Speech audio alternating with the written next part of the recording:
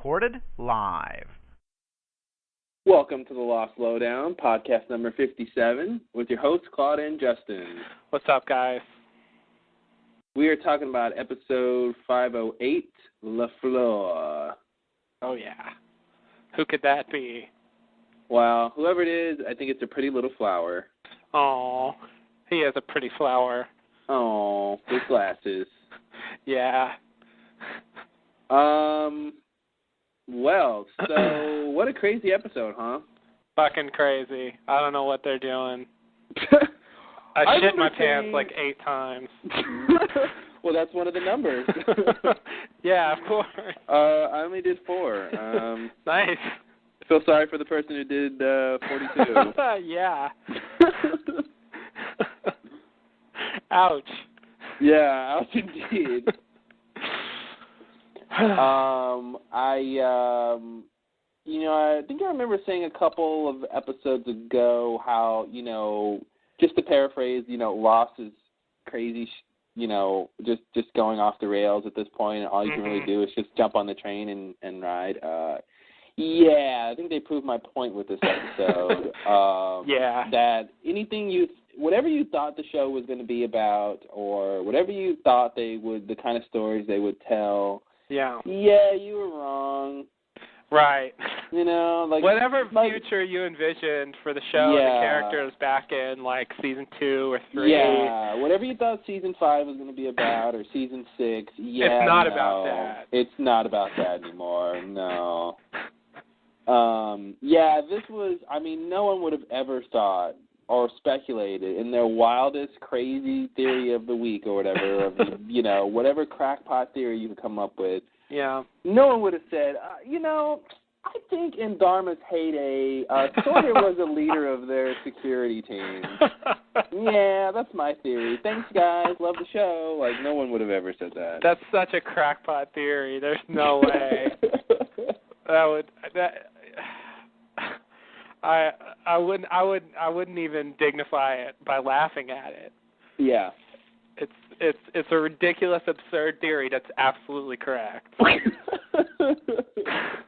Yeah, it's funny how that happens. It is. Yeah, the stuff on this. Yeah. I think Juliet's gonna get with Sawyer, and they're gonna have a long-term relationship.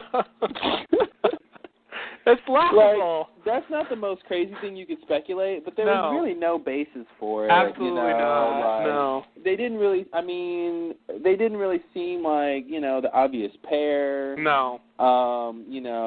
But that's what happens. So it's definitely strange, and I'm like I said, and I'll say it again.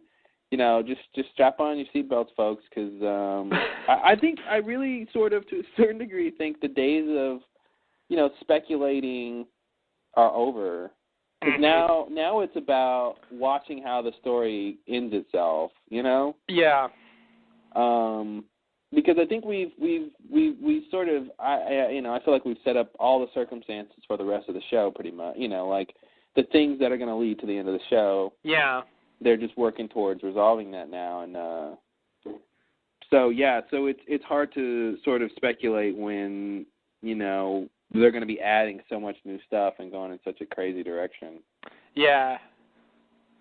Yeah, I agree it's all in place, but I have no idea where the show's going at this point. Oh, yeah. I really don't know where this is supposed to be leading.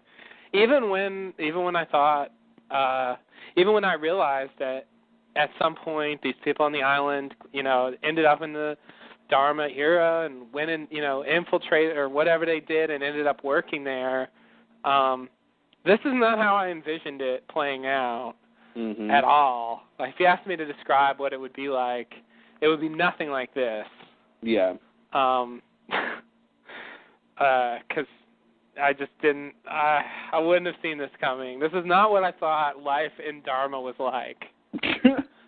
No. Life in Dharma is apparently not too crazy. No. There are definitely crazy elements. You do have a smoke monster you got to keep out, but like the opening scene was just way too casual. Very casual. Way more casual than I thought Dharma ever got, you know. Yeah. Yeah, definitely. Yeah, it's I definitely mean, strange. they were this mysterious organization that we only got to see the remnants of, and they had all these mysterious qualities because their orientation films are so bizarre. Mm-hmm. And this guy who uses different names, and what were they really trying to do? And we could only guess, you know. And when you actually see him in action, it's like, you know, there's much less there than there seemed to be, you know. There's just it seems to me the biggest mysteries are the island's history itself. Yeah. And the others, you know, and the island's history, and Dharma was. It almost seems like Dharma was just the kiddies playing around. Yeah, pretty much. You know, they came. They didn't really get it. They didn't know what they were dealing with. They tried to do some, you know, pretty cool experiments and figure out some things, but But yeah, they were, you know, they were, you know, there for summer camp. It wasn't, you know. They're very limited in what they were able to do.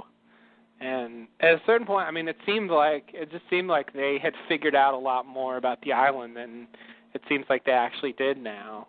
Yeah. So, I don't know.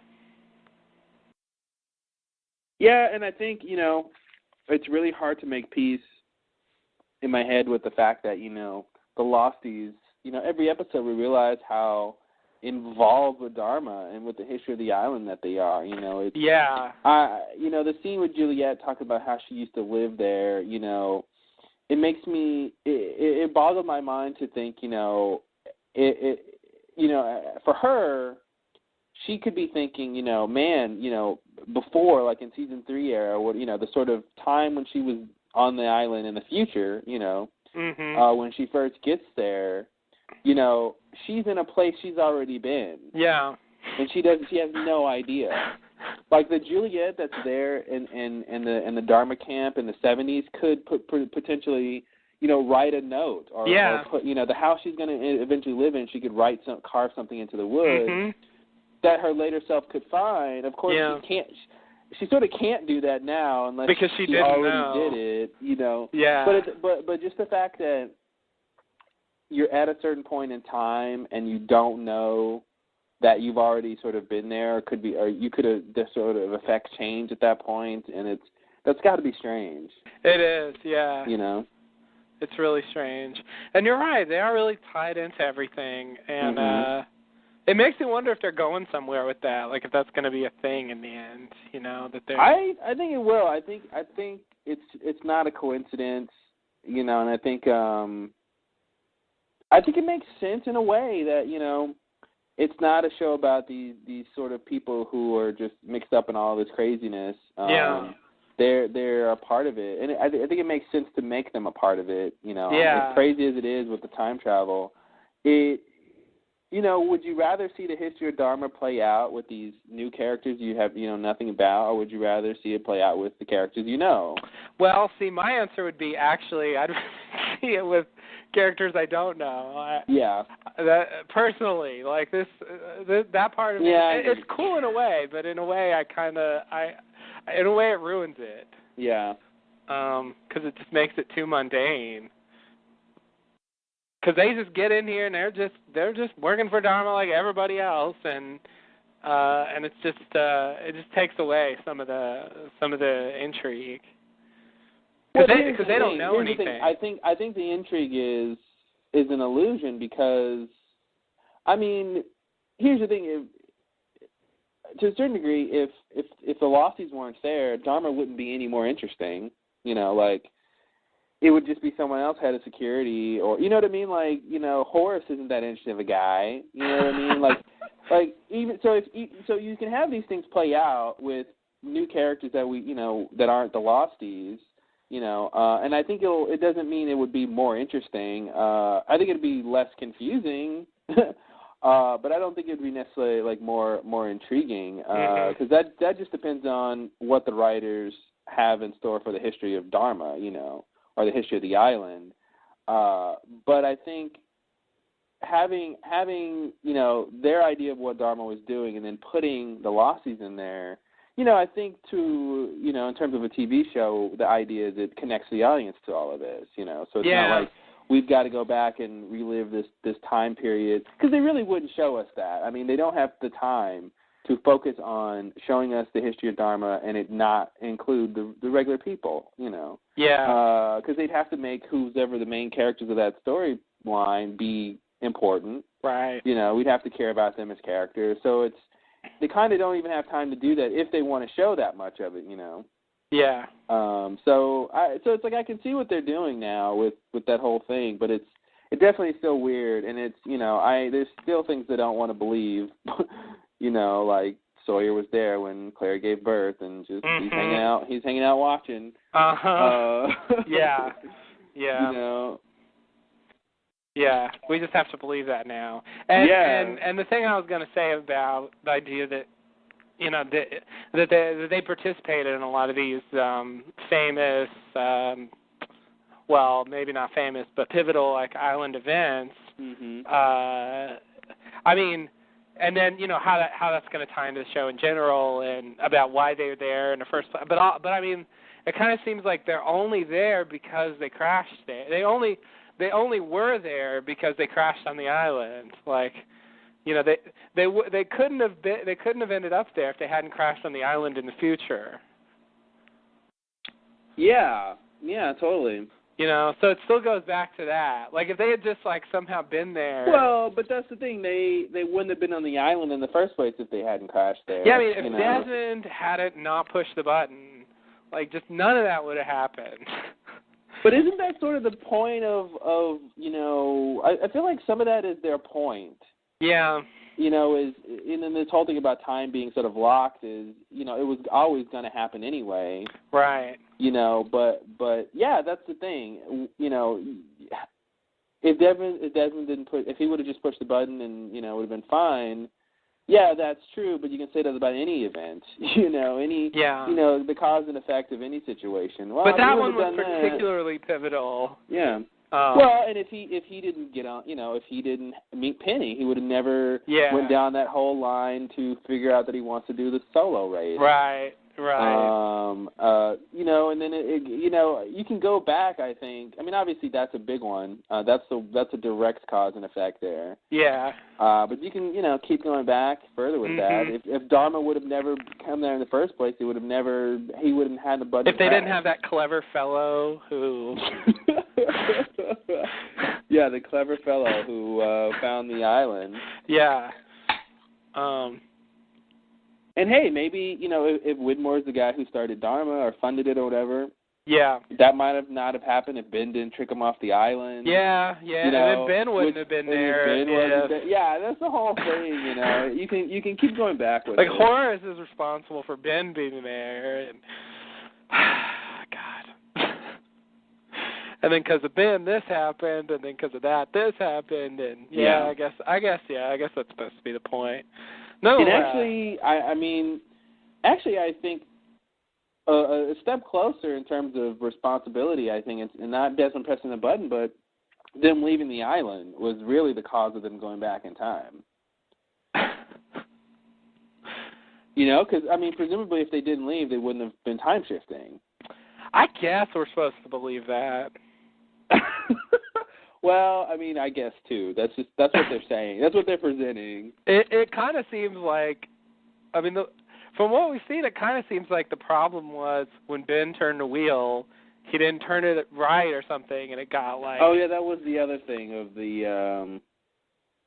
Because once Locke put it back in place, they stopped jumping. So it seems like if they, if Ben had just done it right, it wouldn't have happened, and that's all that mattered, not whether they left or not. Yeah, that's a part of all this that I don't understand. Yeah, there's a weirdness there. I think it was two things that happened. I think if the Losties didn't leave, I think the problem is there's just two sort of things that happen during the same event. Is them leaving and Ben turning the wheel happened pretty much at the same time. Yeah. So it's I think the problem is if Ben would have turned the wheel and the Losties didn't get rescued, the island would have just moved and there would have been no time shifting. Now, the problem is, of course, that the reason that they got rescued and the reason that he moved the island were sort of one and the same was because the freighter was there, which let them get to the helicopter and all that whole thing. And then, of course, Penny, So it's like sort of the same cause has two different effects that are all kind of sort of related, which is, I think, a bit unfortunate in terms of figuring out what's supposed to be for what. But but I feel like if they hadn't have left, there wouldn't have been time shifting. Yeah, I guess I think that's what the show's telling us, but it seems like it's showing us something else. Yeah. Because I think when Ben moved the wheel, I think Ben's moving the wheel and Locke's moving the wheel. There's nothing sort of different about that. I guess I would just say that when Ben did it, it didn't seat correctly because the people, when it moved, the people who were there previously weren't there afterwards. So that sort of made it not seat correctly. I see. Not necessarily, how Ben turned the wheel. It also makes me wonder, couldn't you just, thrown a rock at that thing and, when it was bouncing around, I feel like, just a little kick should have made it go back right, but... Not having to do the whole turning it a whole thing. Yeah. Yeah. Yeah, it does seem that way. Because it was, failing about pretty effortlessly, but then when he grabbed it, it was like, oh, I can't move this thing. Yeah. That's true. So, a lot of craziness on this show. Definitely a lot of craziness. I'm surprised. I don't know what lost numbers look like, but I remember people having problems with the show back in season 2. I do too. What is this hatch and what is this and yeah. The people from the there tail were people at the time who were like, it's gotten too crazy. I give up. Yeah. I mean, I think at this point, if people give up, it's definitely understandable. Yeah. Because it's so far removed from, a regular TV show, any other show, And it's also really far removed from what it started out as. Yes. I mean, the show's just, it's really not in touch with the kind of show that it was. I would even say that it was for the first 3 seasons. It maintained a certain kind of format for 3 seasons, and they've completely abandoned that at this point. Then they took a lead from Cher and reinvented themselves. Yeah. Is that still a topical reference? Can I use a Cher reference? Is Madonna better, or should I go with? I wouldn't have seen that coming. Didn't see it coming. Did I just date myself? I don't know. When was the last time Cher reinvented herself? I don't know. Doesn't she do it every day or something? I don't know. That's good, though. Or maybe my answer should be Cher who. There you go. That'll work. I'll try that. So, overall, this was definitely one of the lighter episodes, I'd say. It was very surprisingly just kind of a personal story about Sawyer and kind of about Juliet and how they deal with this 3-year period between the time that Locke turns the wheel and stops the time traveling and Jack and Hurley and Kate show back up on the island. And it was apparently a fairly uneventful time. And so it's really just, I don't know, it's kind of low key. And compared to other episodes this season, it felt a lot more laid back and. Yeah, I think it was definitely laid back, and I think what helped was sort of the subject matter, what we were dealing with, which, was, these losties and Dharma. Really there, not just hanging out. It's like they were part of the organizational structure. They were doing things. They had responsibilities. They were giving access to certain things, that was that's the thing I didn't necessarily see coming, you know. But yeah, definitely not as in your face as you know, 316 or something. Right. Yeah. But definitely still pretty good. Overall, if I was gonna rate it, B plus. Yeah. B plus. I'd give us a B. Yeah. B minus and a half. I don't know. Yeah. B minus and a half star. Yeah. Yeah. I almost want to give it a B, but not quite. It wasn't bad. I didn't dislike it. I felt very okay with it. It was good enough. I did like the ending. Yeah, the ending was good. That actually was really nice. Something about that shot at the end. There was some weirdness going on. I really liked that. It kind of reminded me of like a season 3 episode. Yeah. You know, like, hey, we're hanging out with some Dharma stuff, you know. Yeah. More about the fence. Right. Yeah. Yeah, it did kind of seem like that. Yeah, not a need to like constantly have plot developments. I think the writers would disagree with you on that one, but I know what you mean. They really abandoned their desire to develop the plot of this episode. That sounds funny, but I know what you mean. Yeah, I mean, stuff definitely happens, but like it just feels like on a lot smaller scale, you know. Yeah.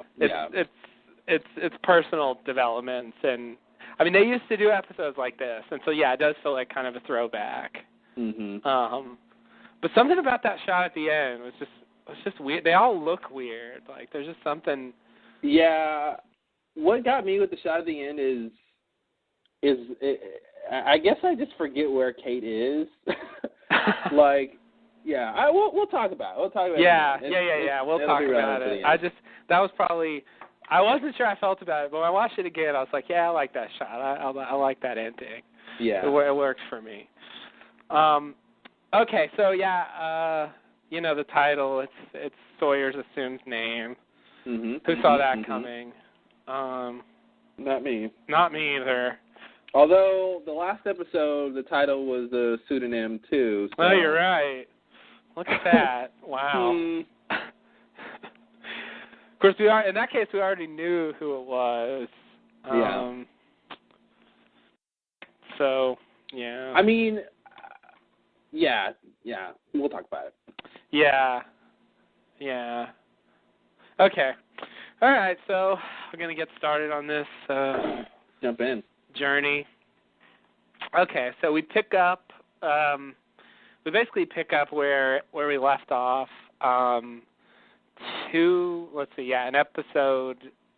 The episode before last, where Locke went down to turn the thing, and the time shifted as he was climbing, and then we cut up and we saw that the rope was still there, but the well was gone, and Sawyer's holding on to the rope, and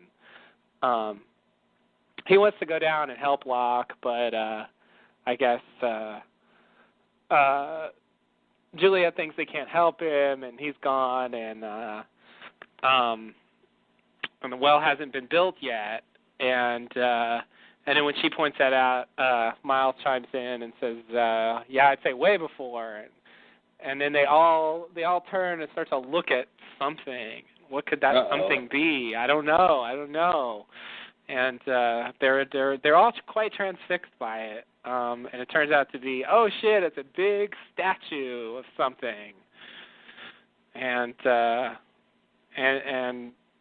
then they decide to cut back and show us kind of a little bit of a replay of Locke down in the cave where the donkey wheel is, and they show him turning the donkey wheel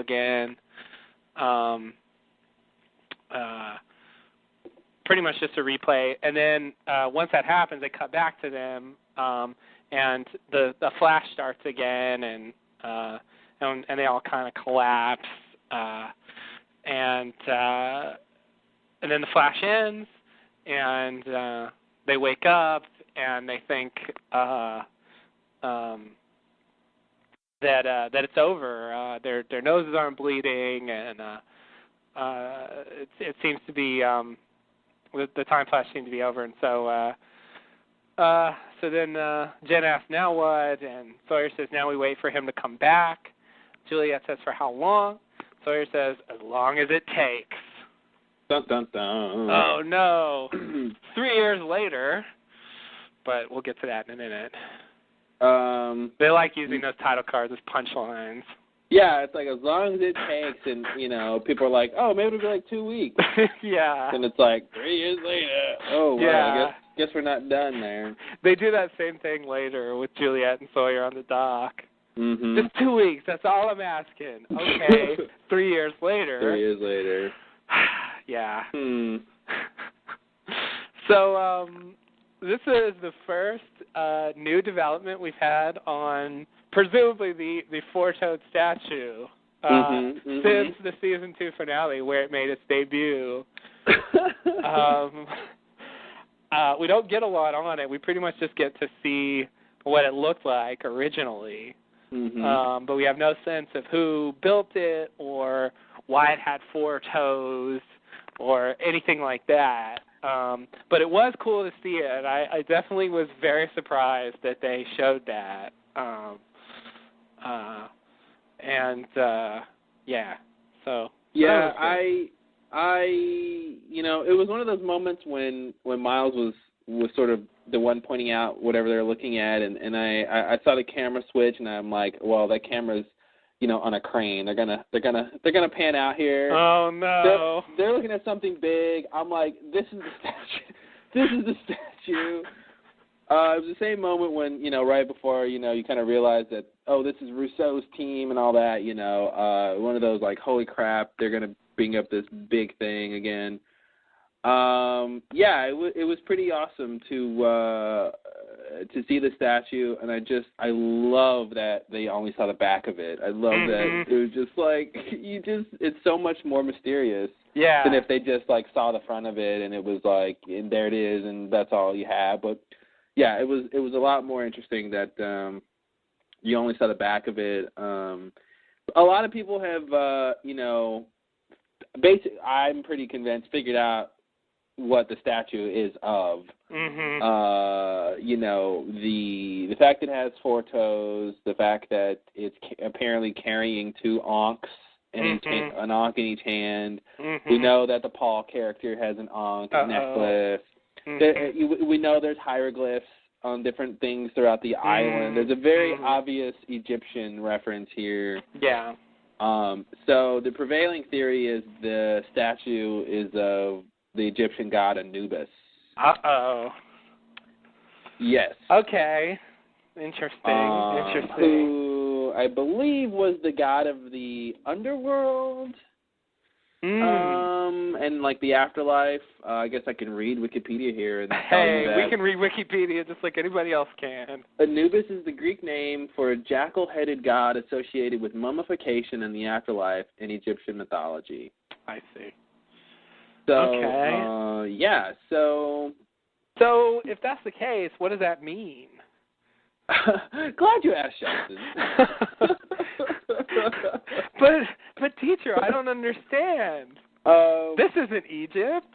This isn't what? Is it? Well, I think what they're trying to tell us is that the island is a part of Africa that broke off. And no, I'm kidding. Oh, God, I thought you were serious.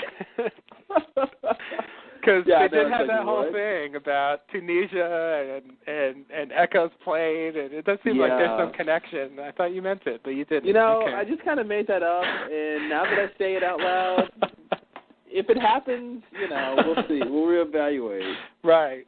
But if it turns out to be true, you meant it. You were totally serious. Exactly.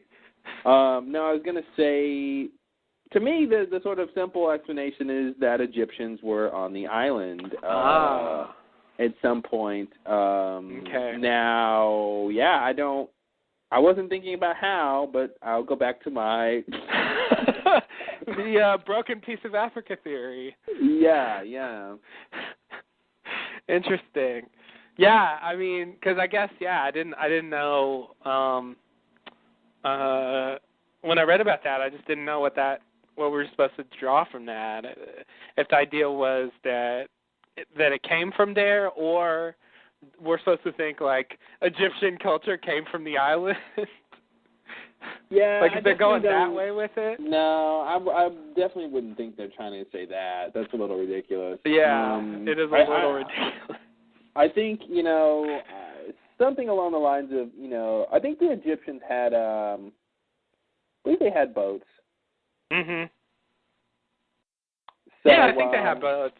Yeah, I don't think they had like ocean crossing boats, but I think they had like short range boats. Yeah, that's the thing. They had short range boats, and I think maybe when the island was somewhere closer, they went there or something, and and then the island got moved, and then the island moved. Apparently, it's always moving. Always, yeah. Which there's something later that they say that makes me question of always.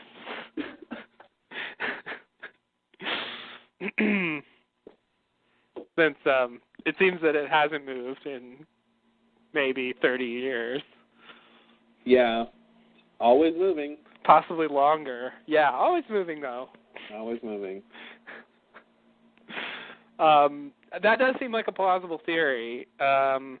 So does that mean like Richard Alford is an ancient Egyptian? Man, are we really supposed to believe that? I didn't really think about the implications of a lot of this, I guess. I will say one thing for him, which I was wondering why they mentioned it. I thought it was a really sort of strange line, but he does have those sort of eyeliner thing, which is sort of Egyptian, and Sawyer makes a crack about that, and I thought, I'm pretty sure the actor doesn't wear eyeliner. No, he doesn't. That's one of those cases where people talking about the show ends up in the show. Yeah, like I just thought that was weird when it's like, it's pretty clear, it's like, they're only making that because the actor has that, and it's just weird for a character in the show to be aware of something like that. Yeah. It just, it's just weird. So maybe they're trying to tell us something like, hey, look at his eyes. Mhm. Kind of looks like eyeliner. Guess who else had, I think his eyes are just like that, but a lot of people are just insist that he's wearing eyeliner, and I think the writers have seen that and just had Sawyer say that because they thought the people in the audience saying that would be like Sawyer. Mhm. This says that he'd be the one to come out and say it. Can I bring up a fact real quick? Yes. Bring up a fact. Both men and women in ancient Egypt wore a sort of eyeliner. Uh-oh. The paint was made of minerals mixed with water, ground on pallets, and kept in tubes. It was worn for adornment and perhaps also to reduce the sun's glare. Uh-oh. These are apparently hidden facts about Egypt on National Geographic's website. Wow. So, obviously, they can have this story and this character and then cast an actor who does not have eyes like that. So, does it really mean anything? Who knows at this point? Yeah. But it is a strange coincidence, I think. Yeah, they could have just gone with it because, they just happened to get someone with thick eyelashes. Yeah. But, what else is going on there? So we got the statue. Yeah. There's obviously, to me, that's what's interesting is, what is the history of the island? it's got this huge Egyptian thing now. Definitely, Does that mean that Smokey can be attributed to that? Maybe. Maybe he's some sort of, I feel like if I should go learn some Egyptian mythology, research some stuff. Maybe there's something to be said about Smokey. Mhm. Yeah. Yeah. They could definitely do that. It does seem like Smokey was associated with that temple that had the hieroglyphs on it. So, sure. Why not? And speaking of hieroglyphs, there were hieroglyphs on the countdown numbers and the hash. Right. Yep. Which we were like, why would Dharma do that? Yep. What's the purpose of that? Yeah. I'm kind of feeling like in general, what we're going to learn is some sort of Egyptian culture or a fraction of them or something, figured out the mysteries of the island, or they're responsible for the mysteries of the island. Yeah. And that's how all this ties in. Okay. Wow. What if that doesn't make any sense. I was thinking maybe, what if the Black Rock went back in time and got some ancient Egyptian slaves and then brought them to the island? Whoa. I know, right? Hope you're sitting down for that one. I was, luckily. There's no way you could stand up through that. I mean, the Black Rock was a slave ship, but it was, what kind of slaves? Nobody said. Yeah. Good point. I think they did have slaves build the pyramids. Yep. So maybe a few of them got on the Black Rock. Who's gonna build a statue? Yeah. Pretty big statue too. Yeah. Pretty big statue. Pretty nice. Pretty impressive. I liked it. Yes, very good CG work. Yes, very good CG work indeed. That's definitely what it was, but it looked pretty good. I liked it. Yeah. I liked it. They got Did you expect the head of that statue to turn around and look at you? That would have been creepy. That would have been really creepy. Oh, God.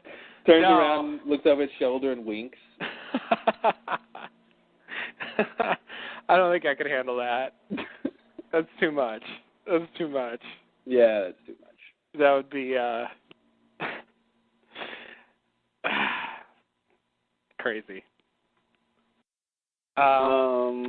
Yeah, so I was kind of frustrated that I kind of wish they could see more of what was going on in the island at that time. I mean, they barely got to see the statue, and then they were transported out of there, and it's like, God damn it! I wish I knew what else was happening.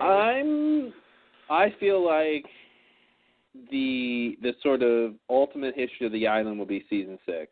I think you're right. Yeah. That's kind of the way they've been doing things. It's been like. Season 1 and 2 were kind of like intro, and then season 3 was about the others.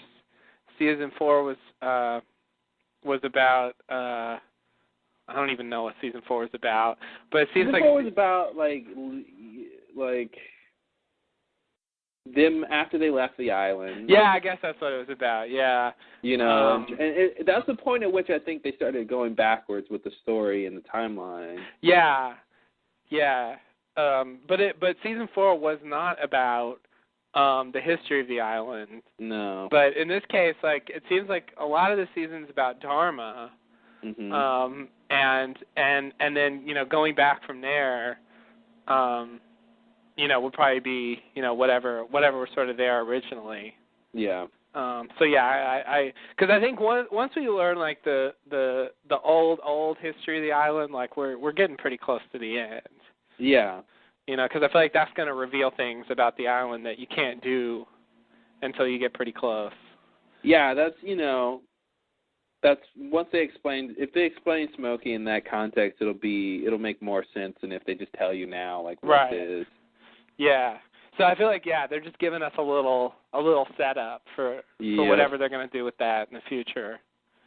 Yeah. And I don't know. I really don't know how they're going to handle that.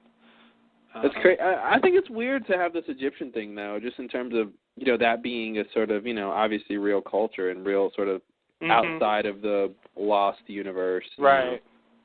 Yeah. Kind of like in Battlestar Galactica, like when they get to Earth, like how is it going to relate? Because Earth is something we have an opinion about. Yeah. Not just something they made up in the show. So yeah. So it's the same kind of thing of how is the Egyptian stuff going to connect with what we know about Egyptian culture or what we know about Egyptian history and how much stuff are they going to make up? Is it just going to be like modeled after, like they made it look like that just to evoke? Yeah, that's the thing. Is it really going to be real Egyptians, or is it going to be this other group of people who are similar or have an influence? Yeah, so. Yeah, like they just copied the aesthetic, but it's not actually supposed to be Egyptians. Like they could do that. I don't really. I have no idea. I mean, they have an Ankh. So like. They can say what they want, but it's like if these aren't Egyptians, they've got an Ankh. They have an Ankh, yeah. You don't just carry an Ankh around. No, yeah. No, I'm not Egyptian, but you're carrying an Ankh. But you have an Ankh, and you just made a mummy.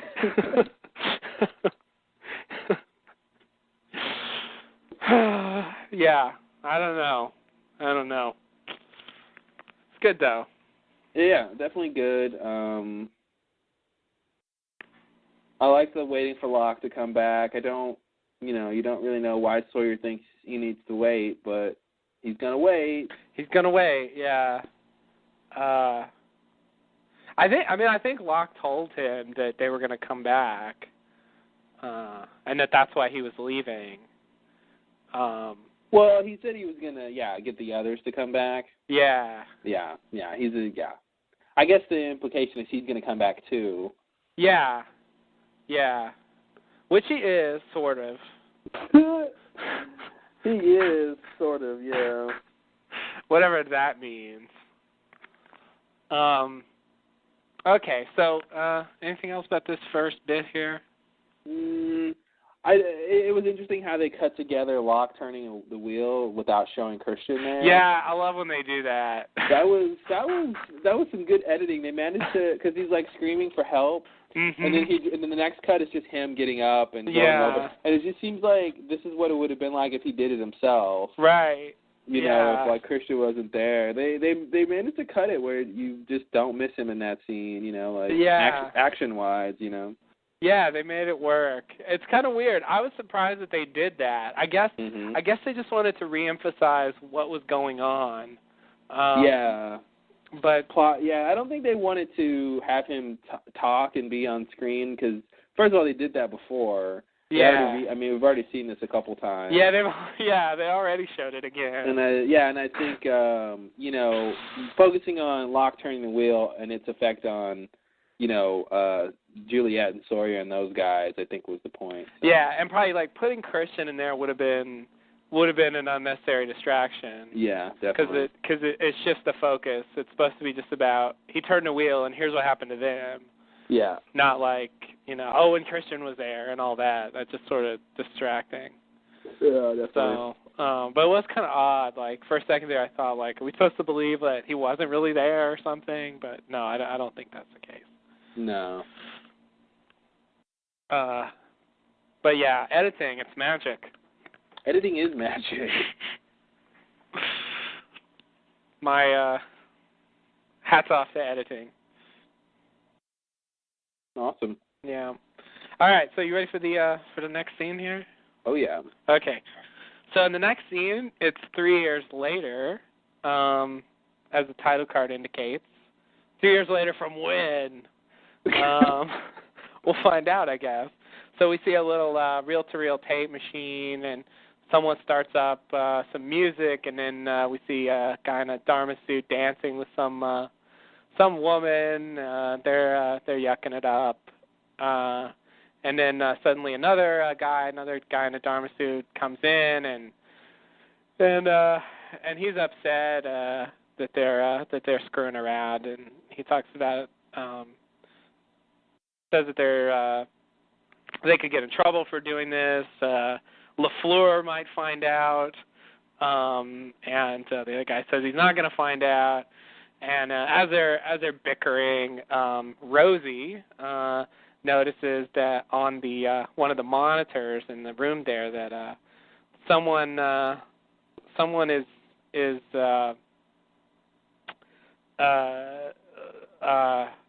drinking and I don't know, bumbling about. Turns out to be Horace, and so they all sit there and watch him as he lights a stick of dynamite and then throws it at a tree just outside the fence barrier. And they're all shocked, and they kind of freak out, and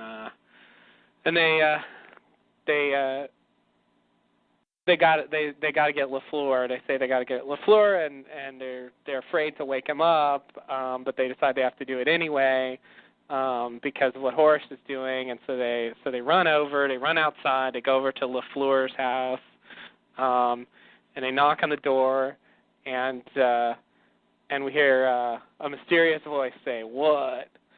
And they apologize for bothering him. They say they got a situation. They say it's Horace. He's got dynamite. And then the camera pans back, and we see that LaFleur is some Sawyer. new character. Oh. What? So it's some new character. Yeah, someone we've never seen before. Mm-hmm. No, it's Sawyer. Sorry. And he goes, "Son of a bitch." Signature Sawyer line. He hasn't. You know what? You can take the something out of the something, but you can't. Okay, I don't know. Can't take the son of a bitch out of Sawyer. Yeah. You can put Sawyer in Dharma, but you can't make him not say son of a bitch. I don't know. There you go. Yeah, so he puts on his jumpsuit, and he goes out to take care of the situation because he's the head of security. Yeah, LaFleur, security chief. Yeah, it's a spin-off series for when he can pull it off. He could pull it off. Every week there's some new problem. Every week, and that's how it's those two guys who have to come tell him what the problem is every week. You want to tell? I don't want to tell LaFleur. You knocked. LaFleur. I knocked last week. No, you knocked. Yeah, it's one of the things I've sort of realized, those moments when the mysterious character talks before we actually sees them. Yeah. They don't seem to really care anymore about us recognizing the voice. No, I immediately recognized the voice. I mean, there was a reveal like that, I think, last episode. Yeah, they did that with, was it last episode? Oh, the one before? It was pretty recent. I think they did it in the one before where they did it with, or it was even the one before that. It was with Sawyer and Jen, where Jen, oh, yeah. was running away, and Sawyer was behind him with the gun, and we don't see him. That's it. It was Sawyer again. It was Sawyer again, yeah. His voice is just really easy. I mean, he kind of tries to do the thing that other people do, but it just doesn't work because his inflection comes out. Yeah, that's the thing. He's got the accent plus just how he sounds. Yeah. And he can change, how he sounds, but he can't change the accent because that's not, he wouldn't be talking like Sawyer. Right. Yeah, exactly. So that's kind of the thing, so. Yeah, but he doesn't do it as much as, Ben did it in that scene in The Economist. I think the show is just whatever. They didn't really try to drag it out either. We saw it pretty fast. Yeah, it's not really worth it, I think. I mean, it's, we can live with the fact that that kind of suspense just, isn't going to happen a lot. I mean, it's cool to be able to do, but, it's just not really realistic that, oh, man, this person, we're going to see who it is in 5 seconds. Let's make this a suspenseful moment by, you can hear their voice but not know who it is. And, Yeah, it doesn't work. Yeah. Plus, they built up the suspense for him anyway, before it's going to be pissed. And yeah, they spent a lot of time talking about him, and so that's really doing all the work of, who are they talking about? Yeah. By the time we actually hear him, it's like, oh, it's Sawyer. Okay. Yeah. So we see the Mulholland Drive guy again here. Yeah. So that is the elephant in the room that I didn't bring up but wanted to. I guess Phil in this scene, the guy who's not the dancing, partying one, who storms in. Yeah, he's Mulholland Drive, Herb from Mulholland Drive. Yep. And he had a great scene in the restaurant where he describes something, and then they go outside. It's a really good scene. It's only one scene, but it's pretty nicely done, and he carries it completely. He has pretty much all the dialogue. Have you haven't seen Mad Men, right? I have, and I was going to say, you did see if Mad you're not Men. fans of Mulholland Drive, you may be fans of Mad Men, where he played Jimmy Barrett, this like TV comedian guy who's an asshole, and his wife becomes a character in the show and gets involved with some of the main characters and stuff like that. But yeah, that was the newer thing that he was in. Yeah. I still can't get the Mulholland Drive scene. He's always going to be the Mulholland Drive guy. Yeah. I mean, that was a pretty good part, but it didn't quite replace that. But it was so weird to see him on Lost. Yeah. He doesn't have that much to do here, but I was like, as soon as he stormed in, I was like, oh man, this guy. Yep. He's so like, I don't know. There's something strange about him. I don't know. I don't know if it's just him or if it's, our introduction to him from Mulholland Drive, but he's got this weight to him that and every time I see him, he's I don't know. He stands out. Yeah, he definitely stands out. Yeah, it might be that. That's I don't know. It definitely biases you because it was the first time I'd ever seen him in anything. Yeah. And it's a pretty memorable scene. So. And it focuses on him and his face and and it just every time you see him, we see him in stuff. It just he's the Mulholland Drive guy. Yeah, he is. He is. But I guess he's doing TV work now because it's the second time I've seen him on a TV show, and it's just a matter of time before he pops up in any given show now. Yep. So, look for him in your favorite shows this fall. That's right. Yeah. Okay. So what else about this scene? Dharma Security is a little not exactly top notch. Not exactly top notch. No. They're kind of running a second-rate operation there. No offense, I'm sure LaFleur wouldn't be happy with me saying that, but at least some of his underlings don't seem to have that much commitment to the job. Well, sometimes you just have to have a hootenanny, no matter where you are. I forgot that he said hootenanny. If you listen to that whole conversation, there's about like 5 or 6, temporal colloquialisms or whatever the appropriate term would be. Mm-hmm. But, a lot of phrases of the time are there. Oh, you're right. I didn't even notice that. Yeah. Yeah, they threw them in there. It was a lot. Yeah. Hootenanny, bummer. Yeah. Mellow out. Mm-hmm. Yeah. Yeah. She was just dropping off some brownies. Yeah. It didn't look like she was dropping off brownies. I didn't even see any brownies. Well, even if she did, I'm wondering if those are special brownies. Because it just sounds like that's just what my head goes to. But that was the first thing I thought of. Because brownies aren't that special in and of themselves. So yeah. It's like, oh, she's dropping off brownies. That's an excuse for her to come over. No, those are special brownies, aren't they? Yeah, I think so. And by special, I mean chocolate frosted. Exactly.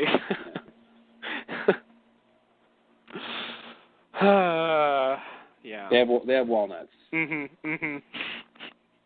They really take brownies to the next level, those walnuts.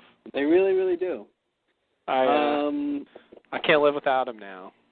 Yeah. I have to assume that this girl is part of Dharma and just sort of, whatever her function is I mean, she's there, so... if she knew Horace and, she was aware of what was going on, so, Yeah.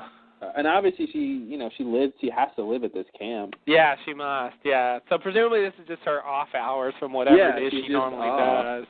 Yeah. But you're right, I didn't even think about that, because it kind of seems like she's just, some random person who's there. Yeah. But that doesn't make any, that can't work. No, because not of where they are. Yeah. They can't just bring, random characters from the outside. So, yeah, I didn't think about that. That's good. Oh, look.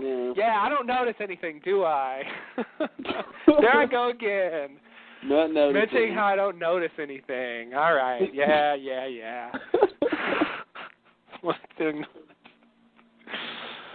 Hey, you can't notice everything, man. You really can't. That's right. Or in my case, you can't notice anything. Yes, that's the corollary of that. Yeah, I don't know. I just like pointing out when it's something that I hadn't considered. That's all. What are you gonna do? That's good. It validates my being here. There you go. Yeah, I don't know. Just had to bring that up. I'm gonna say it some more times, so brace yourself. Uh-oh. Because I'm sure there's some other things I didn't think of. Okay, so, we're from the way they're talking about Sawyer here, it seems like he runs a pretty tight ship. We're supposed to believe they're afraid of him. Sawyer's a whip cracker. He's really a hard ass. They don't want to fuck around with him. They aren't even going to go wake him up, even though it's a crisis, a time when, security is needed. Yeah.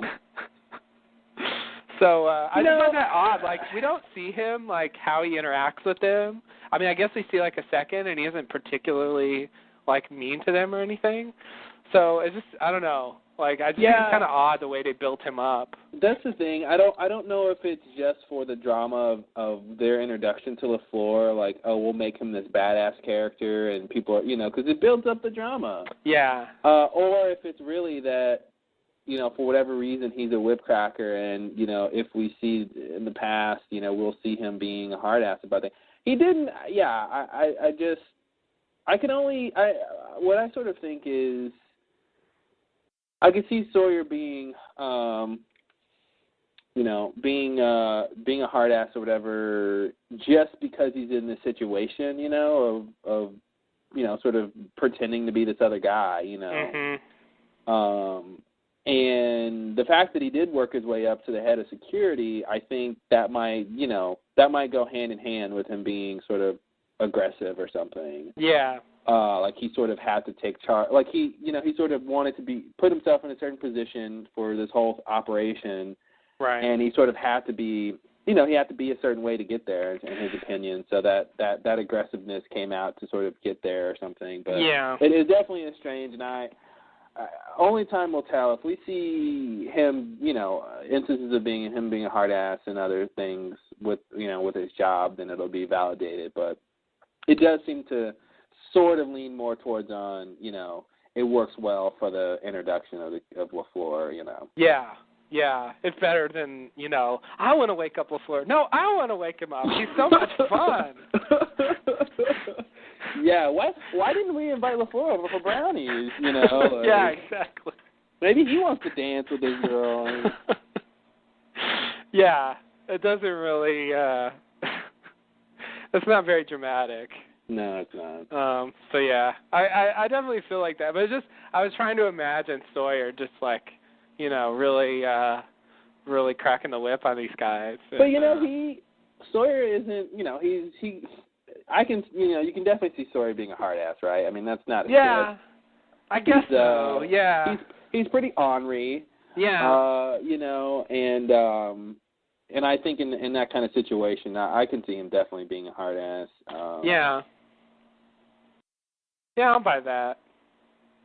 I mean, come on, he was the guy you couldn't, you know, some girl was about to die because Shannon was going to die without her asthma medication, and he didn't care. You know, so. Oh, man. I forgot about that. Yeah. Sawyer's the guy who had the stuff you wanted, and he doesn't even need it. He's still not going to give it to you.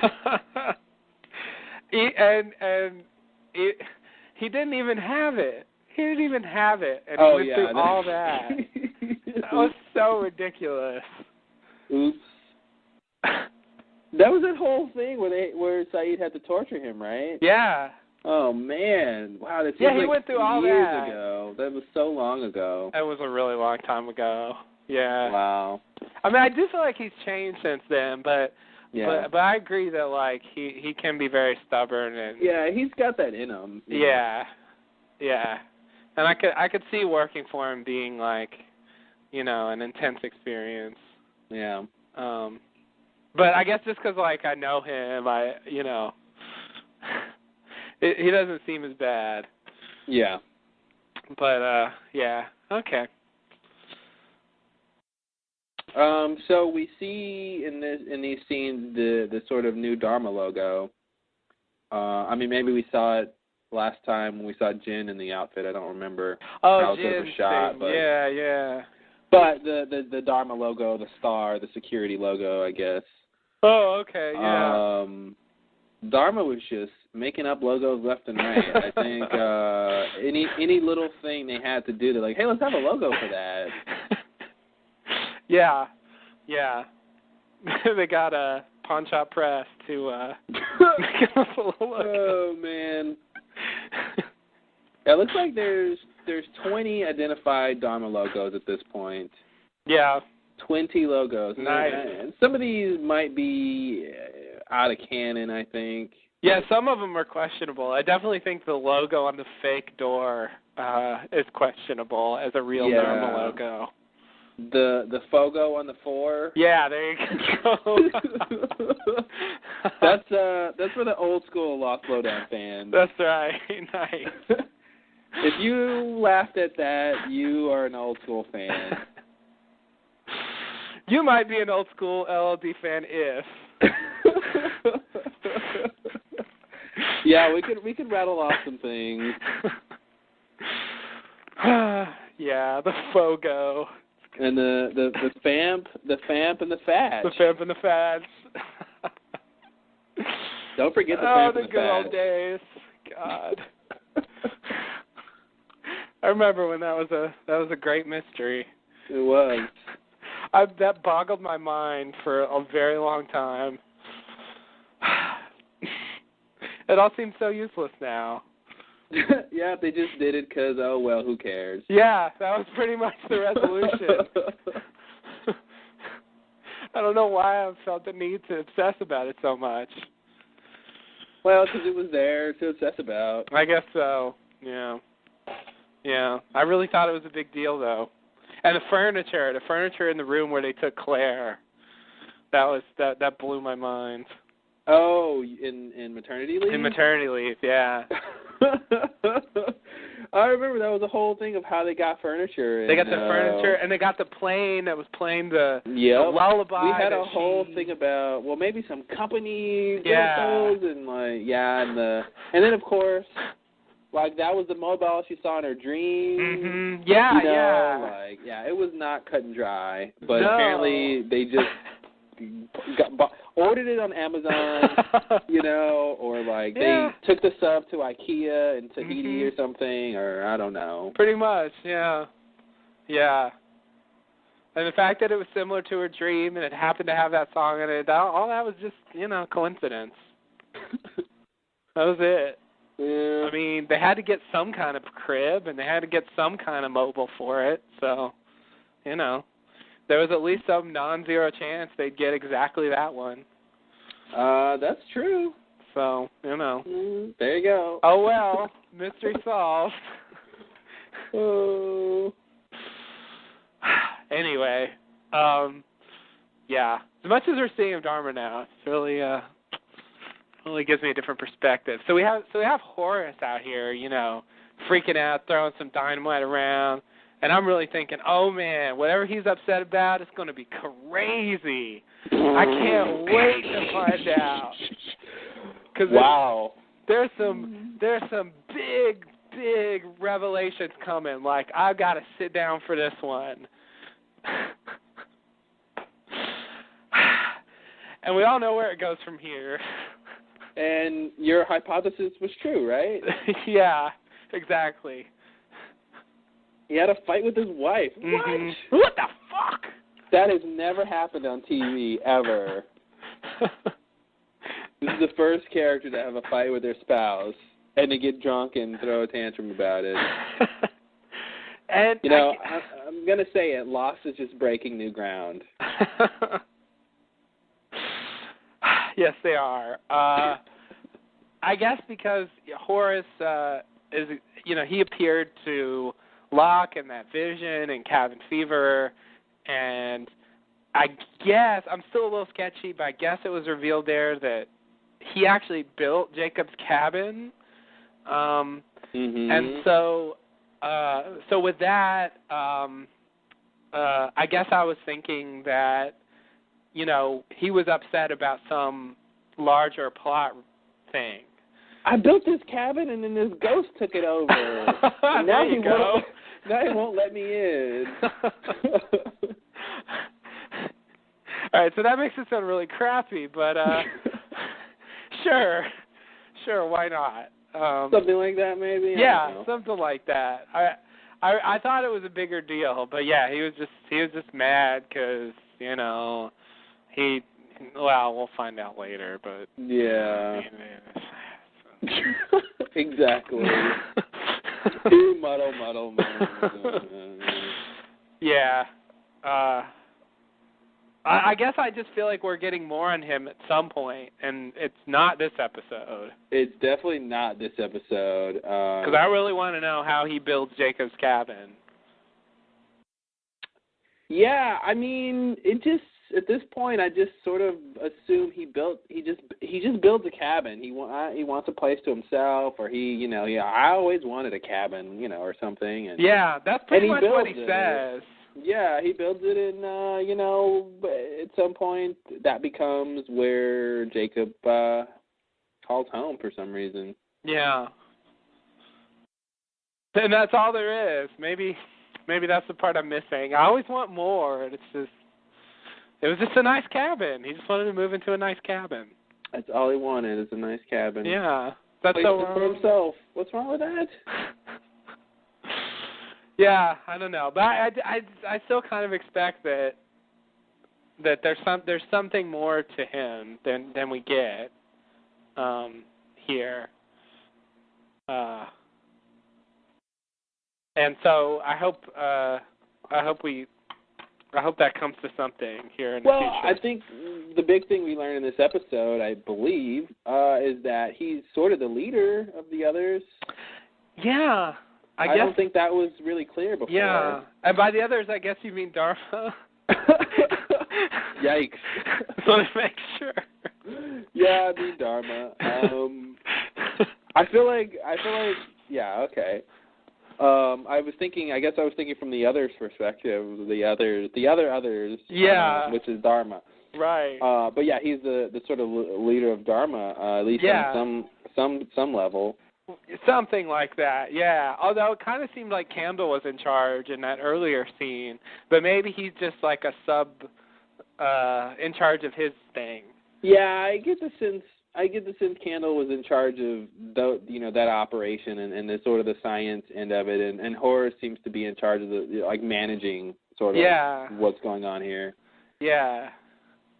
Yeah, so I guess that's something, because I didn't necessarily get that impression from the first time we saw him. No, and I think it definitely makes you reevaluate, the whole thing with Ben and the fact that, he was there when Ben was born, and he's the one who got Ben and his dad to come, and he greeted them first, Yeah, that's right. If he's the leader, then... He's responsible for Ben being on the island. Yeah. And so that's kind of crazy. Yeah, definitely. Because Ben being on the island turned into kind of a big deal. Oops. Yeah, I don't know if he saw that coming. When he just rescued a woman who had just died giving birth. Yeah. You don't necessarily think that baby's going to grow up and kill you. And if you do, maybe you reevaluate how much you want to help. Yeah, I guess so.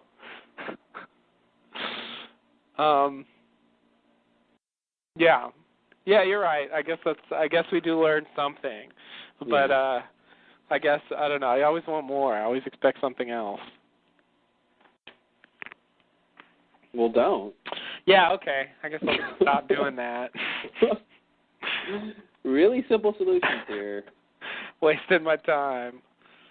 Oh, did they say something in here? Let's see. No. What did I want to bring up? They didn't say anything? No, they didn't say okay. anything. No, they said nothing. Okay. For some reason I thought they said something, but yeah, I guess not. It was all silent. Okay. All right. Well, so anything else about this stuff? Meh. Okay. So in the next scene we see, well, first of all we see Lost, the beginning of the show. That's nice. Look at that logo. It's great stuff. Never really get a chance to look at the logo during the podcast. Anyway, we see Miles coming outside from a building. He's got a security suit on. He gets in the van with Sawyer, and they talk about Horace for a second. Miles says, "Since when does Horace drink?" And Sawyer says he doesn't. So we're gonna have to keep this on the down low. So they drive out to where Horace is, and Horace is passed out on the grass with a bottle in his hands and a burned down tree in the background. And Sawyer tells Miles to put out the fire, pack up the dynamite, and Sawyer will take him home. Miles suggests they do the other way around. Sawyer says, "You want to tell Amy where we found him?" And Miles doesn't respond, but I guess Miles doesn't want to tell Amy. So because that Amy is a ball buster, man. Yeah. She's a hard ass. Amy's the new LaFleur. It's just a camp full of hard asses. It is. It really is. Yeah. Yeah, she really gets Sawyer an earful here. I bet Miles is really glad he didn't come for this. Oh man, Miles wouldn't be able to handle it. No, he's a delicate little boy. He can't handle her. So I don't know. I guess that's a scene. I think that's what Carlton and Damon said. That's a scene. Yeah. Who wrote this episode, by the way? I don't know. Okay. Elizabeth Sarnoff and Kyle Pennington. Now, Elizabeth I'm familiar with. Yeah, I've seen Elizabeth. She's written a lot. I don't know about Kyle. Like all he's got is Cabin Fever in this one. Oh, those two? That's it? Yeah, he co-wrote Cabin Fever. Oh, they both Elizabeth have Cabin Sarnoff. Fever. Oh, interesting. Yeah.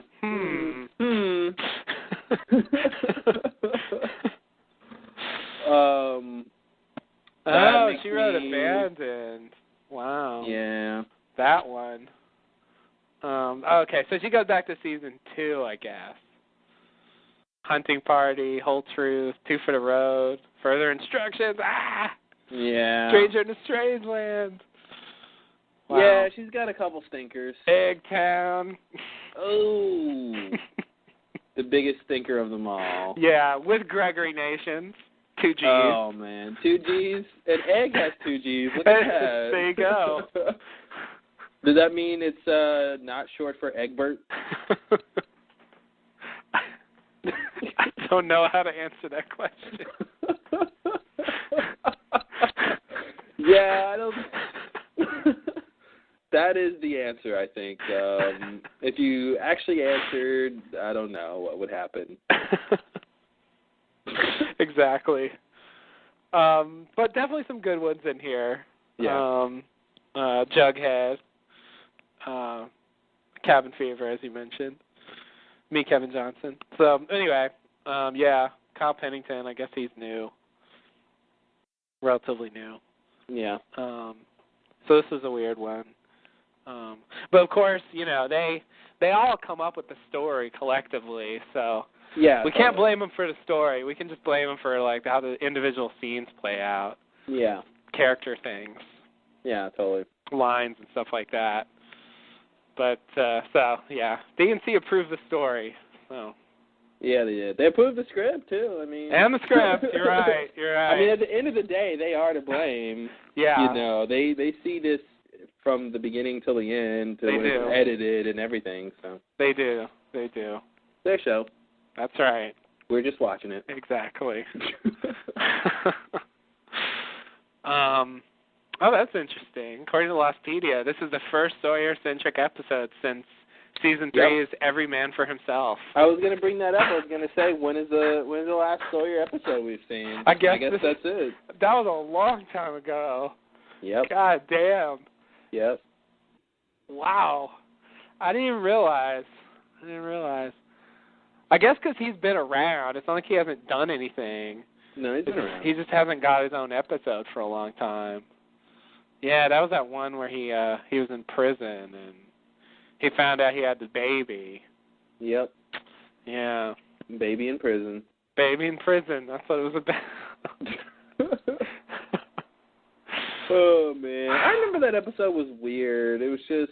Yeah, when he was, in prison. And yeah, that was the one where on the island, Ben pretended to put the thing in his to stop his heart if... Yeah, the whole rabbit thing. If his heartbeat went too high. Yeah, and it had the rabbit. Ben pulled out the rabbit and shook the cage and... Oh, that's when we discovered that they were on the mini island. Yeah, that was when we discovered they're on the mini island. Yeah. Yeah, that was a pretty big revelation. It was, yeah. It wasn't a bad episode. No, but it was good. during a dark time in Lost history. Season 3. Season 3. AKA. Zing. Yeah, you set them up for me, That's right. That's my job. Yeah. Team effort. Yeah, no, definitely season 3. Definitely a dark time because they were half of the Losties were captured. Yeah. Half of the main characters were captured and all that. So. Yeah, I especially think those first 6 where they were captured and it was all about Ben's cancer and Jack's got to do the surgery and. Kate and Sawyer were out in the cages, and oh man, and they were building the runway, and which of course we didn't know was a runway at the time.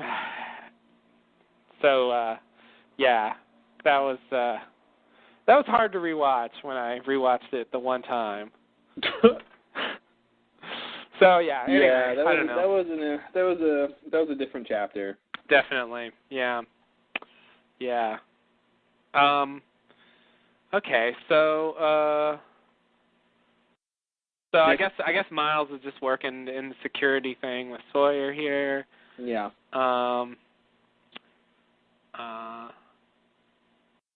What else? I will say that for this having been this is 3 years later. Miles is still, just a part of this as he was before. I think that's sort of surprising to me. I don't know. I guess Miles doesn't have much of a choice, but he's a Lostie now. Yeah. Before, he came on the island and he was part of the freighter crew, and then he's been around and he's been involved in stuff. But I think at this point, he's all in. Yeah. There's no sort of easy out or he'll be off of the show pretty soon or. He's in there. Yeah. He just spent 3 years with Sawyer and Juliet and Jen, so yeah. He's as much of a lofty as anybody is now, I think, at this point. Definitely. Yeah. Which is pretty interesting. I didn't. The long-term commitment. Yeah. He has spent more time with Sawyer than Jack or Kate or Hurley have. Yep. So, which is really weird. He should be in love with Miles. Exactly. Okay. So now it's either Juliet or Kate or Miles for Sawyer. Yeah. Yeah. I'm guessing he'll probably go Juliet or Kate. Probably. That's a hunch. Probably. Miles Miles is the guy that you Yeah, you want to finish that? Or should I save you? Yeah, please. I don't want to finish that sentence. No one wants you to finish that sentence. So anyway, Miles is around, and Dan too.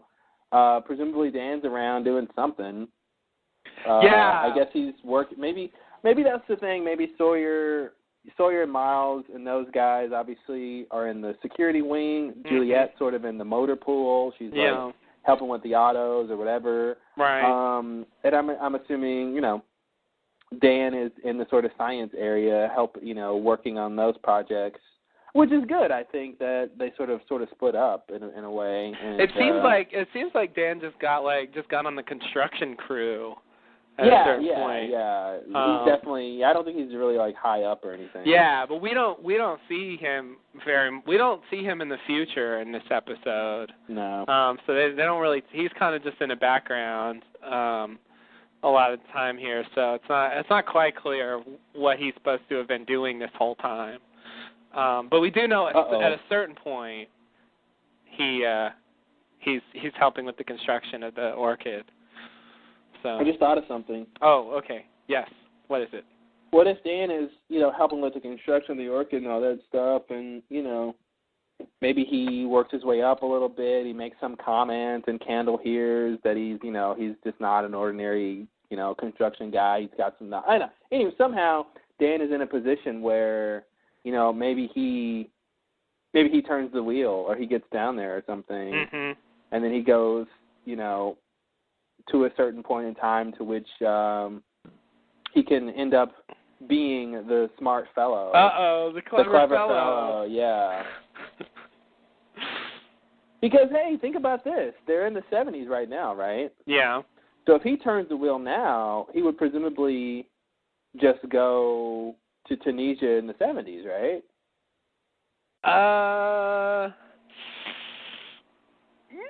Maybe. I mean, of course, there could be anything, but that's one of the possibilities, I think. Yeah, it seems like you go to Tunisia a little bit in the future. A little bit in the future, which is fine. Yeah. I think that's a fairly appropriate timeline for him to build the thing that helps him look for the island. But I don't think so, though, because if he goes any in the future, they're already on the island. So he needs to go to the past. Oh, in the past. Which I guess they could do. I mean, like when Ben did it pushed him like 9 months or something. When Locke did it pushed him like 3 years. So that's not exactly consistent. So it can go anywhere then. So, I mean, I guess they could have it, send him back or something. I could definitely see them making him the clever fellow, and I don't know. I could even see her, like, knowing that. I definitely think she knows who built that thing. Yeah. Yeah, I do too. And think about this. If Dan learns about the energy near the orchid, basically the donkey wheel energy or whatever, that would be, a good sort of, lead in terms of if he did leave the island and wants to try to find it again, he knows about this energy. Yeah. And he can, which is what the guy figured out. That's the story of the clever fellow was. He knew the island was connected to these pockets of energy and that, there's a certain one he was looking for. So that seems that it can tie together that way, too. Yeah. So look out for the clever fellow. I'm thinking he'll be familiar.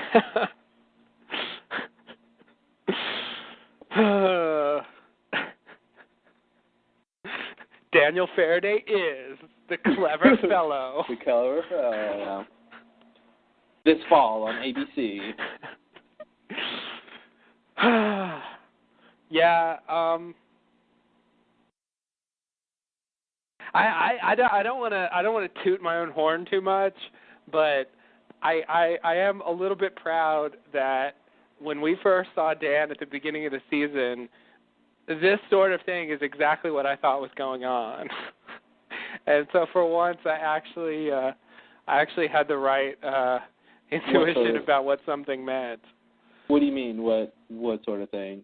That he was involved with all this stuff, or? Well, when we saw him, what I think I said at the time was at some point they time flash into the period where Dharma was active, and then they kind of infiltrate or get in there and start working for them. Oh, yeah. Oh, you mean when we first saw him at the beginning of the season? Yeah, at the beginning of the season in that first scene. Yeah, totally. I just, Toot toot. Yeah. I mean, with keeping the appropriate humility, because I'm wrong about so many things over and over again. I think that's the point, though. It's like when you write about something, when any of us are write about something, I think it's appropriate to toot a little bit because, we are all wrong about a lot of stuff. Yeah. I mean, God, I thought all kinds of things that didn't happen this season. So, that one, I'm just going to cling to that because it's nice to have one at least. Yeah. Because especially these days, it's really hard to guess where they're going with things. Yeah, definitely. This whole Oceanic Six subplot didn't play out at all how I thought it would. Nah, these days one will get you two. Yeah, good. I'll take it. All right. Next scene? So next scene, Sawyer's going to Amy's door. Ooh. Uh-oh. Look out. She's going to tear him a new one. Going to kick his ass. So she goes to Amy's door. He's got Horace slung over his shoulder, and he brings him inside and flops him down on the couch.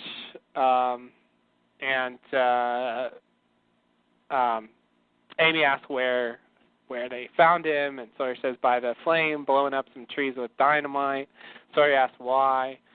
Amy said we had a fight. And she doesn't elaborate. She just says it's personal. Sawyer says it's going to get around. And she says it was about Paul. And he tells her to go on, but, oh, no, the baby. It's the baby. Because she's pregnant. I didn't mention that, but she is, and she's about to have a baby. So in the scene. Sawyer says, oh, shit, and that's it. So he says, oh, shit, wow. ABC's really, they're getting by on the censoring, huh? Yeah. Yeah, no, it's ABC After Dark. It's exactly. The kids are to bed, and the characters are cursing. I feel like symbolically he said, oh, shit, but I guess he actually said, oh, hell. Yeah, he meant to say, oh, shit. Yeah. So she's having her baby. Horace is passed out and Sawyer doesn't know what to do. And 3 years earlier.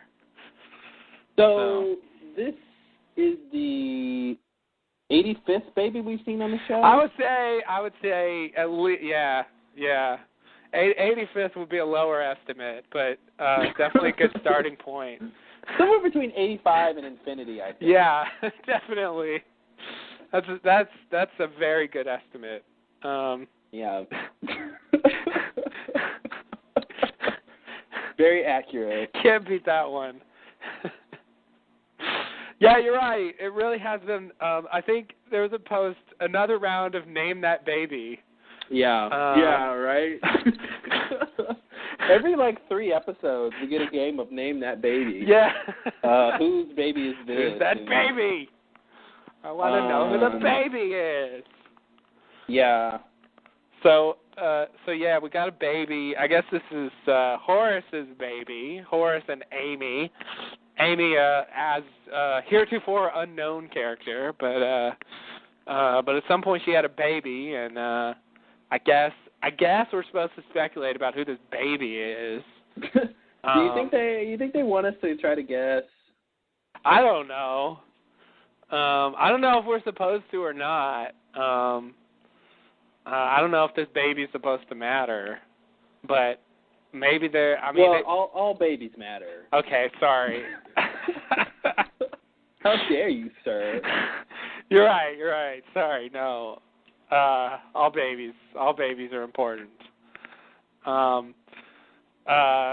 So yeah, it has been a thing though, like this season where we keep finding out people have connections to the island, and apparently Charlotte, was born there, and we had a bit of speculation about Miles being on. Of course, Dan has Miss Hawking, who was an other, as his mom, and so anytime we see a baby, it's like, all right, is this another baby who's going to be somebody we know? Especially a baby in the past, right? Right. I mean, that's the extra element is this is in the past, so it could be a couple. I guess we should go through the roster and figure out who this could be. I don't have any really good ideas. I don't either. I mean, most of the characters, we've either seen their parents or their birth. Yeah. So we know it's sort of not them. Now, what we do know is that it's a boy. We know it's a boy who was born in the 70s. So that narrows it down somewhat. But not too much. I guess we would have to go through a list of characters we know. We know age, gender, and ethnicity. Yeah. Characters which is pretty good. Who fit that description and whose birth is not accounted for yet.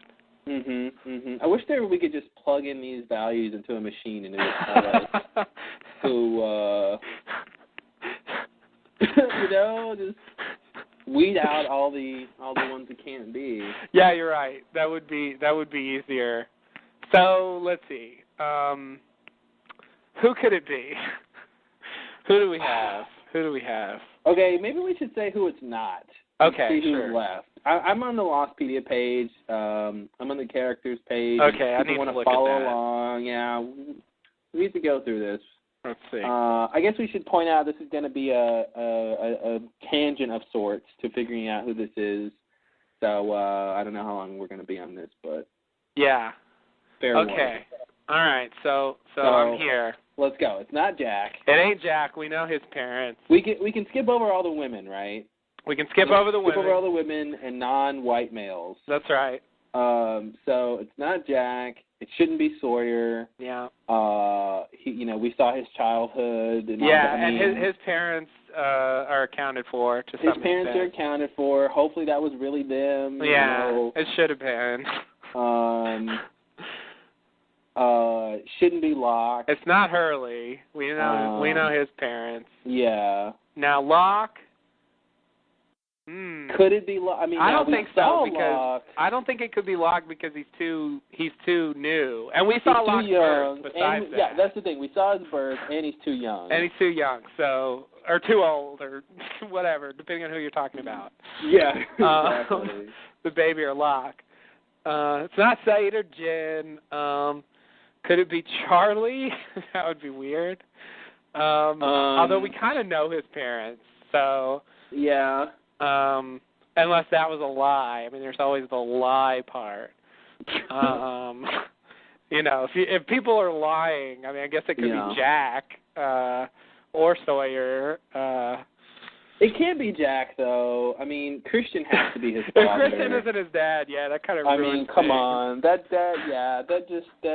They cannot tell us Christian is not his father. Yeah. That ruins everything about Jack's character. Yeah, you're right. It's not Jack. It's so not Jack. No, it's definitely not Jack. So it's probably not Charlie. That would be weird. I think it's too weird if it's Charlie. It's not Ben. We saw Ben. Definitely not Ben. Ben's too old anyway. Annie's too old.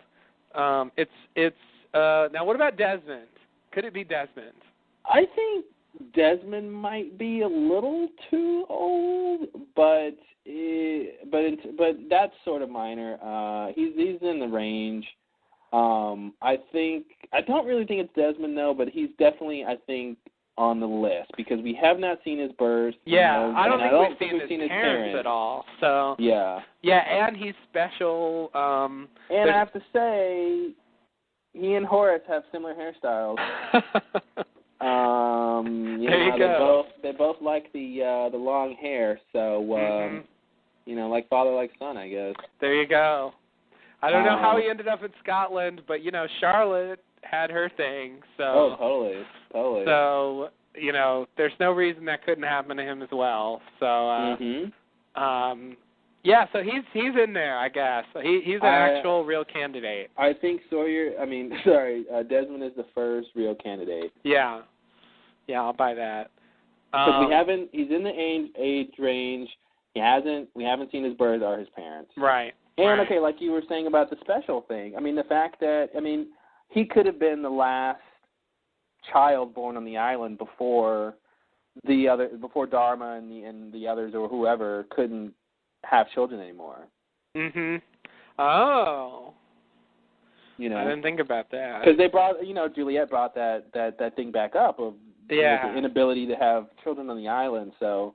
And they do at a certain point they do mention that they don't normally have childbirth there. Yeah. They normally take them off the island for it. Which I thought was kind of interesting thing to note. Since that's what I always thought they should have done anyway. It isn't suggested that there's necessarily been problems, but like the fact that they were just doing that they didn't have the personnel even to deal with a childbirth, because they didn't even do that. They didn't let that happen there. So, I could totally see him doing that. The fact that he was the last one, makes him a big deal. And I also wonder in terms of not being able to have kids. We've speculated so much about that. Maybe it came up before, but maybe the idea of that is since Dharma isn't sort of indigenous, maybe there's some sort of magic or some sort of thing that stops them from being able to have kids on the island, which is sort of maybe so that any group of people who move to this island, who sort of the island doesn't want, they can't sort of stay there indefinitely, biologically, that those people would sort of die out at some point if they can't reproduce. Right. And if you can't leave the island or, you don't know how to leave the island, then you're sort of screwed in the long term. So maybe, I'm thinking maybe that's sort of the purpose behind the inability for them to have kids.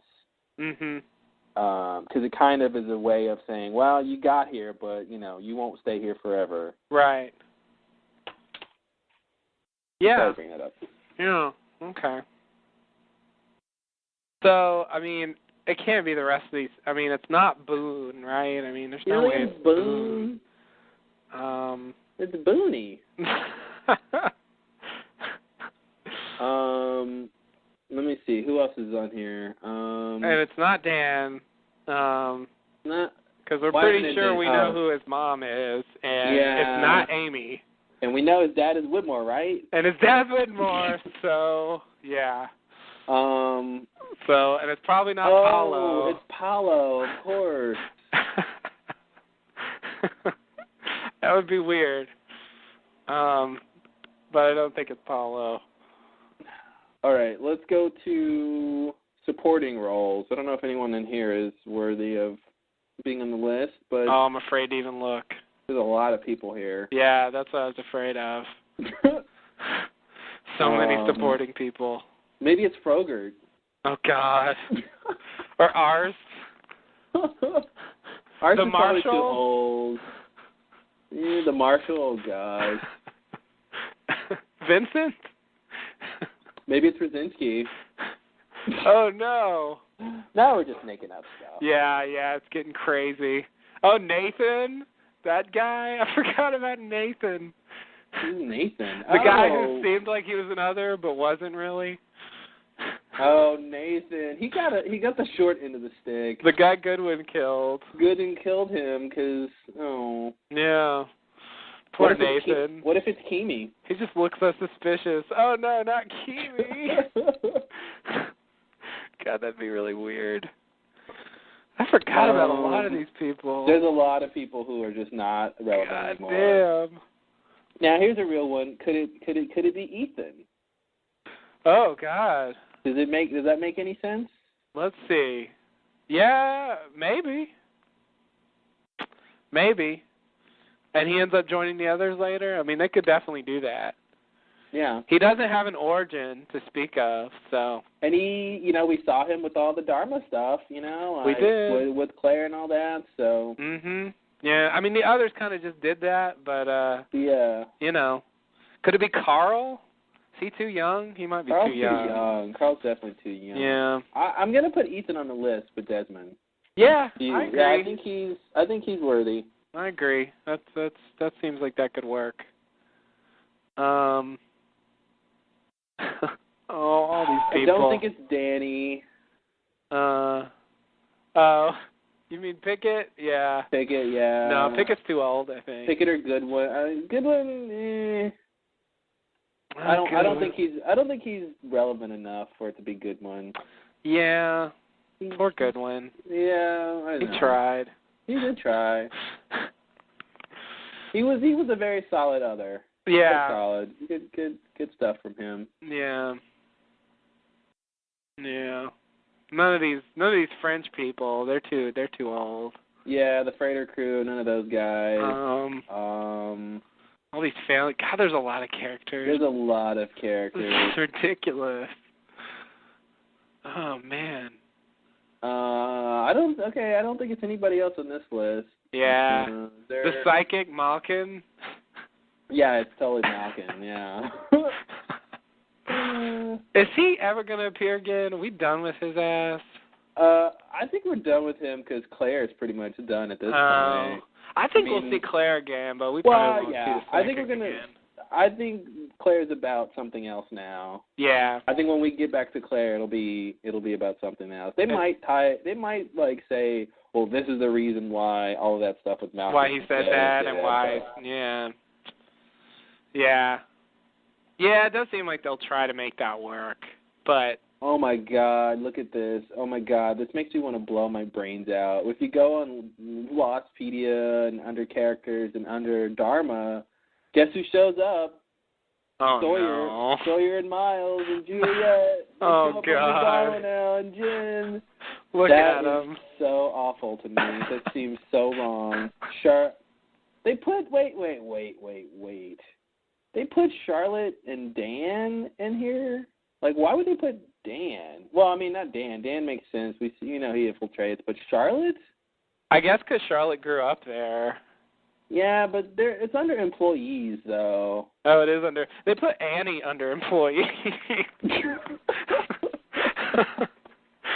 She was paid to go to school. I guess and so. learn, I guess. Well, it should say members or something. Yeah. It should be members and not employees. Yeah, employees is a stretch.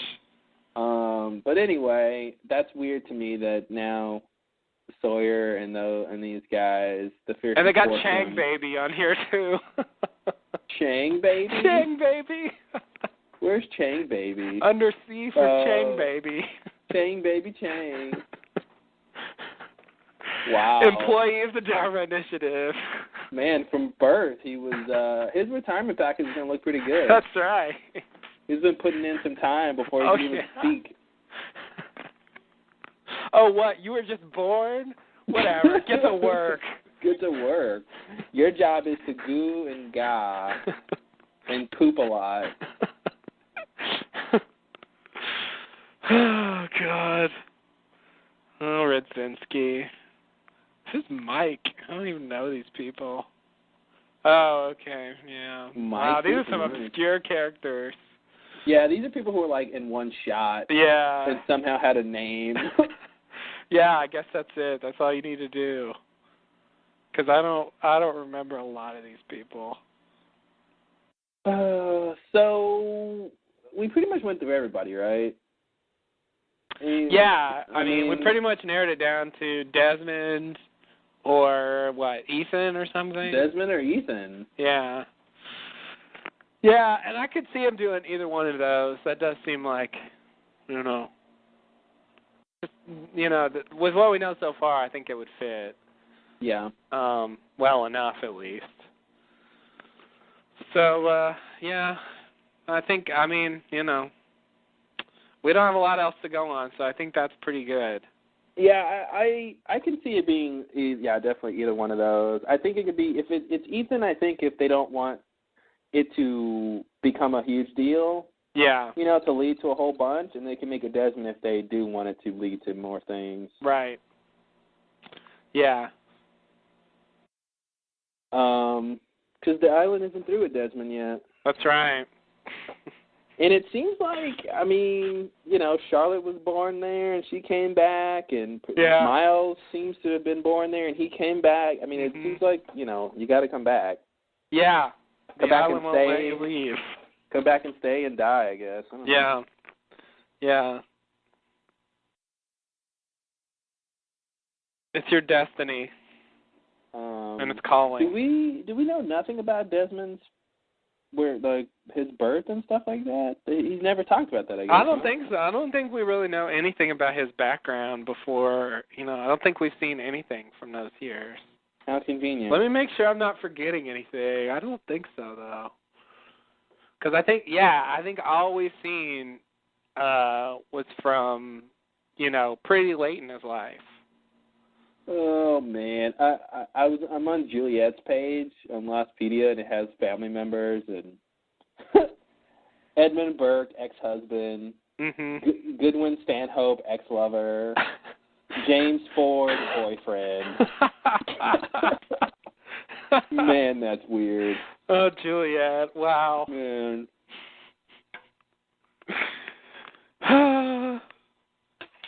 So many men across so many years. I know. Love them and leave them, huh, Juliet?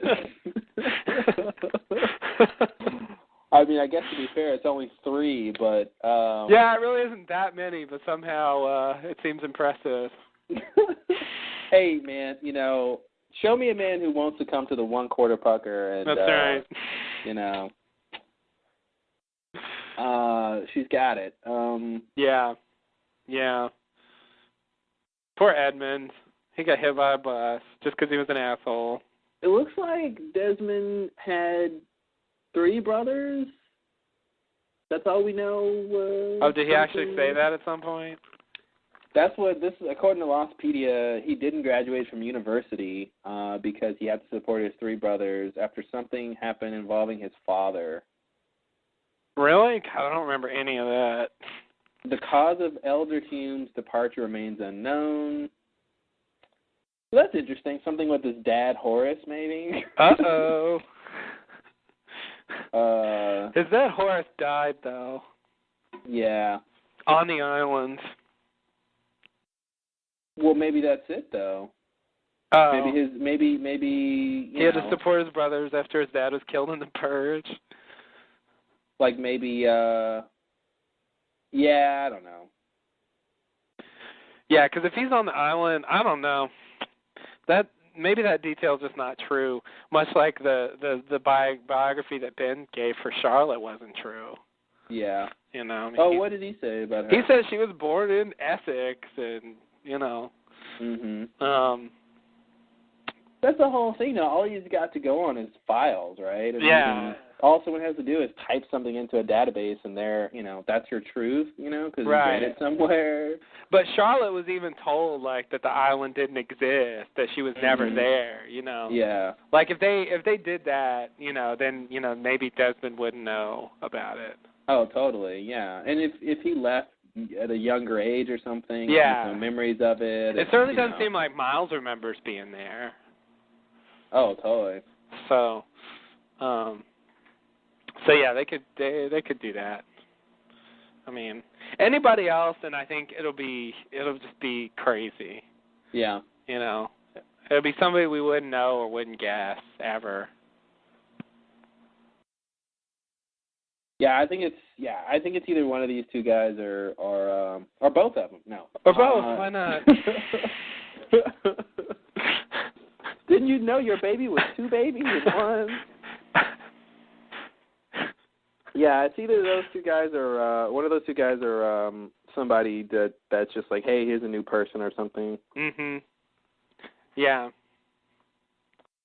They do like to bring back Ethan every now and then. They like to bring him up. So they do, yeah, and that would be a way to do it where it wasn't such a big deal, but it would just be more background on Ethan. Yeah, exactly. Because we definitely don't know. Like, I mean, we don't know how he came to be with the others. No. So, that would give an origin for him. Yeah. Because they haven't shown him being a hostile. They didn't show him in the Ben episode. So. Mhm. So they could do that.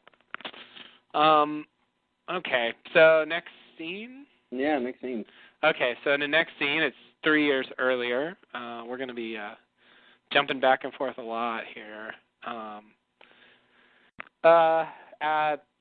We're back in the jungle with Sawyer and Juliet. They just left the well, and they come upon Dan sitting there in the middle of the jungle, kneeling. Charlotte's gone apparently, and he's muttering to himself that he won't tell her. And when Juliet asks where she is, he says she's dead, and then she was gone. She moved on, and we stayed. And Sawyer says, "What do you mean we stayed?" And he says, "Wherever we are now, we're here for good." Then he goes back to the "I won't do it" thing. And Juliet tries to comfort him. And Sawyer decides that they should head back to the beach. And when Locke gets back, that's where they'll look for him. Miles doesn't think they should go back to the beach because they got flaming arrows shot at them last time they were there, and the camp's gone. But Juliet agrees with Sawyer. We should go back to the beach. We survived there before. We can do it again. Miles mouths off. Sawyer says, "Whatever, I'm going to go back to the beach," and so he storms off. And Juliet follows, Jen follows, and I guess Miles follows eventually too. So it's pretty much that. All right. They're going back to the beach. Going back to the beach because what else is there to do? Yeah. What else can you do? Go to the beach. Go to the beach. Gotta go to the beach. Go to the beach or the orchid. One of the two. That's all you got. Yeah, that's all I got too. So we got the thing. Miles is talking about he won't tell her. Obviously, he's talking about Miles meaning Dan. Miles meaning Dan. Yeah, I thought I'd bring that back. The new Walton Locke problem. He looks like a Miles to me. I don't know why. Yeah, I'll buy that. He does kind of look Milesy. He looks Milesy. You made an adjective. Good. So he's talking about the thing where Charlotte says, a crazy old scary man told me that if I came back I'd die, and so he doesn't want to tell her. Right. But he's got to know he has to. Yeah. Even if he doesn't want to. Yeah. I mean, he's got to know he's going to. He's going to. It doesn't matter what he does, he's going to tell her. So. Yeah. Whatever he's thinking now, he's going to change his mind at a certain point and tell her. Mhm. That's kind of a weird situation to be in. Or he's going to do it reluctantly because he knows he has to, which is, the reason why he does it is sort of, doesn't matter. Yeah. Because it's like, in one sense he was going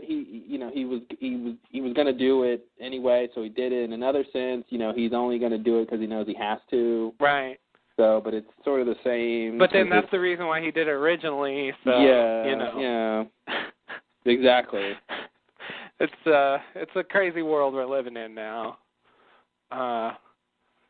And this is one of the first times it's been an issue like that where they know what's going to happen in the future, and it really sort of, they know something they're going to do, and a future for them, not just like a future that is coming because they're in the past. Yeah. What they're about to do. But yeah, I mean, for whatever reason, he'll change his mind. Yeah, it reminds me of the scene in The Matrix when Neo is talking to the Oracle and she's like, "Don't worry about it." He's like, "Worry about what?" And he breaks the vase and he goes, "How did you know I was going to do that?" And she's like, "Well, what's really going to boggle your mind later is would you have broken it anyway?" I forgot so about that. That whole thing of I mean, it's weird the way Lost is doing time. It's like it doesn't, would Miles have done it anyway? Yeah, Dan.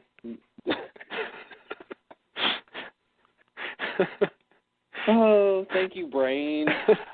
Hundreds of thousands of years of evolution, and I can't get a name right when I want to. It's too much to ask. Nuclear physics, check. Distinguishing between Miles and Dan. Yeah. Too much. Yeah, a little too much. So, Dan, whatever my point about Dan was, assume I made it. Okay. Okay. Good point. I agree. Thanks. You really get Dan, I can tell. Oh, man. So we got this thing about Charlotte moving, this little thing about she didn't move with the last Flash. Yeah. So I guess in some time period somewhere, if you're walking around in the jungle, you might see a dead Charlotte just hanging out. I guess so. Maybe. I don't know. She moved on. Here's a question, which I don't want to ask. Okay. Can we figure out the time flash that now Charlotte? Okay. So there were two time flashes recently. One when Locke moved. Let's see. One when Locke was going down into the whale, which is the one that caused him to fall. Yeah. And then one when he actually moved it. Right. So I don't know which one is the one where Charlotte disappeared. Like, are you thinking she disappeared with the first flash? She was already dead at that point, right? Oh God. I mean, they happened really close after each other, but yeah, they did. Shit, I don't remember.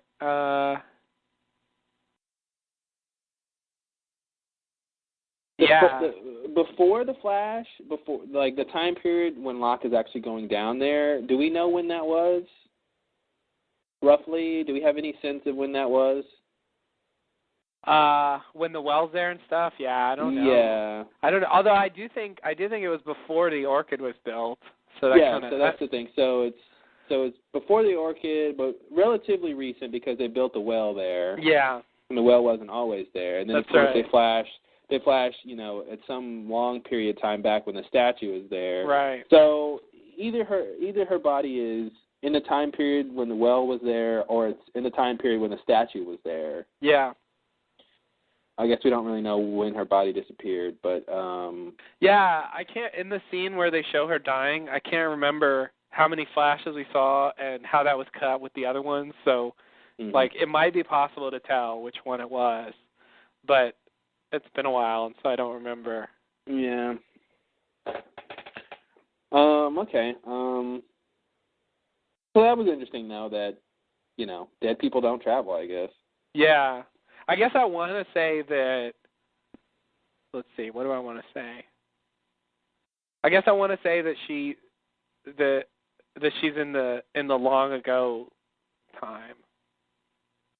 Which for an anthropologist I think that's sort of ironic. Oh yeah. Look at that. It's really kind of crazy. But the question I was going to ask that I didn't really want to is, I can see some really lame series of events and where, some people find Charlotte's body and they, put it somewhere and, I have to ask, could Charlotte be Eve? Oh, no! I know, I have to. I know.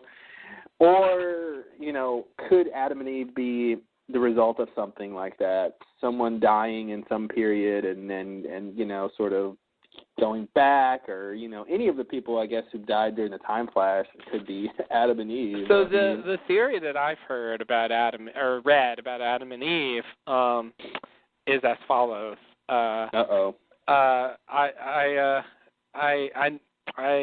So earlier, you may remember a certain married couple, Rose and Bernard. They're still on the show? Running off after the flaming arrow attack and not being shown as being killed, but however being separated from the main group and not accounted for, at any point here. So presumably they've just been coming along for the ride up until this point, where it stops. So presumably they're just out there doing whatever. So anyway, the theory I've seen is that they're Adam and Eve. Yeah, they just live out there. About that before. They just go into the caves. I mean, it made no sense before, but like now it could actually work. Yeah, it definitely could be that they're Adam and Eve, and but here's the thing, though. Does that mean that they could have? Oh God, now I have to do research. Don't do research. Just make up something. I'm trying to I'm trying to remember what Jack said about. So the bodies must have been dead 40 to 50 years. Oh, by the clothes, right? Of course, by the deterioration of the clothes, because Jack is a doctor, so he would naturally think about the clothes decaying. So that puts them in the 50s era, right? 60s, 1950s to 60s? Roughly, like yeah, that. Sure. Yes, I guess that doesn't quite work. But maybe he was just wrong. Well, I mean, it could be that. Here's two things. I mean, it seems to me that all you really need for this to work is that they, maybe when Locke fixes this whole situation of the time shifting, like maybe they went back further or something. They didn't go to the same time period. They didn't go to the same time period for whatever reason. Yeah. So they ended up further back in time, or that they, somehow died before the last shift when they were back earlier, and so their bodies are there, or something like that. And they just moved on.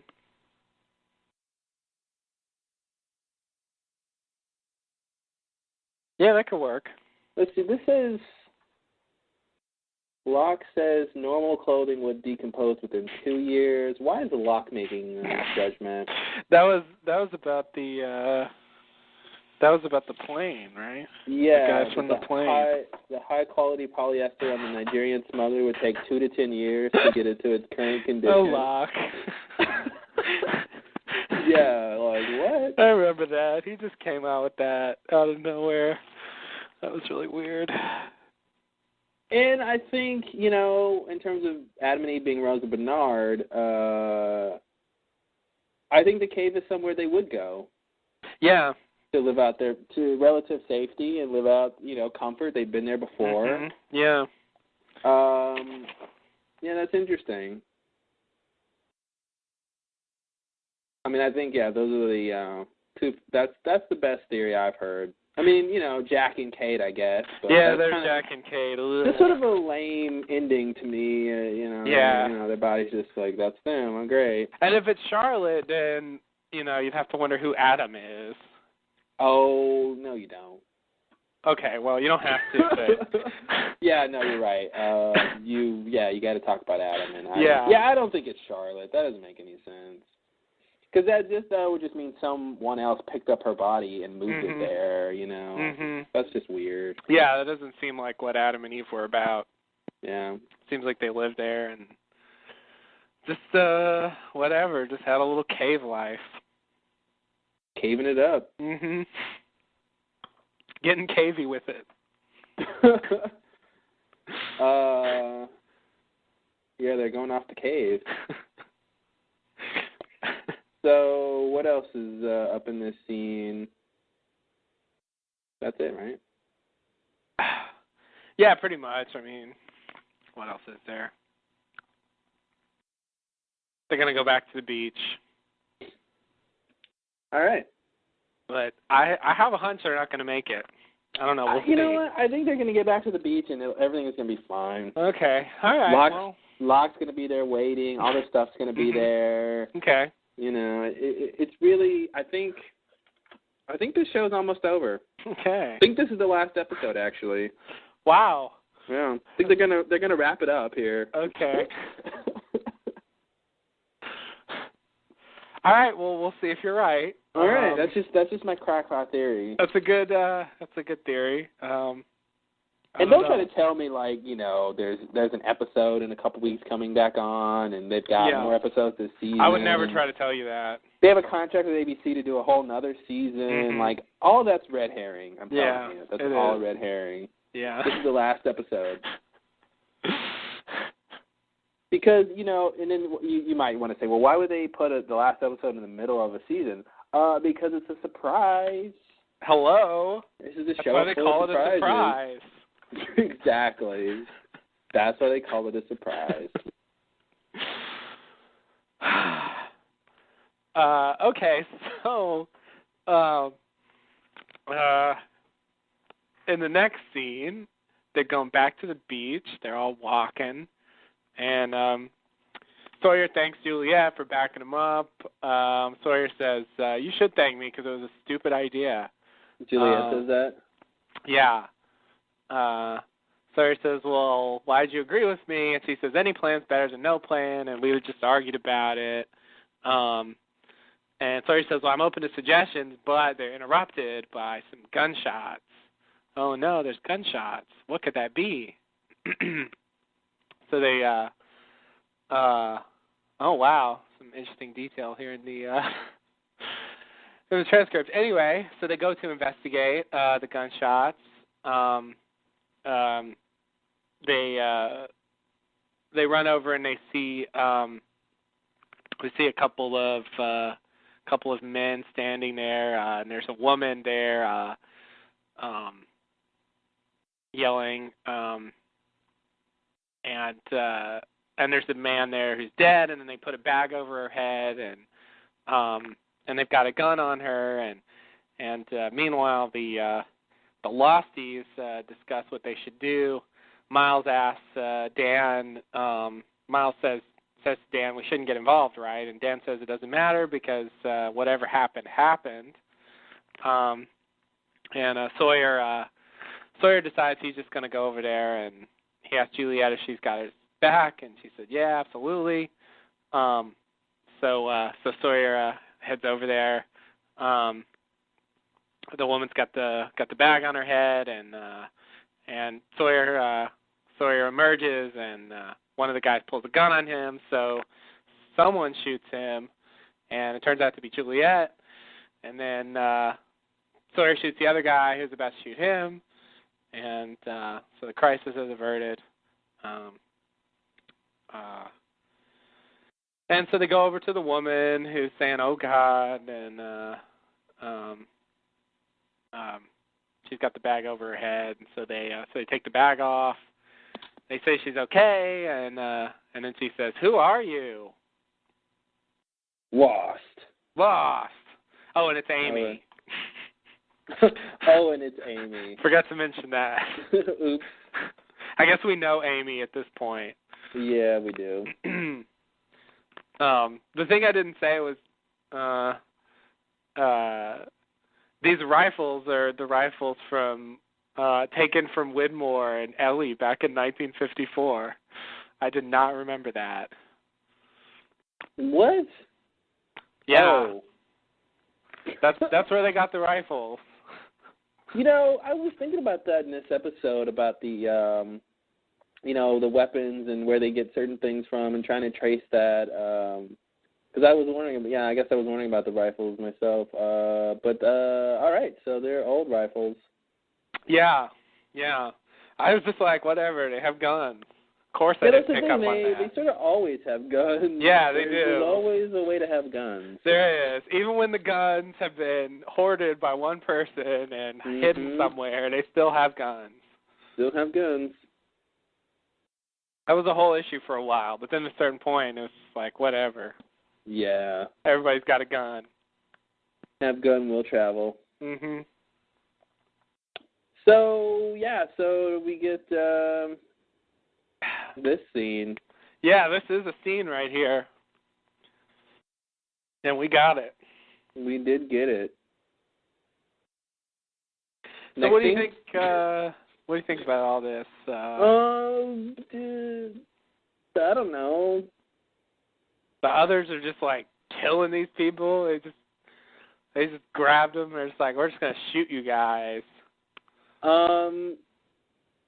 Yeah. Seems so random. It does seem random. I mean, it seems like Paul and Amy were out for a lovely picnic. Yeah. And I guess they just went too far and out from safety, and these two guys came and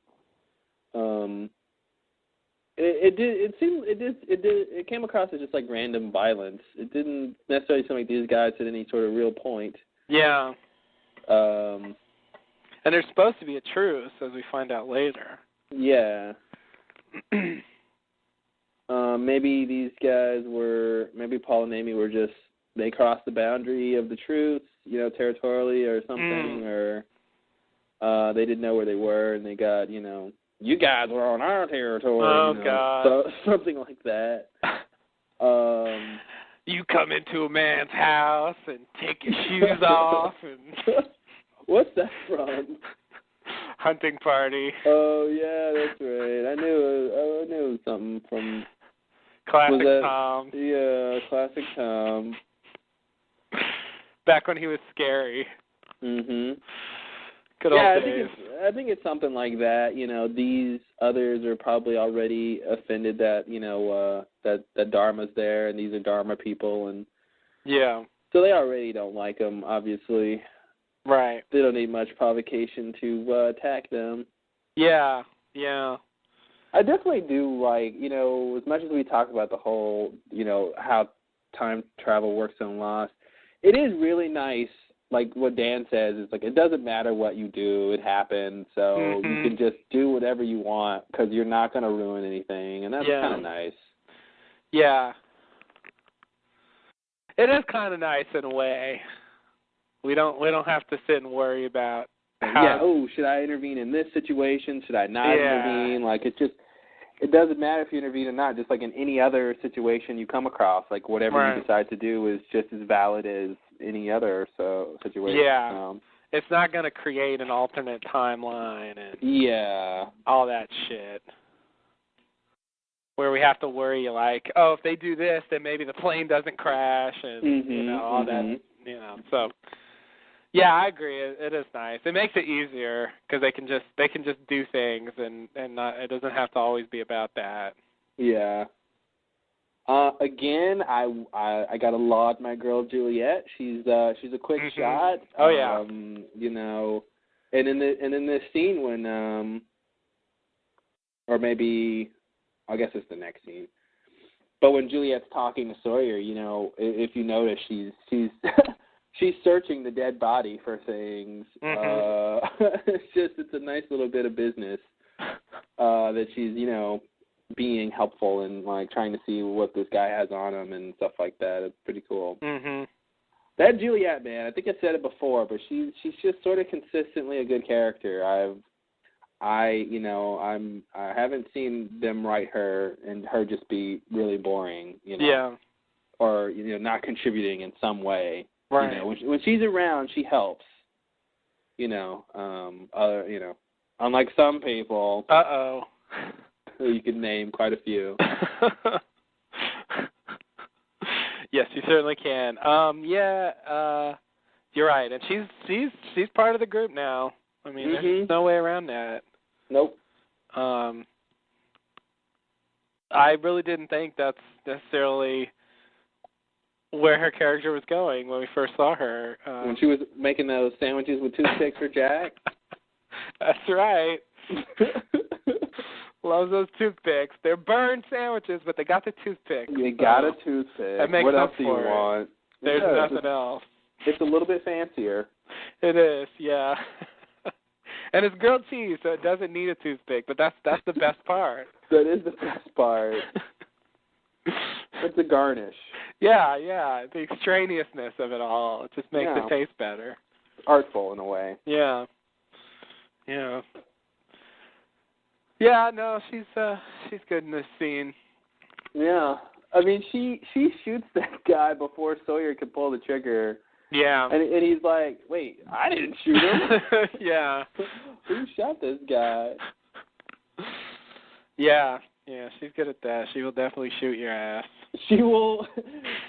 Juliet with a gun equals someone's dead. Yeah. Just like when she was on the raft and she just picks up that gun and starts firing. It's weird because, how they painted her character in the beginning, her whole backstory, and even really her time on the island, in terms of being with the others, they never showed her as a sharpshooter. They never showed her as like, You don't remember that scene where she was doing target practice? Yeah, or she's, training and fight. When her and Charlotte, I mean, that was a battle royale with the spot at the Tempest. That was a battle royale. And I just love how she's got these skills that are totally believable, but but they're contrary to how what we've seen of her. You know? And you don't know how she was able to learn how to do this stuff in between making muffins and running the book club. She had a move with Kate too, where Kate tried to attack her, and she kind of did like the flip her over move. Yeah. And I remember us talking about like where did she learn how to do this, and thinking like at some point we'll learn that in the intervening years like she took some kind of class or something where she figured out how to do all that stuff. Yeah. But no, it seems like she just picked it up like by necessity. It could be part of Dharma training. I mean, others training. Some sort of. I mean, they learn Latin. Maybe they learn. I mean, sure. I think it's reasonable to assume that they teach them other things. But it is, but we haven't seen that. I mean, we haven't seen it, which is interesting. Yeah, I mean, I thought at some point we would, and we still don't really know. So yeah, I've stopped even thinking of it as a mystery. But no, it's just her character, Yeah, I've just gotten used to the fact that that's how she is now. She's like Saeed in that way, which is I think why I've always kind of liked her, because I've always liked Saeed. Yeah, she's got that sort of that skill set, that utilitarian skill set, where she's gonna come in handy. I mean, right. She can help you. Medicine-wise, she's got first aid skills, and she can deliver babies. Yeah. And she's, she can do surgery. You got an appendix problem? Go. She'll do it. She's got the gun skills. She's got the fighting skills. She can track. I mean, Yeah. Juliet's great. Juliet's good all around. Yeah. Yeah, and she's thoughtful. She's not like, I don't know. She's great, and for her not to be sort of an original Losty, I think is interesting. She's this new character. Well, not new anymore, but right. Not one of the OG crew. So yeah, she's got her own thing. She's kind of like Desmond in that way. Mm-hmm. Her own separate story that just happened to intertwine. Yeah. Because of the circumstances. I think the crappiest part of her story was the whole thing about her getting to Mark and that. Yeah, you're right. That was the only crappy part, and even like her off-island backstory wasn't really that crappy. Yeah. No, that was good stuff. You'd expect that to be the crappier part, the off-island stuff, but that stuff was actually pretty good. Yeah. No. The Mark thing was the worst. And it's not her fault. No, it's not. She did what they wrote, and it was awful what they wrote. It just was meaningless. Yeah. So yeah, I mean, everybody involved in that storyline, had to deal with that. I mean, she had no power there. But once they got through that, she did come back. She made a comeback. Yeah. And and this has been especially good now that they have to be out there doing things,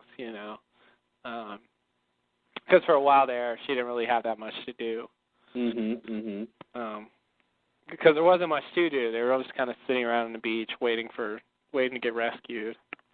Yeah. And now she's taking charge. Yeah, she's part of the A team now. Yeah. The B team, I don't know. Because you had Kate and Jack, who were sort of the top two running things, doing stuff, and I think now that they're gone, Sawyer and Juliet make a pretty good team. So. Yeah. Yeah, I forgot about that. That was the whole thing. If there's going to be an adventure, who's going to go? It's going to be Jack, and Kate will probably go. Jack might not want her to go, but she's going to go anyway. Exactly. You can tell her to stay put, and she won't. Yeah, you can expect her to go along somehow. And yeah, and now it's Sawyer and Juliet. Yep. Taking charge. It's really weird. Yeah. It's really weird that we're there now. We are there now. It's strange. Yeah. So, I guess we can... There's a little more to this, but I guess we can talk about that when it comes up. Okay, so in the next scene, Amy's upset because Paul's dead. Juliet doesn't know if there are others or not. They are.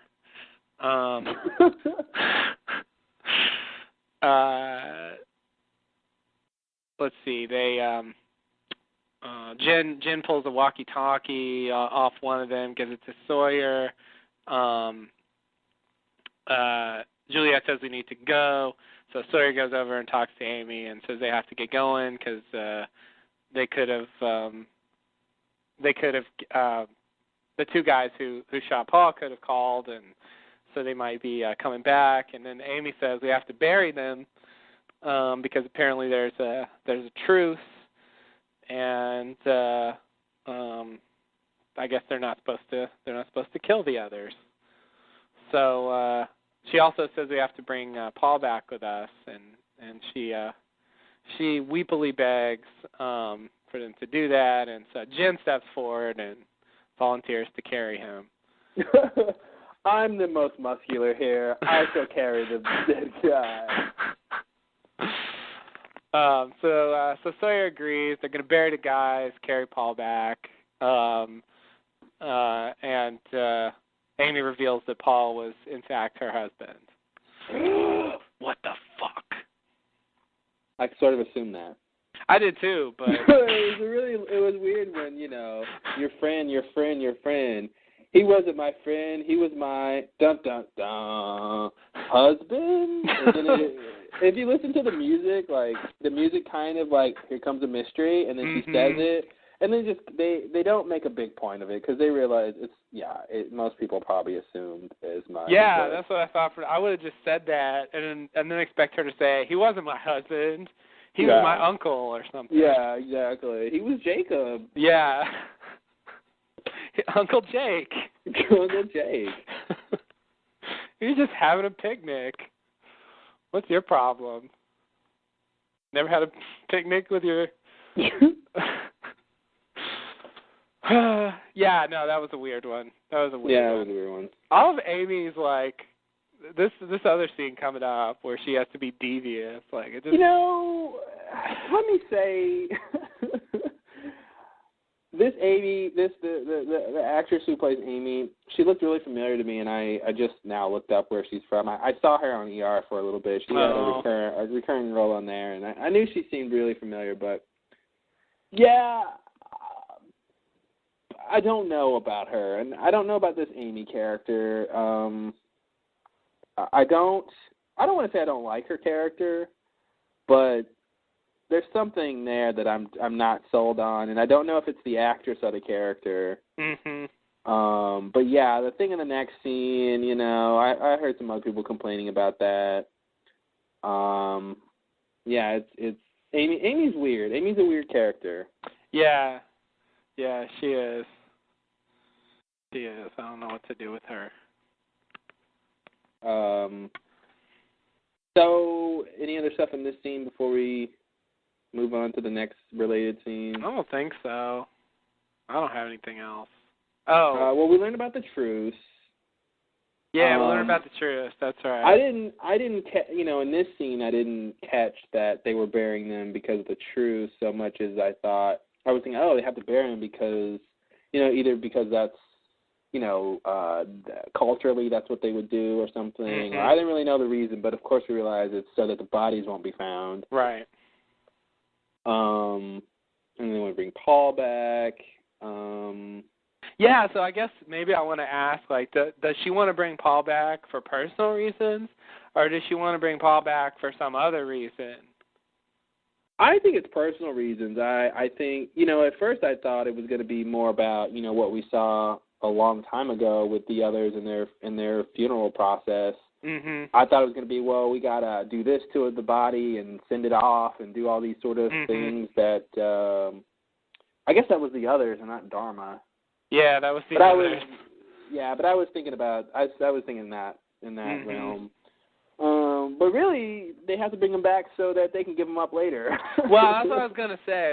In light of the fact that later they want his body, I guess I was wondering if she knew about that and wanted to take him away because she thought they would do something with it, whatever reason they want it later on.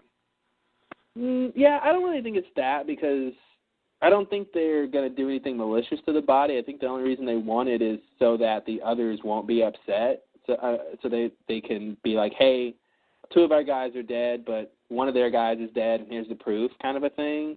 Okay. So, and I don't think she was really thinking that. I think it was just personal reasons. I mean, I don't think she wanted the middle of that field to be where her husband laid for the rest of his life. Yeah, okay. And to have to sort of bury him right then and there and then leave forever. I think, she probably would have, ideally wanted a proper funeral and all that stuff. So I think that's why she said that. Mm-hmm. Why she wanted to take him back with him. Right.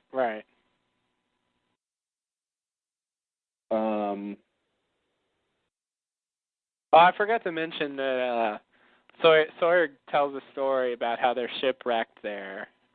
Which he elaborates on later, but I didn't mention that.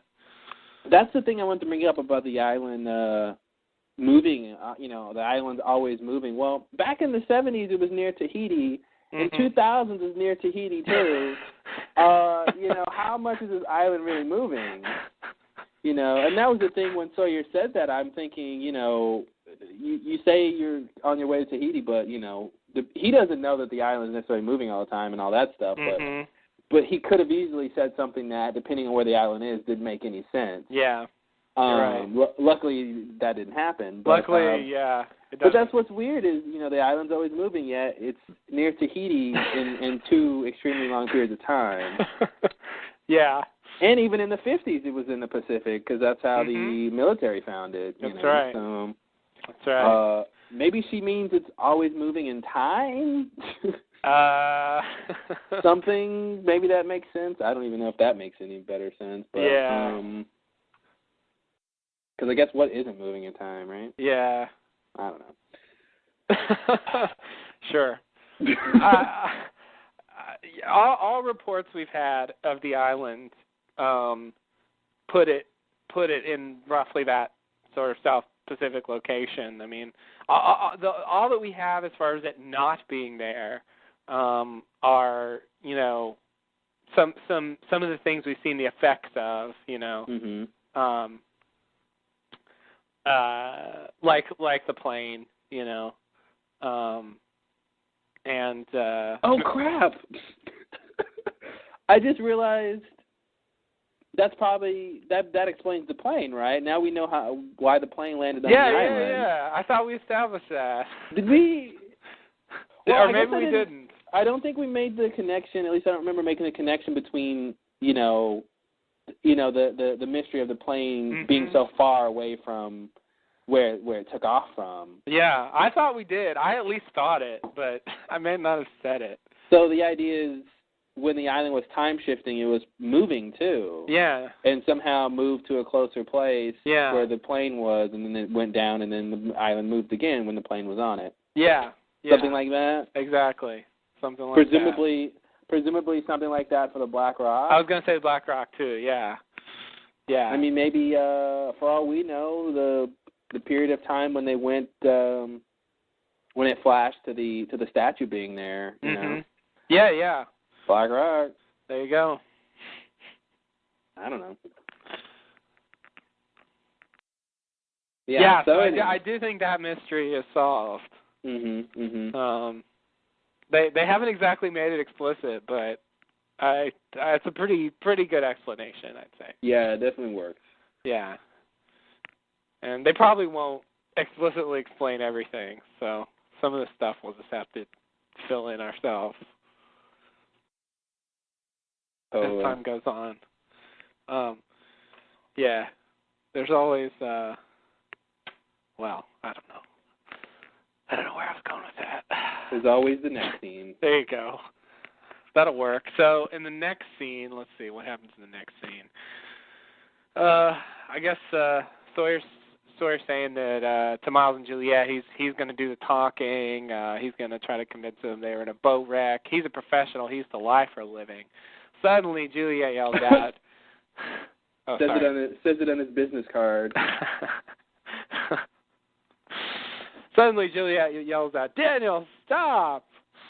And then we see that Dan was about to walk through the sonic fence, the famous sonic fence, around the barracks. Juliet tells Amy to turn it off, and she said, "Turn what off?" I'm just a mourning widow. What do I know? And Juliet says, "Whatever that is, it looks like a sonic fence or something." And then Amy says, "Where'd you say your ship was going?" And Sawyer's like, "Whatever. We just saved your life, so turn that thing off." So Amy agrees, and so she goes over to a control box on the outside of the fence. She types in a code, and reaches in and pulls something out of the box. I don't know what it could be. We'll find out maybe. Meanwhile, Sawyer and Juliet talk amongst themselves. Then Amy says, "Okay, it's off." Sawyer says, "You first," and Amy says, "Okay," and so she walks right through.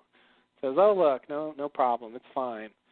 So Sawyer says, "Okay, let's go," and so they all, nice, right in the line, walk through, and it's not fine. The fence goes off, and they all kind of collapse. Oops. And go motionless. And then we cut to Amy, who removes some earplugs from her ears. What? Holy shit.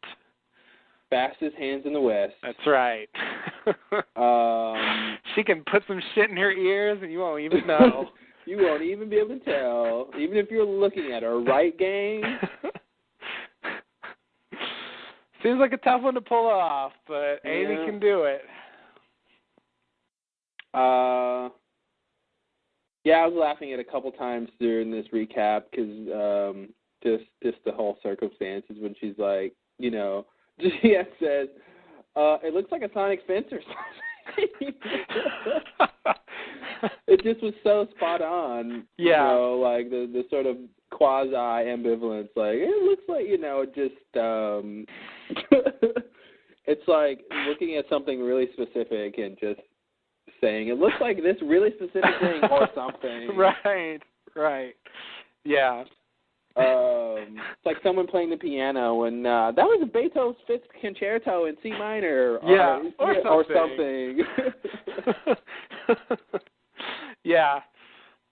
It was pretty. I guess she's trying to act like she doesn't know what that is. Yeah. And that's her attempt. Yeah. It just say or something, and then hope that Amy thinks she's just got really good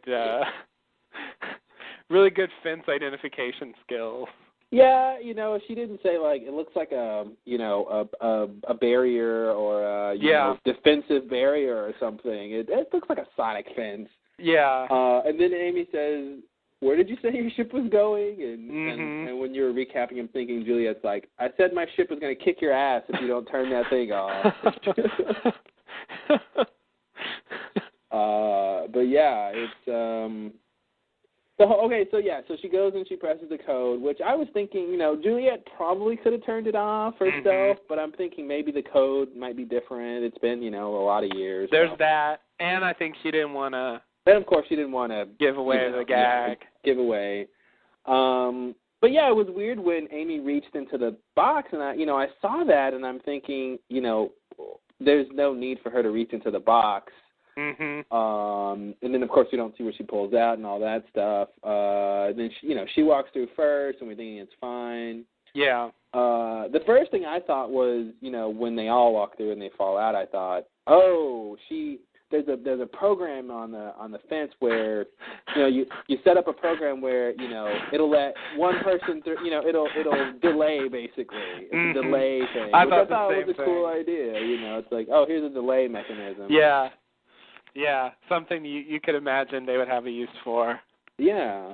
I mean, they have that with like alarms and stuff where you can set it and it'll let you open the door once and then and then be armed. Yeah, exactly. I thought it was something like that, and then they. So, note to self. Yes. Don't walk across the sonic fence with everyone in your party at once. Yeah, that was a bad move. Yeah, they really should have just had another one of them go first with a gun pointed at Amy. Yeah. That would have worked. Yeah, that would have been a lot better than, all right, let's all go at once here. Yeah. And it's weird because Amy tries to not go through. She tries to get him just to walk through without her going through first. Yeah. Which aroused their suspicion. Like, I just thought it was kind of odd that she did it that way. I was just, I'm looking at this scene here, and I think, if I'm not mistaken, it's hard to tell, but it looks like when Sawyer tells her to go first and she kind of looks towards the fence, with a bit of trepidation, feigned trepidation, you can see the thing in her ear. Oh, really? It looks like you can see it in her ear, yeah. Oh. But, yeah, I think she sets up that thing because it makes it see, it's a classic, the whole you go first thing, Right. She definitely sets that up. And whenever you say that, like, you instantly don't trust them because it's like, why are you saying that? And that's the thing, like, I think it's more convincing this way of, because if she cuts the thing off and she goes first, they would probably just follow her anyway and it'd be fine. But the fact that they make her go first, we don't trust you, you go first, and then she does it, it makes them believe it even more than just if they had on their own followed her after she went. I see. Yeah, okay. Because their suspicion was aroused, and so and she just proved to them, oh no, it's fine, versus them assuming it's fine, and just because she goes through there. But sort of the same thing, but kinda, yeah. But I think it plays out, in terms of the drama, it plays out better because you're right. Oh, it's fine. She just went through, but no, she has earplugs in, which is lame to me. I gotta say. All you need to stop the sonic fence is earplugs, really. Earplugs. That's the one thing that the sonic fence couldn't prepare for. Earplugs. It was an unstoppable barrier. Until earplugs were invented. Or, I mean, could you just put your fingers in your ears? Is that enough? Yeah, and I think there's a thing later where when Richard shows up and he talks about how the fence won't keep us out, it can stop other things, but not us. And like, I thought that was really cool, but it's kind of undercut by this because it's like he could just put on earplugs. Like, you're right. Big deal. It's one of the coolest lines he has. Yeah. But it's like, it does seem like well, all you need is earplugs to. Yeah, you know. like they've already established that it's not that big of a deal to go through if you know the secret.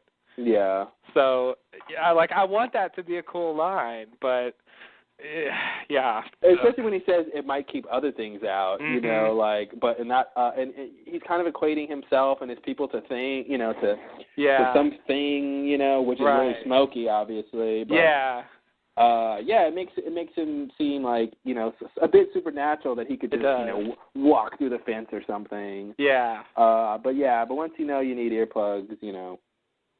It's a little lackluster. Yeah, and then there's always if you don't know the earplug plan, there's always Plan B, which is put a tree branch on there and we'll climb over.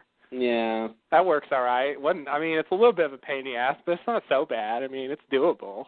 And I have to ask, you know, what if you poured some water on the control box? There you go. You know, or hit it with, or, you know, smash it. You know, I think maybe it might mess up the system. I don't know. Yeah. It's not a foolproof fence. Not it's really. Really great if you're a flying smoke monster. Yeah. Because you won't be able to go above it, right? Apparently not. Yeah. I don't know why not, but you can't. Well, smoke can only go so high, I guess. I guess so. I forgot. That's one of the laws of. Newton's law of smoke monsters. Yeah. It's lesser known, but very. Well, I think his work with the relative physics of smoke monsters is a little muddled by his related work with Yetis and Bigfoots and Loch Ness monsters and dragons. So the math world and the physics world didn't take it so seriously. It's sort of in that era of Newton's work. Right. Yeah. Yeah. Yeah. That was a. That was a rough period for him. He was going through a lot, and his ideas took a turn for the worse. Well, but it was after he, had let several apples hit him on the head, so I think there was a little bit of brain damage there, probably. Yeah, it must have been. But that smoke monster stuff, that was good. There was a little bit of wheat in that chaff, if I may. Mm-hmm. You may, and we'll all go look up those words later. Yeah, I don't even really know what that means, but apparently chaff's bad and wheat's good. So okay, I'll just go with that. Yeah. Oh, Amy. All this stuff's kind of weird because we already know they're there in 3 years, so it's like, How dangerous is this? Yeah. There isn't that much suspense here for me. The drama is a bit undercut. I think that's obviously the problem with telling a story like this backwards and forwards, and you sort of already know, you start out a movie with the main character saying, this was really crazy. Here's the story you're going to see, and it's him talking from the, he's talking to you, so he's probably alive, right? Right. So, unless it's Sunset Boulevard. Spoiler alert. Nice. I'm gonna say, if you haven't seen Sunset Boulevard, the movie's what? It was 1950, so 59 years. Yeah. You had a good early window 50s to see. even. Yeah. You had a good window to see it. So I don't feel too bad about that spoiler. You really shouldn't. I just love spoiling something like that. So great. It isn't really a spoiler in some sense because he does tell you. He tells you that at the beginning, so that's going to happen. But in the first few minutes of the movie, and it's just about how. I guess it's a lot like this in a way. It is. Lost in Sunset Boulevard. They have a lot more in common than you think. Two pigs in the same blanket. That's right. If you want a breakfast pork metaphor. I always do. Breakfast pork. Can't beat it. Two pigs in the same blanket. That's really weird. I don't know what that's supposed to mean. I don't know what it means either. But if I hear Ron Moore say it, I'm gonna. I will be very suspicious. I'm glad I said that because the thing I was mentioning to you off podcast earlier that I want to bring up in terms of phrases. Was when Sawyer said, Horace is drinking or whatever, we need to keep on the down low? Mm-hmm. I don't know the origin of that phrase. I don't know how long it's been around. It feels fairly modern. It could have been around the 70s. Probably was. Who knows? But I guess people around there would know. Maybe. But just as a thought experiment, the idea that if Sawyer, say for instance, on the down low as a popular phrase, say in the 90s or 80s or something, right? If Sawyer, now that he's back in time and is using that phrase, the show could almost be saying that he's the origin of that phrase, because in general, if someone in the future has is using a phrase and go back in time before the usage of that phrase, they really should be the ones who created it, because presumably, someone on the island gets off the island, overheard Sawyer saying it, uses it, it gets spread, and Sawyer is the one who created the phrase on the down low. That's the kind of thing that could happen. Yeah. Because it's got to come from somewhere, and if he's the first one to use it, just by the virtue of the fact he goes back in time before its popular use, right? Then I don't know. I just thought that was, that's where we are with this show. It is, yeah. Yeah, Sawyer knows the phrase because he himself traveled back in the past and used it after he had already learned about it. And then other people said it, which caused him to use it later. Yeah, which is the reason why he knew it when he traveled in the past. Yeah. Yeah, they could do that. I have a feeling they're not going to do that, but they could do that. Yeah, but there's the thing, like Sawyer's, saying things in the, using modern vernacular while he's back in the 70s. I mean, that's crazy. It is crazy. I didn't really think about that as being a new phrase. It might be. I guess I do think that it is for some reason. I don't know that I remember hearing that in the 80s, but I wasn't paying attention exactly, so I might have missed it. I don't know. Yeah. Well, something to think about. Yeah, we'll see. If they start explaining things, like if this becomes like Greek mythology or something, where they're just going to explain where everything came from, and it all came from somebody on the island doing something, that would be really crazy. Yeah, I mean, I doubt they'll ever be explicit about it, but it's just, this is the territory that they're waddling in because of what they're, the situations that they've set up. Yeah. I mean, they could even do like, I guess that probably won't happen, but like if Sawyer had like some books or some whatever in his pack and he was traveling, like he could go back and like, publish a book before it actually was published by the original author? Oh my God. Yeah. And like get credit for it. Yeah, but he can't because he would have always gotten credit. Because he would have always done it? Yeah, I guess not. So. But he could do something though. But he could have done it. He just didn't do it. That's the thing. He technically. Or we could find out that was him under a pseudonym or something. Mm-hmm. That he actually wrote it originally. Well, and you have other things like that. Very simple things like if he knew a certain, the Red Sox thing, or any sort of event, if he knows it's going to happen because he knew history and was around, he could, that's valuable now. Yeah.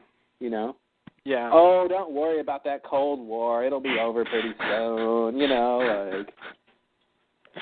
Yeah, once that Berlin Wall goes down, it's going to be no problem.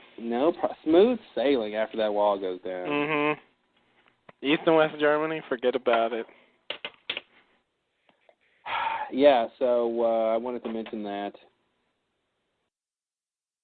Yeah, it's a good thing to mention. I wonder how far they will take that stuff.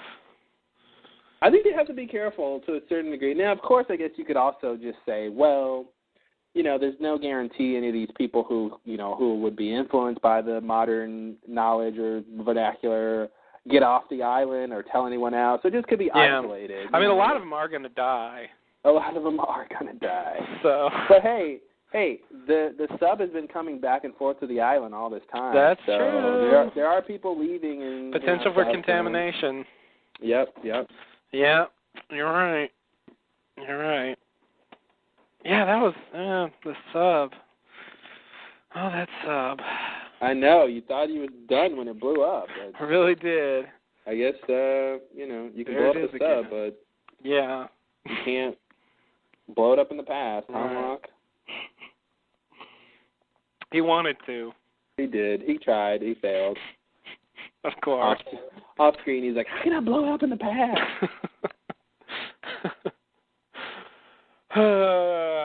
Yeah. And why am I wet? Why are you wet, Log? Why? We're never going to learn why he was wet.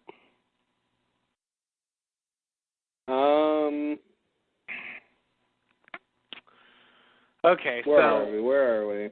Are we ready for the next scene? Yes. 3 years earlier? 3 years earlier. Again. It's 3 years earlier again. Very good. Amy's in... Oh, I'm sorry. By earlier, I mean later. 3 years later again. Yeah. Amy's in labor. You remember that. That was happening earlier. And apparently the doctor tells Sawyer that the baby's upside down, and so she needs a cesarean, but he's an internist, not an obstetrician.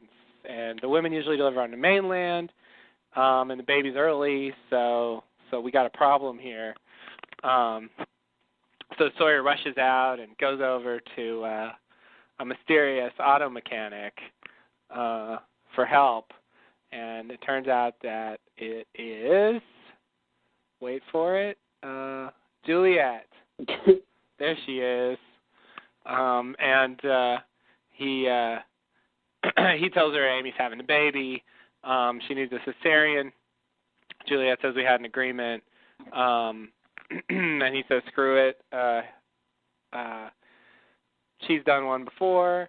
And she says, every time I try to help a woman, they only give birth. It hasn't worked. And he says, well, maybe it hasn't happened yet. You got to try. You're the only one who can. So I guess she agrees to help out. Mm-hmm. That's that one, huh? Yeah. All right. Well, so it wasn't until I watched the episode again that I caught that the doctor said he was an internist, not an intern. I thought he was like, I'm an intern, not an obstetrician. But I guess he said internist. Mm-hmm.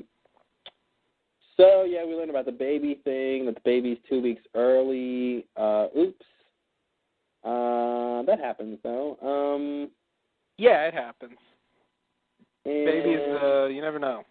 Hey, babies come on their own time. Mm-hmm. They don't have a watch in there. Mm-mm. I hope not. That's so true. So true. It is true. So I guess Juliet's spending time just fixing some vans. Yeah. Doing a little auto repair. I guess she's happy doing this mechanical work. And yeah. Now, it was interesting because and maybe all of them did this. Can you verify that all of the losties in the Dharma camp are using their real first names? Because I'm pretty sure her name tag said Juliet. Oh, really? Yeah. I didn't even notice that. Did you catch it? There was a name that, yeah, there's another thing. Mark it down, guys. There was a thing earlier with Miles. Didn't he have a name? Didn't Sawyer call him a name earlier? Yeah, he did call him something. I believe Wasn't it like it was earlier in the episode. Let me look. Blah, blah, blah. Oh, yeah, this and then that. Let's see. Oh, Enos? Enos. Wow, that's what he said. Okay. Yeah, so I don't know if that's his last name, though. It might be. Because he's going by LaFleur, but it's James LaFleur. Yeah. Or Jim for short. So he might be Miles Enos, or he might just be Enos. We don't know. Enos. Enos, yeah. Enos. Right? It looks like Enos. Yeah, I know. When I read it, I'm like, Enos. I don't remember saying Enos, but I think it's... Enos. Enos. Yeah. That's not a good name. A little too close for comfort. A little bit. I was trying to see, I think there's a reference on Lostpedia about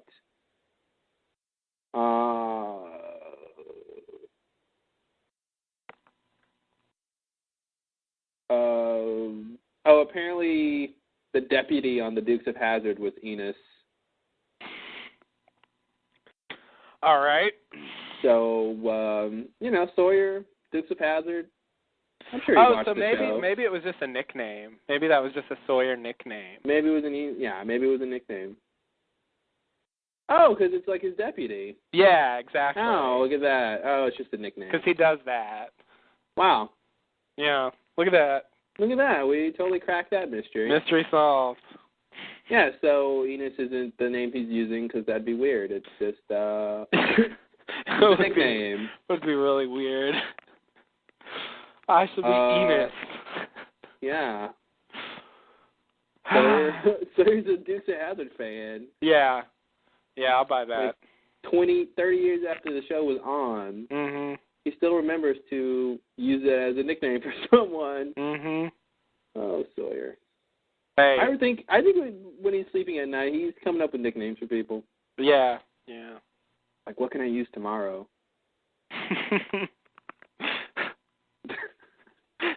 Probably keeps a journal or something. Writes them all down. Maybe 2 for action, 1 for backup. Yeah, something like that. There's a reference no one will understand that ever, ever, ever. That's all right. We're gonna leave it that way. Yeah. Oh, how sad. Yeah. 2 for action, 1 for backup. Which means one day he won't have any good nicknames. That's right. Oh, he's gonna be all out. Yeah, that'll be it. Yeah, so they probably are just using their real first names.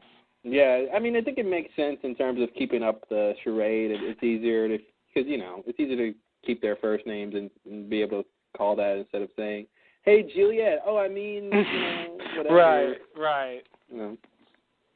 Yeah, Henrietta. Yeah, exactly. I don't know why, but I feel like her alias would be Henrietta. Henrietta? Yeah. Because of Juliet? Yeah, and Henry Gale. Henry Gale. Yeah, I'll buy that. Something like that.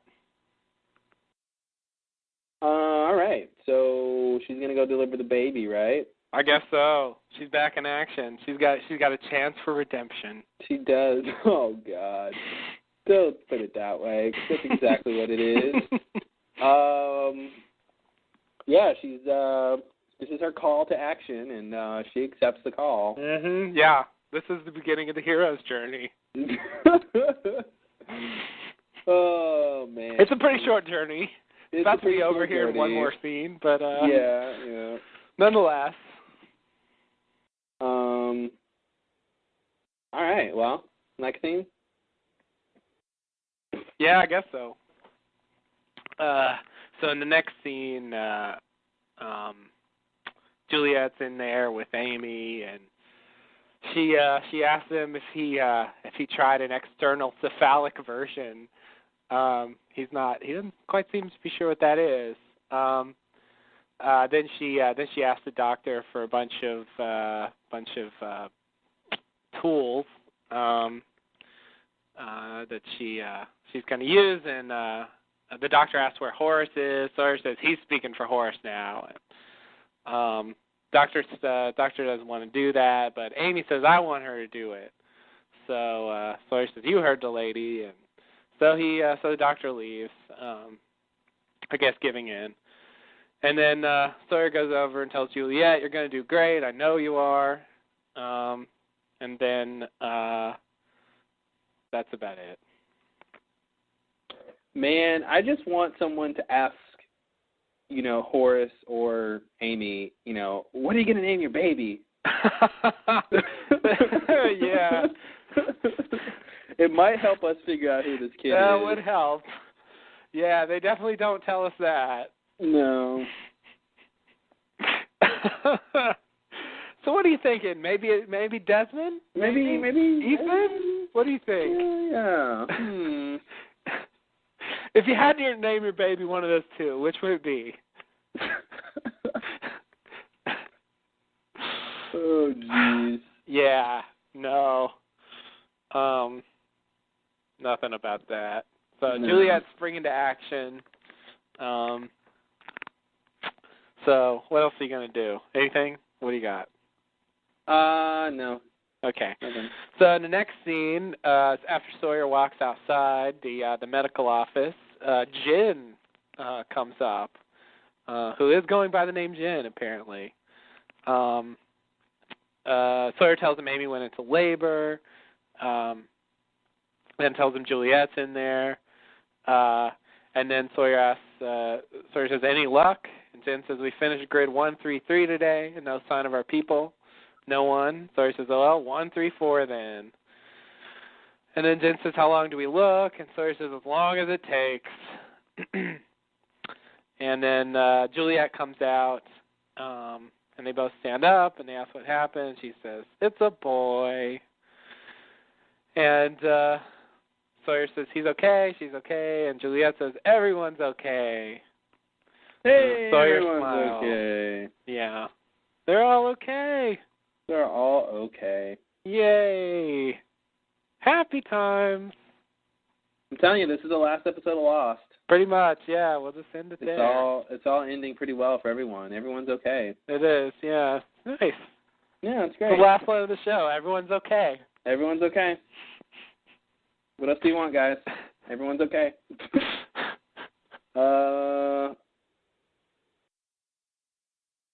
What's interesting here, and I guess I could have brought it up before with the Juliet thing when Sawyer first comes to get her, is this idea of, I guess it has something to do with, Sawyer says pulling her out of retirement, I guess sort of doing things or acknowledging their former life or something. Yeah. Seems to be an issue. Yeah.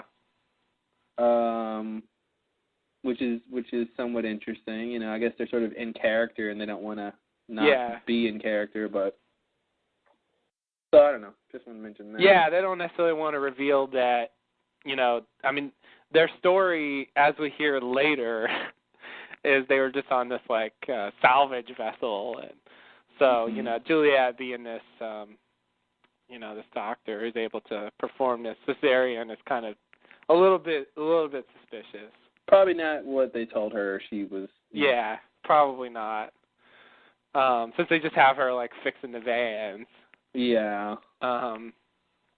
So, the idea is... I was gonna say she likes working on the insides of things. Mhm.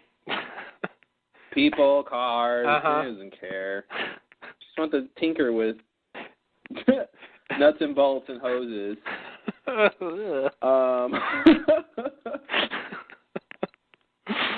I think that's what they're saying here, aren't they?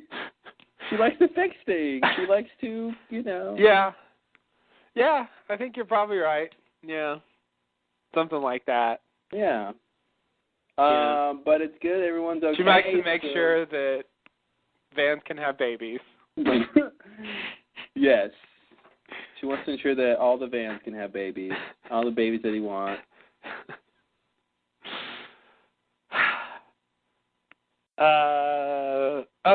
So Jen in this scene, in English.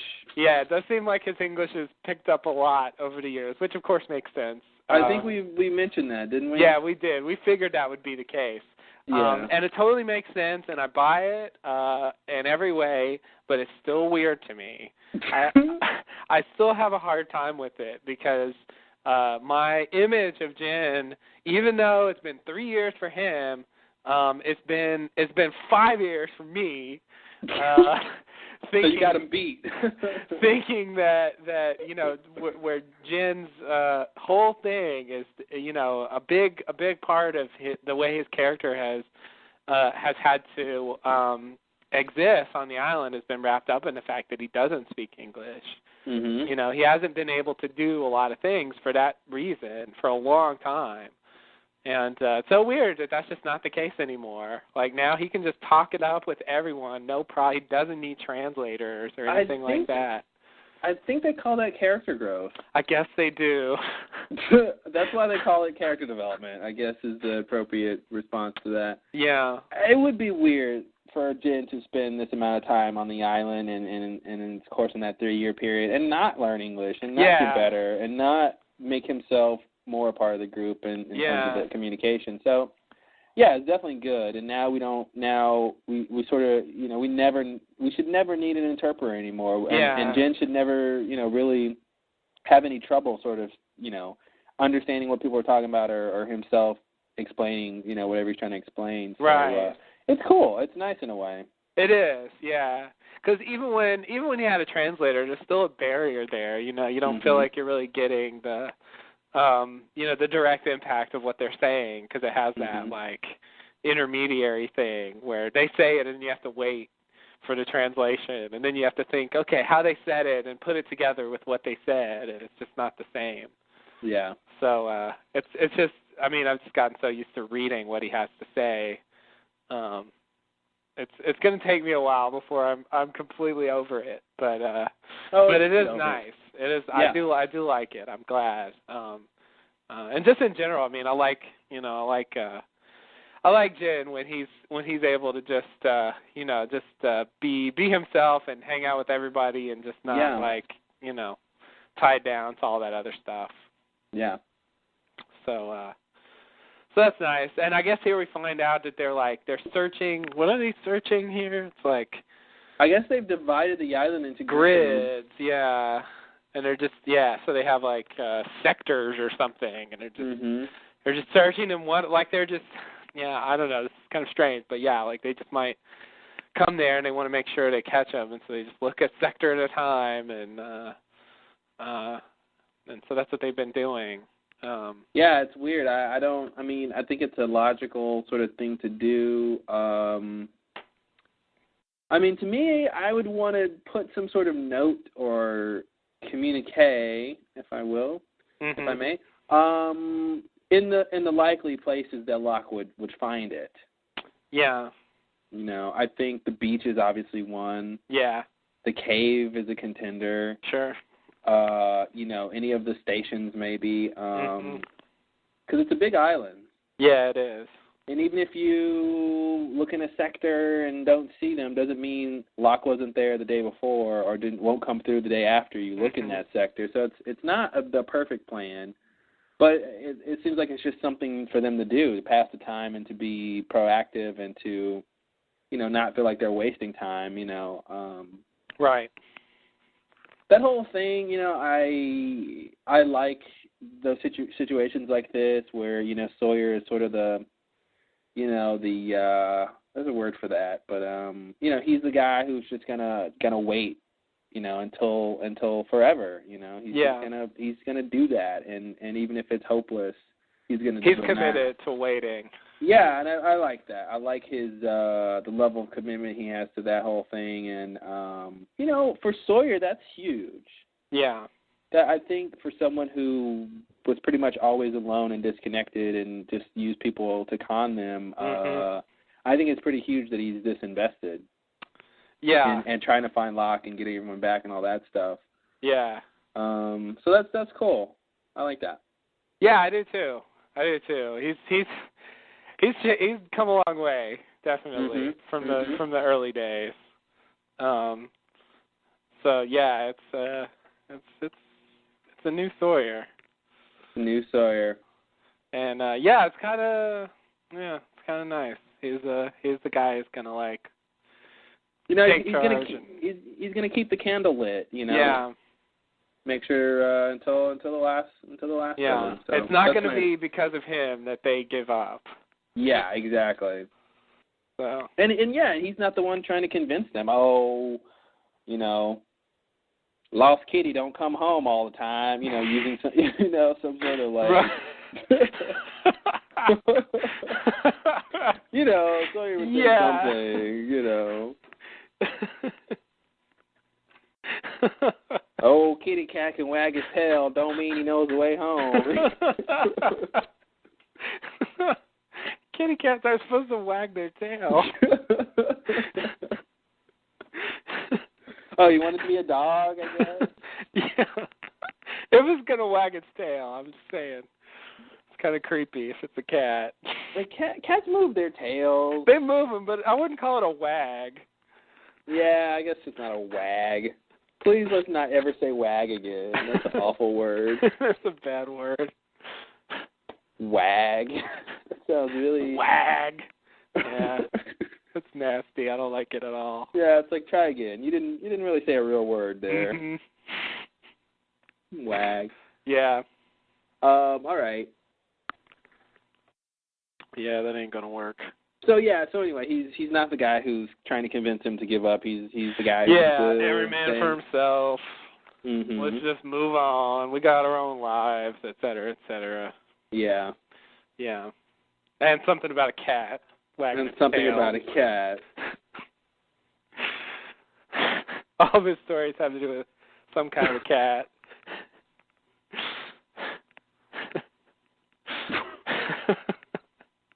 Anyway, I agree though. I agree. He's not being selfish. He's not being selfish, which is, the antithesis of Sawyer. Yeah. Yeah. He reinvented himself. He did. Much like Cher. Oh no. Can I use that? Is it relevant again? One podcast? Can we get away with that? As much as Cher reinvented herself, is this going to go through? Are they gonna let us post this? I figured at least by now she's reinvented herself again, right? It's been like an hour since I said it before, so if she didn't do it then, I was, Wow, I'm in awe. You win. All right, next scene. Most Cher jokes in a single podcast. That's by the way. I think joke is being very liberal. Okay, well, references then. Yeah. Send me humorous references. Humorous references. You're still too kind. Okay. Well, I found it amusing. All right. Duly noted. Okay. Yeah. So for whatever that's worth. Okay. So in the next, ready for the next? Oh yeah. Time for the next. So Sawyer wakes up on a couch and he's got his stubble back. So that tells us that it's 3 years earlier again. Of course. And I guess he's in the rec room. Everybody remembers the rec room, right? And Horace is in there, and Sawyer asks where his people are. Horace says they're fine, and Amy told him what happened. He appreciates what Sawyer did, but they have defense protocols. There's hostile indigenous people on the island. They don't get along with them. And so he asks Sawyer who he is. Sawyer says his name is James LaFleur.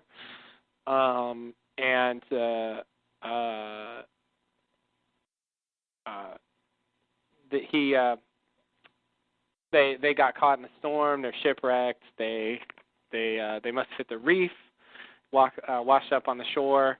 Horace asks what kind of ship. He says a salvage vessel searching for a famous lost wreck, an old slaver out of Portsmouth, England, called the Black Rock. You heard of her? Horace says, can't say that I have. Literally. Yeah. Interesting word choice there, Horace. I did notice that. So Horace says, why were you wandering in the jungle? Sawyer says some of their crew was missing. They were looking for him, and they came upon Amy. So Horace says, if your crew shows up, we'll send them along with you. and then Horace says there's a submarine that leaves the island. In the morning, you and your friends are going to get on it. It'll drop you off at Tahiti, and you can go home from there. And Sawyer protests. We just saved a woman's life. Why can't we stay here for a week or two and find our people? Horace says, no, you have to be part of Dharma Initiative, and you're not Dharma material. Ouch. Slap in the face. Yeah. Ouch. So that's that. Horace All right. leaves. End of scenario. So it's really cool that, Sawyer gets to use his con skills again. Very, it's nice in a way that, he can dust off those his talents and use those again. Because it's nice, it's comforting to know that if anyone can lie in a situation and pull it off, it will be Sawyer. Yeah. I would like to see some sort of con contest between Sawyer and Ben. I think Ben would probably win in the end, but I think Sawyer would give him a run for his money. Yeah.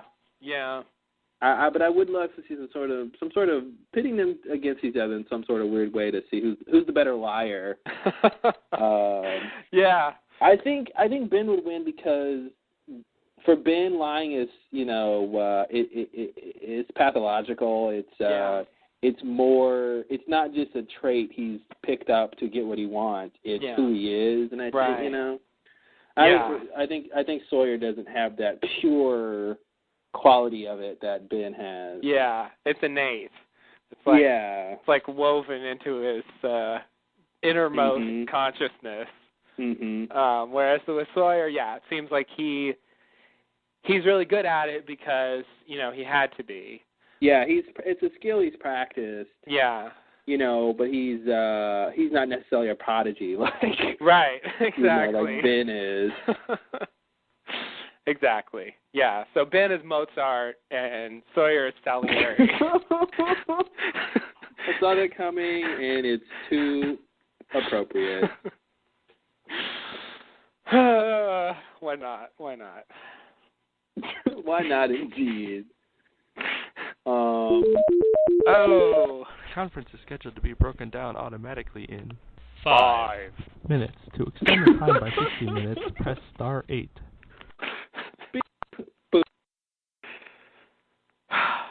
Oh man, that was funny. Yeah. Heard an echo there. Yeah, I love that guy.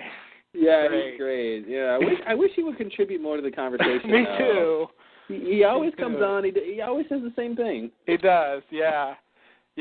And it's so clearly not the same guy. So they brought in a different guy, or it was at least the different time or something. And he just leaned up to that microphone and he said 5. And that was it. That was that day's work. Yeah. Love that. Yeah, I think when they record stuff like that, it's like you have them record it like all I guess numbers or something, and you can say 1, 2, 3, and then the program can use whatever number or something. Yeah. And so that's why it sounds weird because he didn't. You don't think they just had him say 5? No, I think maybe they so. If they wanted to make it where the conference would be broken down in 10 minutes, that they have him saying 10. Yeah, it could be any amount of time. Yeah, that's how I assume you get those awkward like phrasings like that. Is right. It's like when you're any other those sort of automated calls when they your current balance is 1, 3. It's just totally different when they have the numbers. Yeah, it doesn't really flow very nicely. But like everything in there flows except the 5. Yeah. It sounds like one bit of a recording. But that makes sense as being the variable part. Yeah, that's the variable part. So, yeah, I'm not surprised. But it's my favorite part.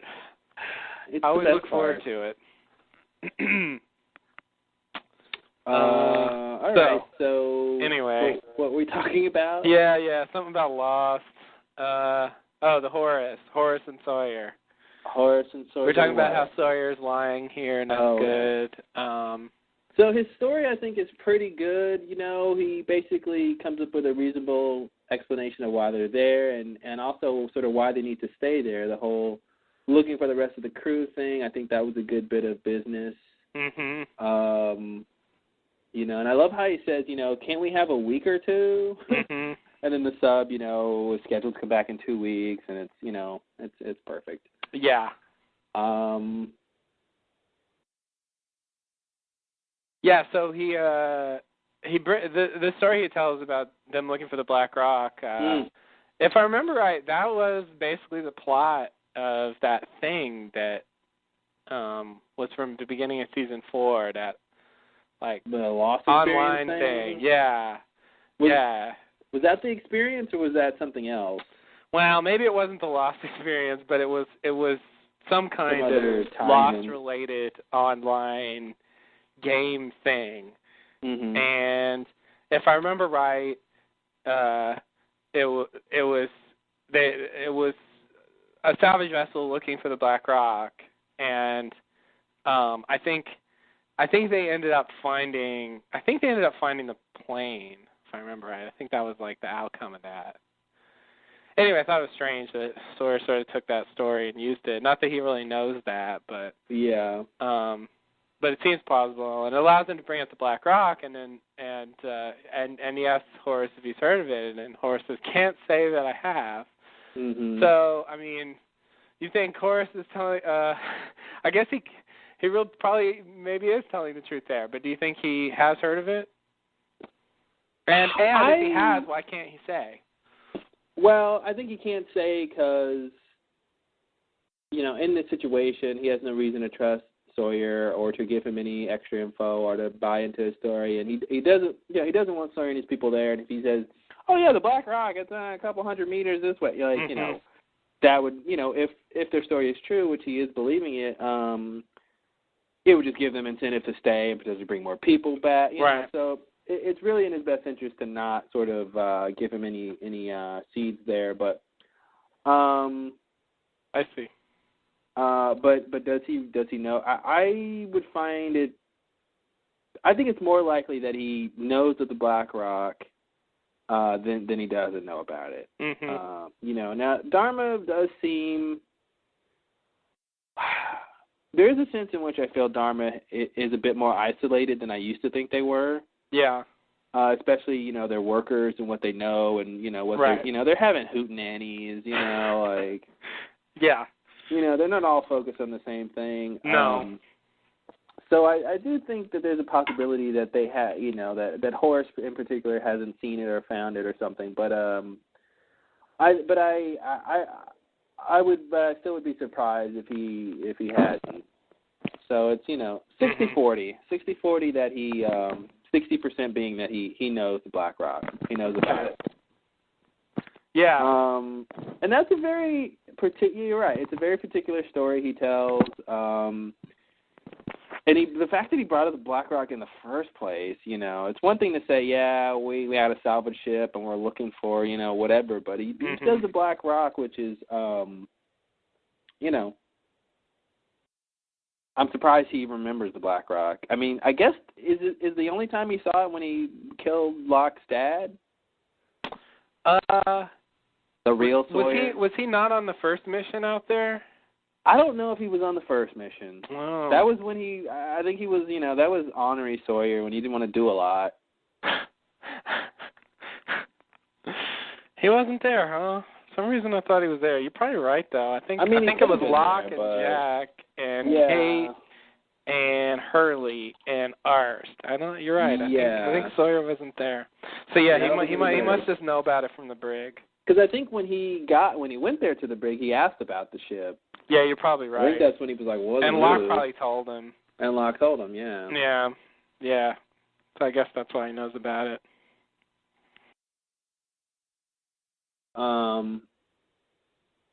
But that's pretty crazy.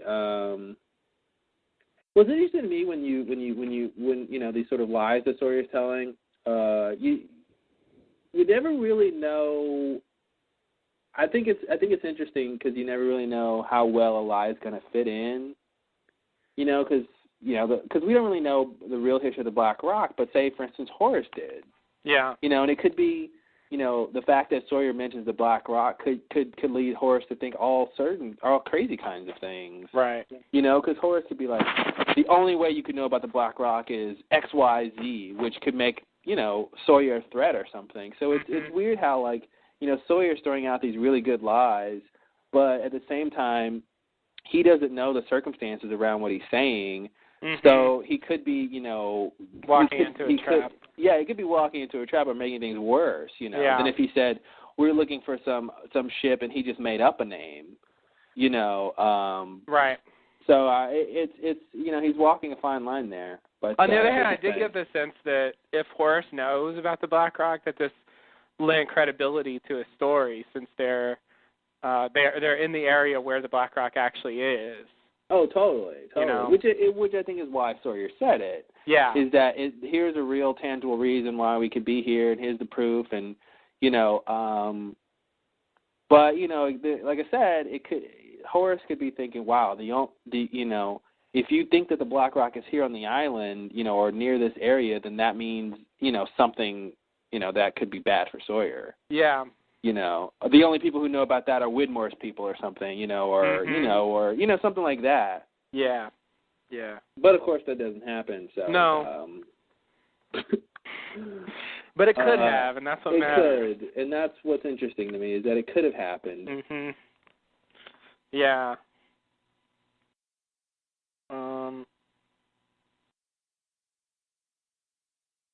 Why do they always take people to the rec room? I don't know. That's a place to be when you have a prisoner. So you can play pool just in case you get bored or something? I guess. They like that rec room. I guess they don't really have a place for prisoners, and they don't want them in their house, so... Yeah. Seems like that's it. It's all right, mystery solved. Yeah, that was easy. All those easy ones. Like, why did they do this? Oh, that simple reason. That's plausible. Okay, move on. Yeah. So, again, we get told that they're near Tahiti. Yeah, we do. Submarine leaves pretty often. It does leave pretty often. I'm a little surprised about that, but all right, you can live with it. And this whole thing about being Dharma material. Mhm. And first, the idea that you can just join Dharma, that's obviously what they do. Yeah. That's another thing that we didn't really sort of get at first with Dharma. It seems like this sort of closed off thing, but yeah, it seemed like you'd have to be recruited or something. Yeah, you have to be recruited. It's not like you can just apply or something and get in. You have to be recruited, but it's like, well, I guess if you're Dharma material and you apply, you're good to go. Mhm. If you just happen to crash there. I mean, there didn't seem to be anything particularly special about, Ben's dad and Ben, right. when Horace, had them come there. So no, and they just. I mean, I got the sense. Yeah, I mean, I think they even said it that like he did it as a favor to him because he needed work or whatever. It's so weird though. Here's this crazy stuff organization, and we're doing all this secret stuff, and but you need a job, so why don't you come work with us? It was just as a janitor, but yeah. But I agree. I thought even down to the most menial jobs would have more behind it. It wouldn't be just like anybody who needs some work can get in on there. The Dharma ship. Yeah. Yeah, I mean, I don't think they're going to get into these like higher level positions just like that. Yeah, totally. But yeah, I mean, some of these people, they're not doing anything. Why isn't Jim Dharma material? I don't know. Like, it's not.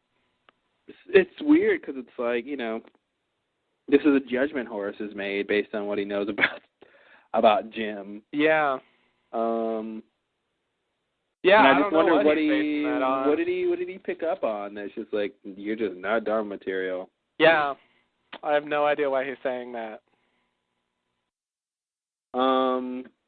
Compared to, like, Phil and what's his name from the beginning, like, are they Dharma material? Apparently. I guess they are.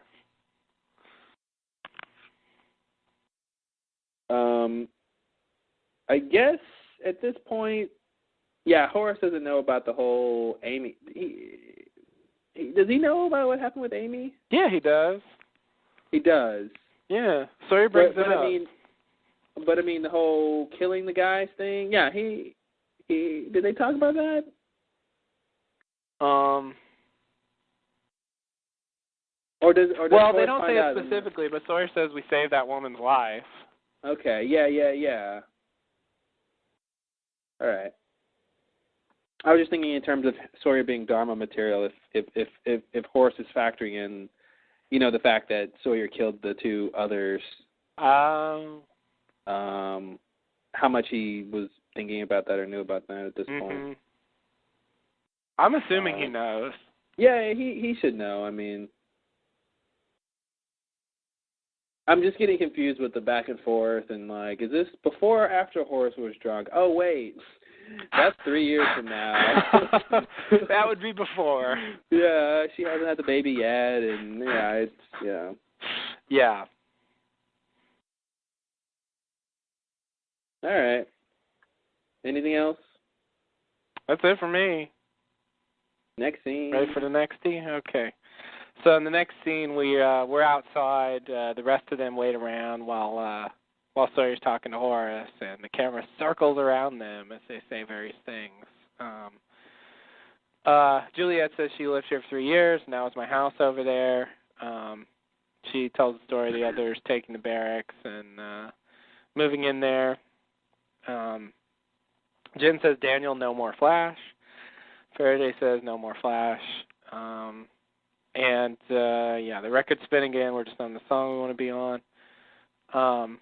And then we hear the voice of a tiny girl, which attracts the attention, first of Jen, then of Faraday. Faraday spots a very small red-headed girl in a red dress dancing and running near an adult companion. And we see the girl, and Faraday whispers to himself, Charlotte!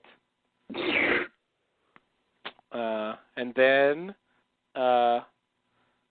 Horace walks up with Sawyer and says, hello, someone will show you your rooms. In the meantime, Mr. LaFleur can fill you in on the situation. And Horace leaves. Miles says LaFleur, and Sawyer says he improvised. Sawyer tells him that Horace believed the story, but they're going to have to get on sub tomorrow and leave, go to Tahiti. Miles says, how's that bad news? But we don't get to hear because an alarm blares, and people start running around, and there's a lot of commotion, and I guess Phil from earlier comes up and tells him to get inside one of the houses here as the alarm continues, and so they go inside one of the houses, and there's a woman in there, and Phil tells her to keep an eye on them. And then close the door behind them. They wait inside the house. The alarm stops, and then Sawyer and Juliet look out the window, and we see a man carrying a torch come into the barracks. He plants the torch in the ground and walks toward the houses, and we see that the man is Richard Alpert. Both of them sort of react to that, and Juliet turns to Sawyer, and then Sawyer says, uh-oh. All right. That's that. Uh-oh. Uh-oh. Uh-oh. I guess he's a cartoon character now. Apparently, yeah. Uh-oh. I don't like the looks of this. So, yeah, when you mentioned the the camera circling all of them. I guess that's Lost Meets Tarantino, huh? Yeah. I guess so. Yeah, it's kind of a take on that, I think. Yeah, it's very much the same thing. Yeah. Yeah, the camera just doesn't stop. Uh-oh. Oh, and there goes Claude. Oh, boy. Well, let's see. Can I pull something out of my ass here? I'll try. Let's see. Bunch of crap. Let's see. You never know what's going on. Let's see. Ooh, that's interesting. Yeah. I don't know. None of these are catching my eye here. Let's see. Oh. Circuit City's gone out of business. I didn't know that. Wow. 60 years. That's weird. First time I heard of them was in the 90s. I guess they started as a smaller thing. I'm back. Oh, okay. All right. What did I miss? Oh, nothing. I was just... Apparently Circuit City's closing down. You hadn't heard that? No, I hadn't. Wow, yeah, they've been talking about closing down for like 2 months now, 3 months. Oh, yeah, well. they're like, it was a huge deal. Oh, I see. Wow. Yeah, it was like a huge deal because, it's Circuit City. Yeah. Apparently they've been around for a while. I didn't realize. Yeah, they're apparently been around for like, 35 years or something crazy. And I don't know if they've been around under the name Circuit City, because when I found that out, I'm like, I don't remember being a kid and seeing Circuit City stores. No, I distinctly remember like the first time I heard of them, and it was in the 90s. Yeah. Maybe they were called something else or more regional or something, or I don't know. I'm sure one could find out if one was so inclined to. I'm sure you're right. But yeah, Circuit City, I mean, definitely, they're basically selling everything in their stores. I mean, I've been there. You can buy the furniture and the fixtures and employee lockers, and when those kind of places go out of business, they kind of sort of sell everything. I think I saw a sign where you could buy like the forklift or something. Like they just sort of sell everything because the company's over, so all the stuff they owned is up for grabs. Yeah, it's pretty weird. Yeah, it's crazy. Yeah. I didn't realize how bad they were doing. Did you hear that the economy's in a recession? What? Yeah. Oh, by the way, Obama's president. Holy shit! He won that little contest. Yeah. Wow. Did you hear that the year changed? It's 2009 now. Did you? What? Yeah, I know. Yep. Where have I been? What's going on? Have you heard that women can vote? Holy shit! And were you aware that America declared its independence? What? But I was just saying my allegiance to the Queen. Yeah. Does that not count anymore? No, not so much. All of those English pounds you have. They're no good? No. What about all this tea? What can I do with all this tea?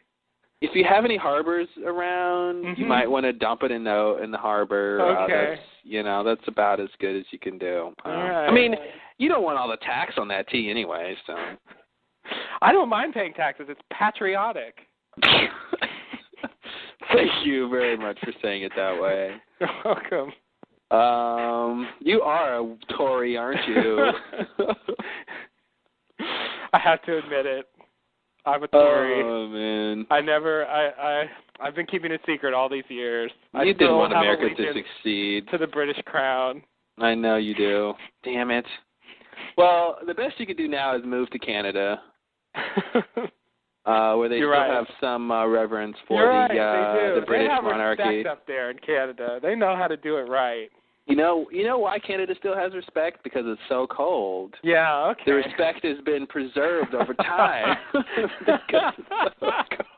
Interesting theory.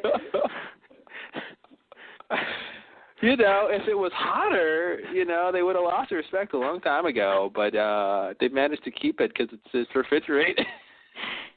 Wow. And in the top part, actually, in the freezer section. So. Mhm.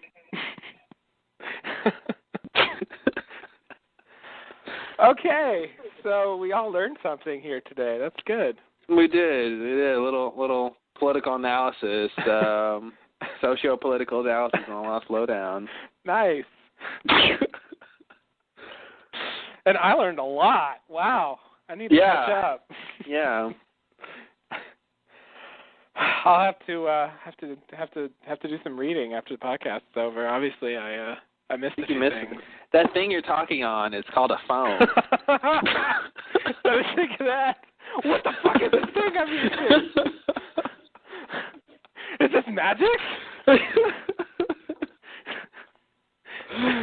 Yeah. That thing in front of you is called a computer. And it's not someone who computes.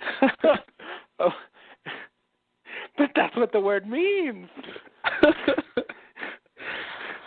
Oh, man, you have a lot to learn in this day and age.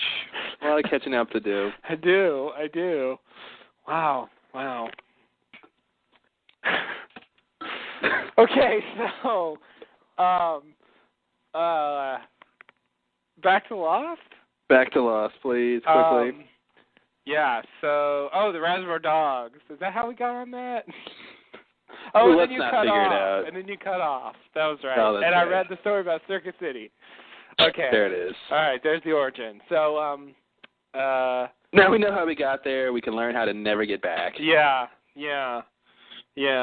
I don't know. I guess they just wanted to make it maybe a little more interesting to watch or something. But I was kind of Normally, I don't notice shots, but that if there's a few people sitting around a table and the camera circles around them endlessly, I cannot notice that. Yeah. It's one of the few times I'll actually call attention to a shot and how they do it. Yeah, it's pretty well done. Good stuff. Yeah, yeah. So we see Lil Charlotte here, I guess. Lil, indeed. L-I-L apostrophe. That's right. That's exactly what I meant. Yep. Yeah, it was really weird seeing Charlotte and then seeing the creepy old man looking at her because he came off like a creepy old man. A creepy old man. Yep. That's weird. Yeah, he really does come off that way. Mhm.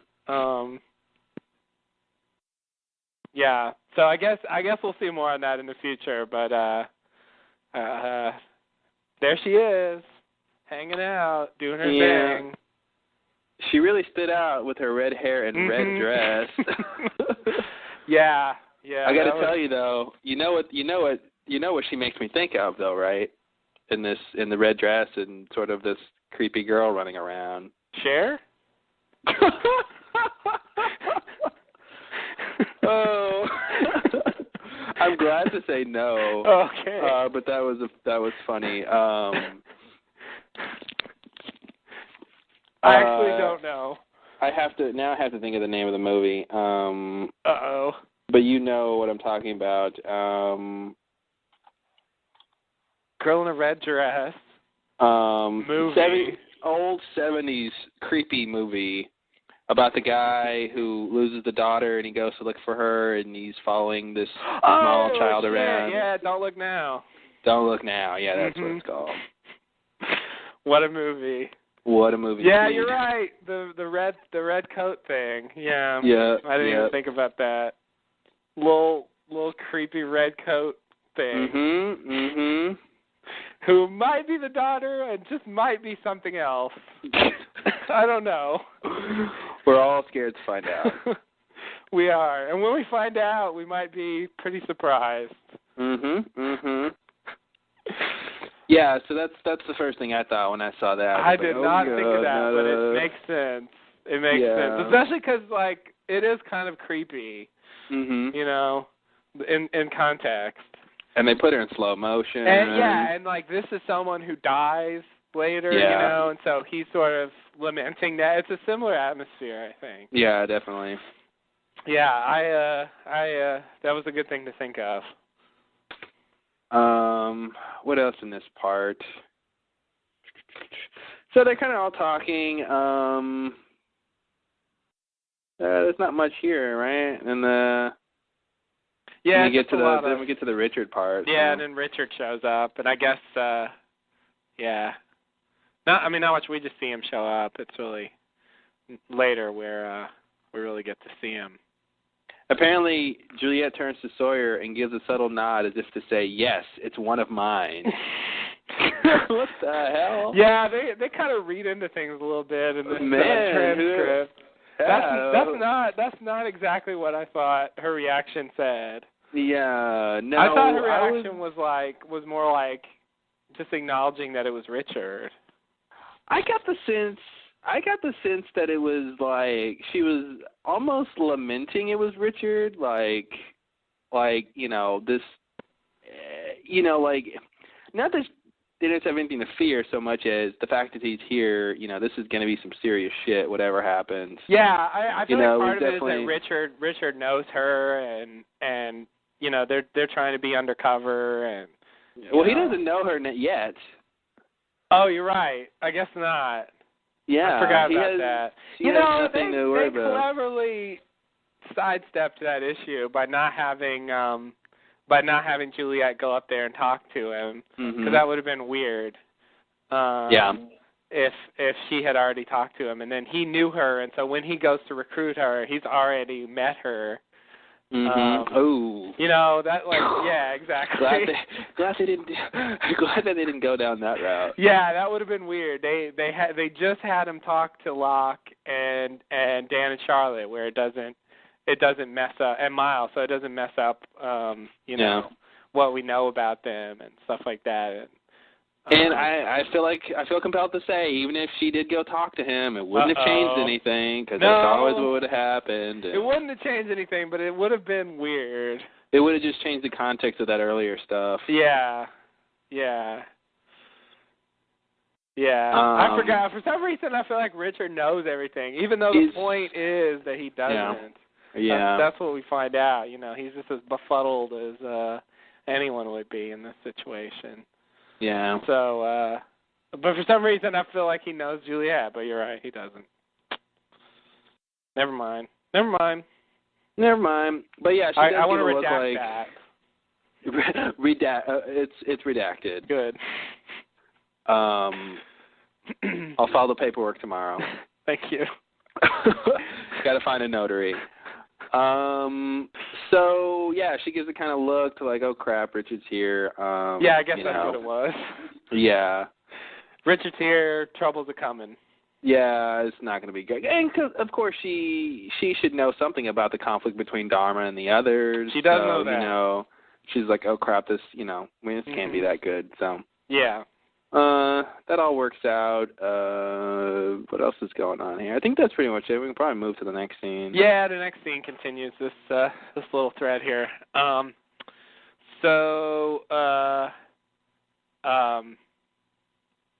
some reason they cut around the barracks, various shots. I don't know what that's about. And then Horace goes out to talk to Richard, who's standing out there. Horace says, I wish you would have told me you were coming. I would have turned off the fence for you. Richard says, that fence may keep other things out, but not us. Then he says, the only thing it does keep us out is our truce, which you've now broken. He asks where his two men are. We cut back inside, and Miles wants to get on the sub. Sawyer says no one's getting on the sub. Then we go back outside. No, we don't. Horace comes in. Sorry. Horace comes in and says, okay, LaFleur, how well did you bury the bodies? Sawyer says, that depends on how hard he looks. So then Horace says, call the arrow, we're in condition 1, and make sure the fence is at maximum. And then Sawyer says, "Let me talk to him."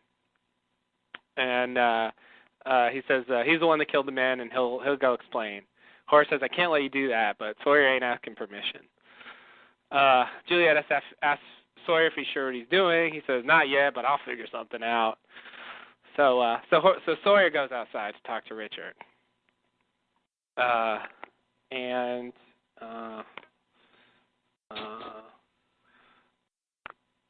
So he does that, yeah. And then Sawyer tells Richard, "I'm the guy that killed your men. I heard some gunshots. 2 men were throwing a bag over a woman's head. He gave them a chance to throw their weapons down, but they took a shot at him, so he defended himself." Richard says, "That's so. Do your people know that you're telling me this?" Sawyer says, "They're not my people. And the truce hasn't been broken."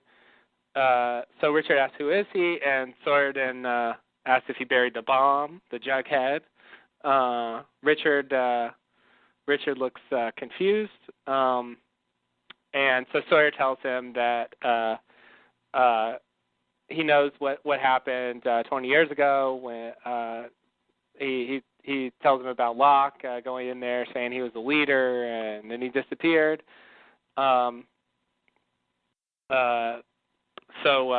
So then he says, "You still think I'm a member of the Dharma Initiative?" And Rich says, "I guess I don't. But no matter who you are, 2 of my men are dead, and my people need some justice. So what are we going to do about that?" All right. End of scene. So, Richard's always a pleasure to have around. Oh, yeah. Fight him over for dinner any day. He's a good guest. He's a good party guest. Yes. He has a couple good lines. I think you said they at the beginning of the scene they cut around the camp for no apparent reason. I think it was just for the mood and also to show us that like no one is around. No one is, everyone's sort of inside their houses and all that crap. But I like it, but it's I'm not used to them doing that. Yeah, it was I think it was a nice way to open it because you see these shots and everything's still and everything's dark and no one's around, and then the last shot is Horace's house and him coming out, and it's cool. Yeah. The line about Richard when he says, that fence may keep other things out, but not us. Definitely like that. Yeah, it was a good line. And sort of the other part of that line when he says the only thing that does keep us out is our truce, which you've now broken. That's the kind of writing I like. And sometimes Lost does this, and I'm sure I've complained about it before, where they kind of get it. The sort of bookend or mirror quality of these 2 sentences, they sort of get a little bit weird sometimes. But this time they got it right, which I liked. Because literally the thing that keeps them out is the truth. Right. Because if there wasn't the truth, they would probably just come in there and kill them all. Right. So I like that whole thing, but I'm sure Richard would get it right because he's Richard, so. Yeah, it wasn't like that speech with the captain where he's like, where do you get 300 corpses? And that's one of the many reasons we want to talk to Jim Linus. Yeah, exactly. When they have this setup kind of a sentence, and then they have the other one that goes with it, and it just doesn't quite work. Yeah. There's times they do that, and it doesn't work, and this is one of the times when it does work. Yeah. Yeah, it does work. And I agree. I mean, Richard, quite a character. I when we first saw him, I really wouldn't have guessed how big of a deal he'd be later. Yeah. That he'd be sort of the constant while they were time traveling. It was just always there and always looks the same. Yep. And I definitely want to know what his deal is. I really like to understand how this is supposed to work. Yeah. Well, yeah, me too. But I like the way he plays the character, and that was a good line. I just try to block out the earplug thing. Yeah. And assume it's something more interesting than that. Because he delivers it the right way. You know, it comes across as interesting despite the earlier stuff. Yeah, definitely. So the one thing that I thought was a little bit strange is how surprised he was about Sawyer when he told him about the Jughead and about Locke and all that.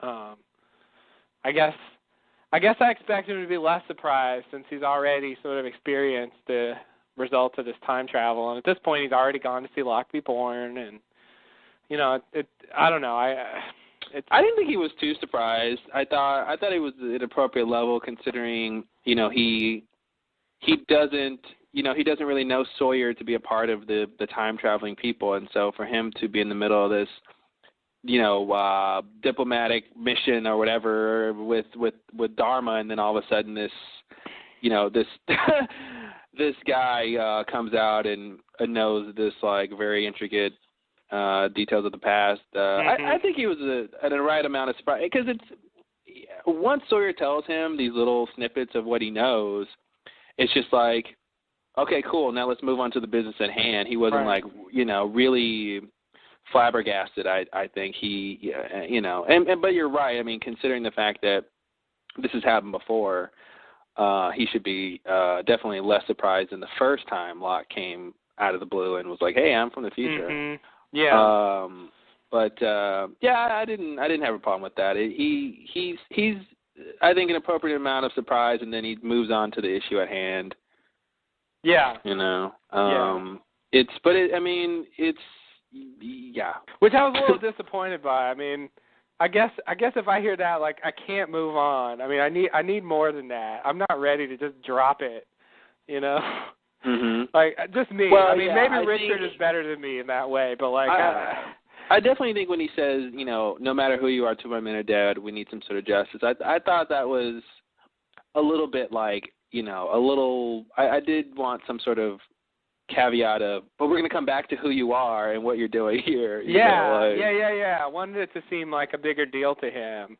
Mm-hmm. Like, that was the thing. At first he was too surprised, and then he was too blasé about it. I think I'm reserving judgment about that little detail, because I want to believe that there's, you know, that there's something going on here, and that Richard would, you know, the fact that, you know, Richard is invested in Locke, and now Sawyer is basically saying, you know, we're waiting for Locke. Mm-hmm. You know, and Sawyer and Richard knows this.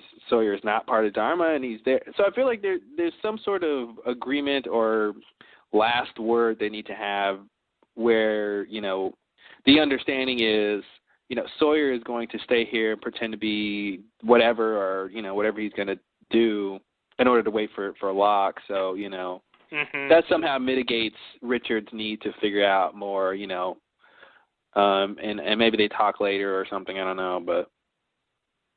If this is the last of it, you know, I think it's weird. You know, if this is the last that they talk about that, I think it is weird. Yeah, and Richard sort of just moves on, and you know, mm-hmm. there's those people from the future in that camp, but you know, whatever. Mhm. Now, and that's the thing. He didn't say he was from the future. He just says right. He knew about what happened, and he could know about that just because he knows Locke. Mm-hmm. You know, so how much Richard has cause to be alarmed is, you know, up for grabs, but you know, it's nothing too bad. So. Mm-hmm. Yeah.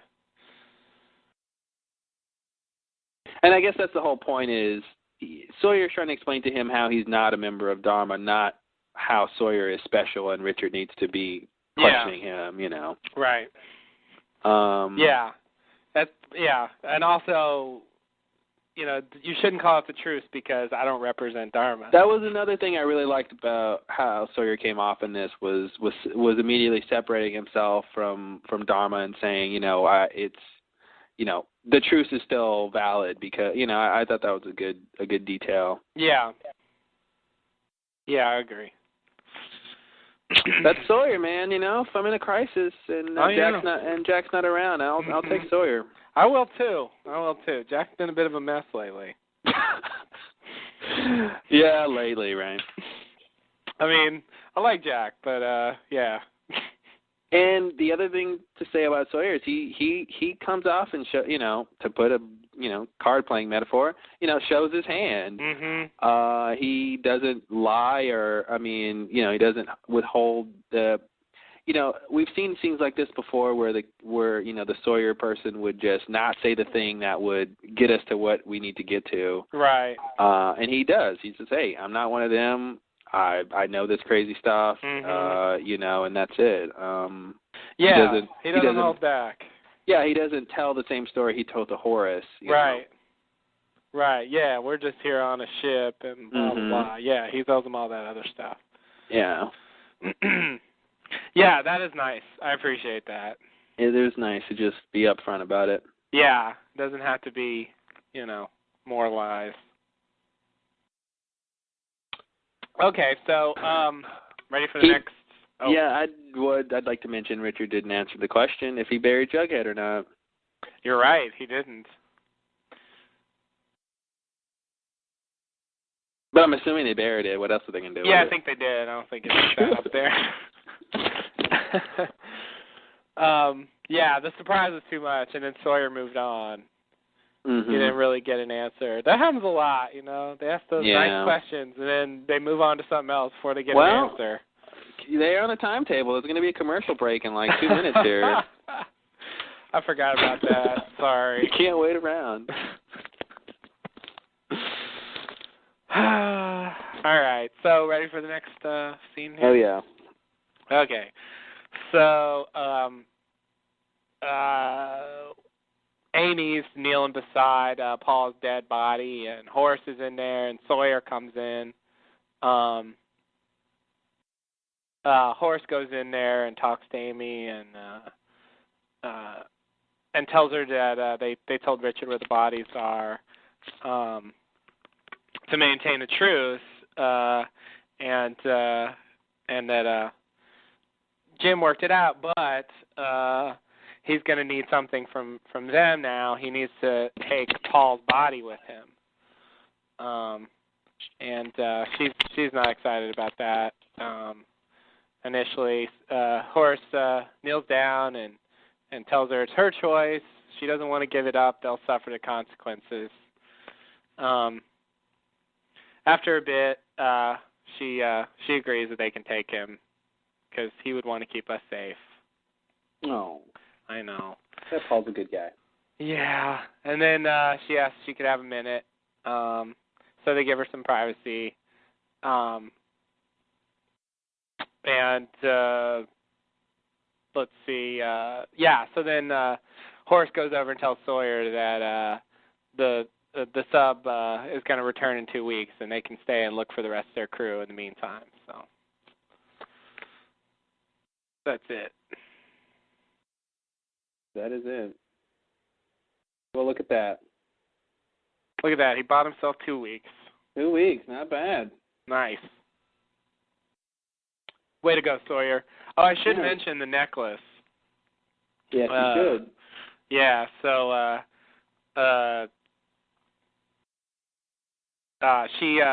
Amy removes a necklace from Paul's neck. It's a brown wooden ankh on a black string. So just a little prop establishment there. Thanks. Yeah. You're welcome. All right. Ankh. Ankh. That's a word. It is. I'm afraid. So I guess you already said your theory about this earlier, that Richard's just going to take this body and say, "Hey, look, they killed this guy, and so let's call it even," something like that. That they're not going to do something crazy with this body. It's not some kind of weird ritual thing or anything they're going to eat that. It. Going to eat it. Guess who's coming for dinner? Oh no, what is it? Guess who we're having for dinner? Mm-hmm. Paul.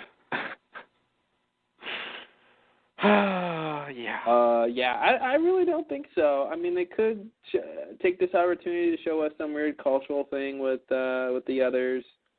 But I don't think so. I think it's just like he said. He just wants proof. If he goes back and says, "Look, they killed one of their guys first and all that," it won't be as convincing. Well, I think it's like a tit for tat thing. Like they kill, and it's not exactly even. Obviously, there's 2 for 1, but yeah, I think obviously the others have this strange retribution or justice thing. Like he says, justice, I guess is the word he says. Mhm. So I think that's all it's about. I wanted Sawyer to explain the situation a little more, because I wasn't sure if Richard really understood that they were just killing them, you know, like they were killing the 2, like they started it, Yeah. Like that never seemed to get brought up. I felt like that mattered, Yeah. They didn't just like shoot the others randomly, and they were just minding their own business. I mean. It's just kind of. I agree with you, but I think he sort of got the point across with how he explained that, he heard gunshots, 2 men were throwing a bag over the woman's head, and and then Richard knows that his 2 guys ended up dying, and that Paul ends up dying. So obviously he puts it together that assuming that the gunshots was they killed the other guy. Yeah, I guess I just feel like if we're talking about calling off a truce, we should talk about who started it. And I think that's the thing that, the fact that they're not calling off the truce means they don't really have to go into the details. Yeah. They're going to give them the body. They're going to tell them where the other 2 bodies are. But it just sort of seems like they don't even deserve justice. I mean, they were going to kill these guys, and they were going to kill them too, just for trying to help out. And yeah. Well, here's the thing.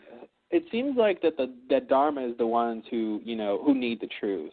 The others don't need the truce. So I mean, not that it's fair, of course, but if the 2 others are the ones who started it, no, we don't really know what happened, but that's what it seems like. Yeah. The 2 they came out of nowhere or whatever, and they started the aggression. If you go and say, okay, your 2 guys killed our 2 guys, the truce is off. Dharma doesn't want that. Yeah. So they don't really kind of have the power here, which is unfortunate. Mm-hmm. So it's not exactly an equal situation where it's really where Richard can demand justice because the Dharma is the one who needs the truce to really work. I see. Yeah. Yeah. Yeah. Or not. Yeah, you're right that we don't actually know how it started, but I mean the way they presented it doesn't Paul and Amy out there I just can't imagine they were just like, hey, you 2, I don't know. Yeah, I mean, like I said, it looked like they were having a picnic. It looked like they were just, like Amy wasn't, I don't even know if she works in Dharma because she never is in a uniform. Yeah. But it just, it definitely seems like the other 2 guys started it. I think Sawyer's explanation is pretty good. And if they were going to call off the truce, I would definitely say, hey, wait a minute, let's talk about the details here. Mm-hmm. But and I also just assumed maybe that Richard knew the 2 guys and maybe knew that they were the kind of 2 guys who would start something like this. Mm-hmm. So that's part of it too, I think, is his knowing who those 2 guys are and what they're capable of. Yeah. Yeah. Because they didn't seem like nice guys. Yeah. No, I agree, and that's why it's just like, I don't know. But what else are they going to do with the body? Yeah. Yeah. Give it to Richard. No, I agree. I mean, that's fine. But it's just like, we demand justice, so we're going to call off the truce. It just, I don't know. It seems kind of ridiculous. Mhm. Well, this particular situation. I mean, I'm sure there's other things that have happened, but I think Sawyer's just lucky he didn't get a back tattoo. Out of this, that's the repercussions of this. He could have got a tramp stamp. Good point. I never thought about it that way. It's good. Which, by the way, if Juliet ever wants to prove like that she was an other. She's got the proof. She does have the proof. You're right. That famous symbol. Mhm. Whatever that means. Whatever it is, yeah. They would probably know.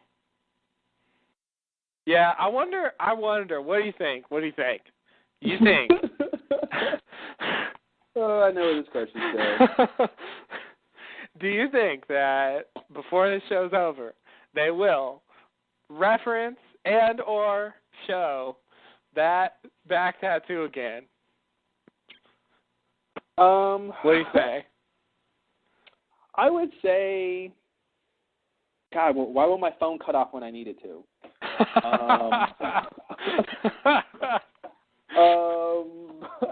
No, I would say that it's a distinct possibility. I think the fact that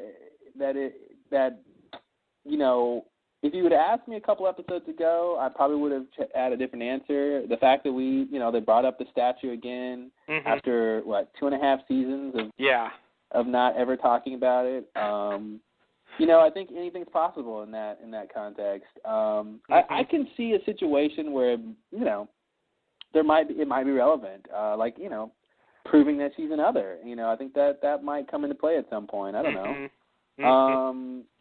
Yeah, well, because you brought that up, that's why I was wondering. Yeah, how likely is it? How likely? I could definitely see them never bringing it up again. I think it's, it's over and done, that storyline, the whole reason for it seems to be over. I don't think they need to bring it up for anything. Whereas, which makes it different than the Porto statue, because that's an open mystery. Yeah. But her tattoo, I think, is a closed case that they could open if they want, but there's no real need to. Mhm. Okay. I'm gonna vote for no. I'll be really surprised if they do. I'll even be kind of pleasantly surprised if they do, but I don't expect them to. Mhm. On a related note, what about the events of the other woman? Do you think that stuff's ever going to come into play again? Oh, with Juliet and Ben. And Ben and wait, what was it? Is that the one with the shrink lady? Yeah, and the shrink lady. Yeah. What? I forgot about that.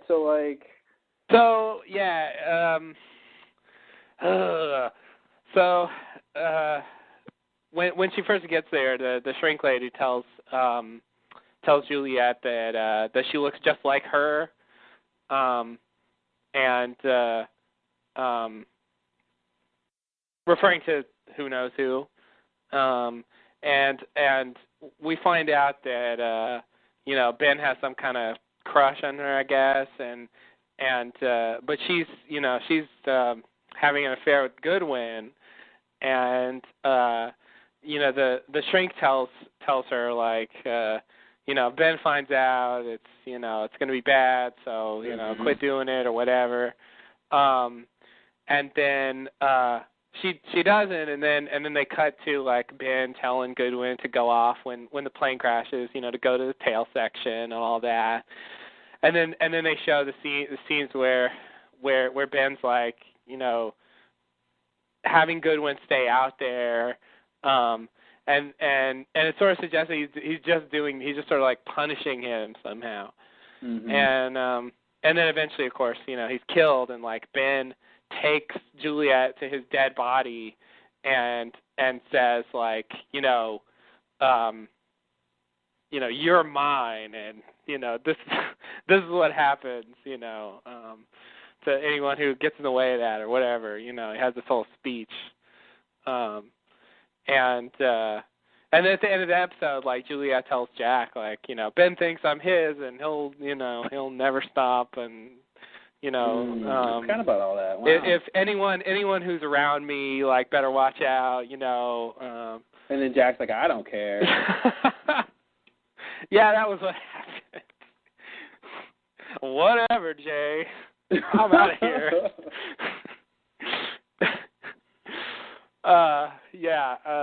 So anyway, it was a whole lot of stuff. This sort of revelation that Ben had this whole thing with Juliet, and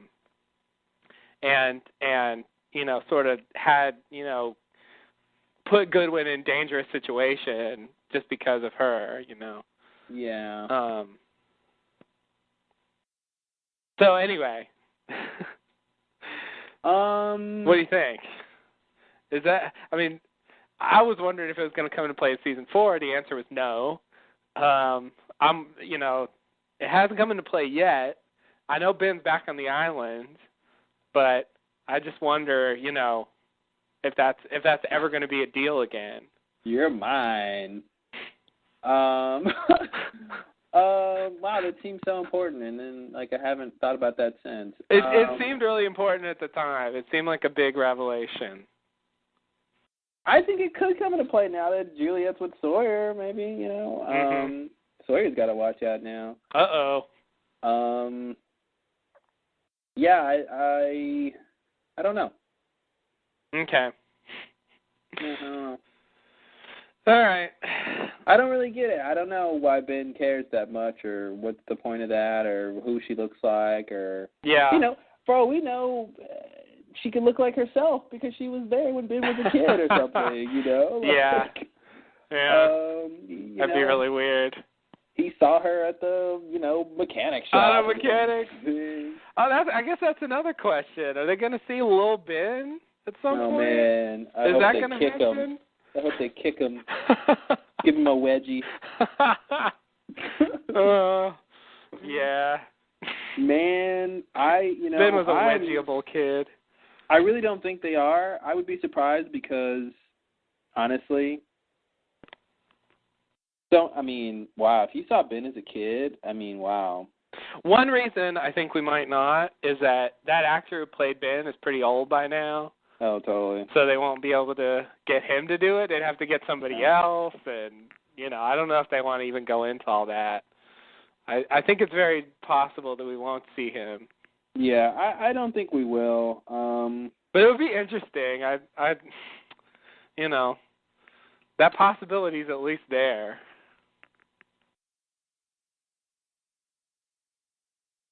Yeah, it definitely is there. Well, when did Ben get to the island? Well, I don't know. Is that the question? You know, if we ask when the purge happened, then we can say it was probably like at least, you know, maybe 10 to 15 years before that. Okay.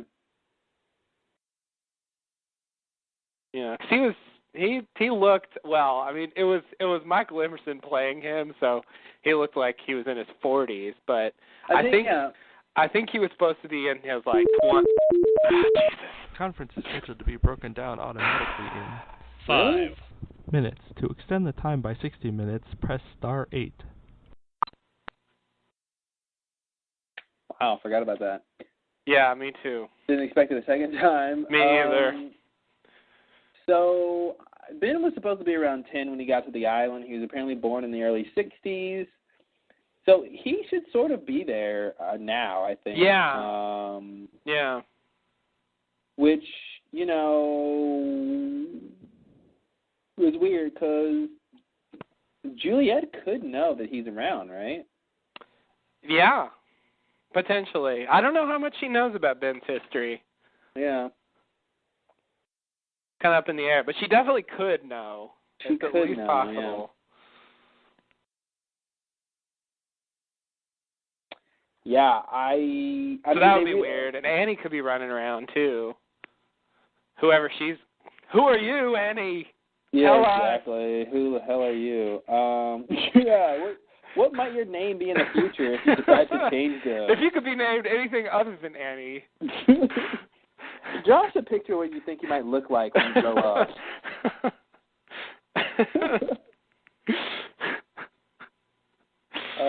Yeah. Would you like to live in England or the United States more?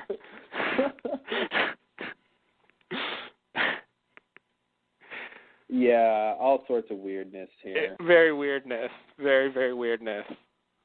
That's the thing, though. I mean, you would think, oh, man, here's a little Ben. Just kill him or something, and, you know, he won't be able to cause any harm. But, you know, you can't because you didn't, and you never did, and you never will. That's right. Thank you. Thank you, time travel. Mm-hmm. It does seem weird, though. I mean, it seems like seems like they should be able to, but they can't. It does, but no. I mean, whatever they did, if they try, they're going to fail. Yeah. But what's weird about that is they're only failing because in the future he's not dead. Sort of. I mean, it should be, yeah, I don't know. It's really just whatever their attempt is, like, it just didn't work. Yeah, but it's like this is, if Sawyer wants to kill Ben, this is the first time he's gone back in time to, to the ability to do that, and it seems like he should be able to do it now. If he wanted to. But sort of the only reason he really wants to is because he knows Ben is bad in the future. Right. And if Ben is bad in the future, that means Sawyer never killed him. It's too late. Yeah. He but already failed. But it seems like he should have the ability, since this is Sawyer's, sort of first iteration of going through this. But it's just weird because. Yeah, I mean, but this had already happened. Like, he was already, the future him was already here. Yeah, he had already not killed him, basically. Yeah. Yeah. But not yet, though. Well, yet is relative, I guess. He didn't know that he already hadn't done it, I guess. Yeah. You heard me. Mhm. I did. Unfortunately. It's weird to live in a past where you already did something you haven't done yet.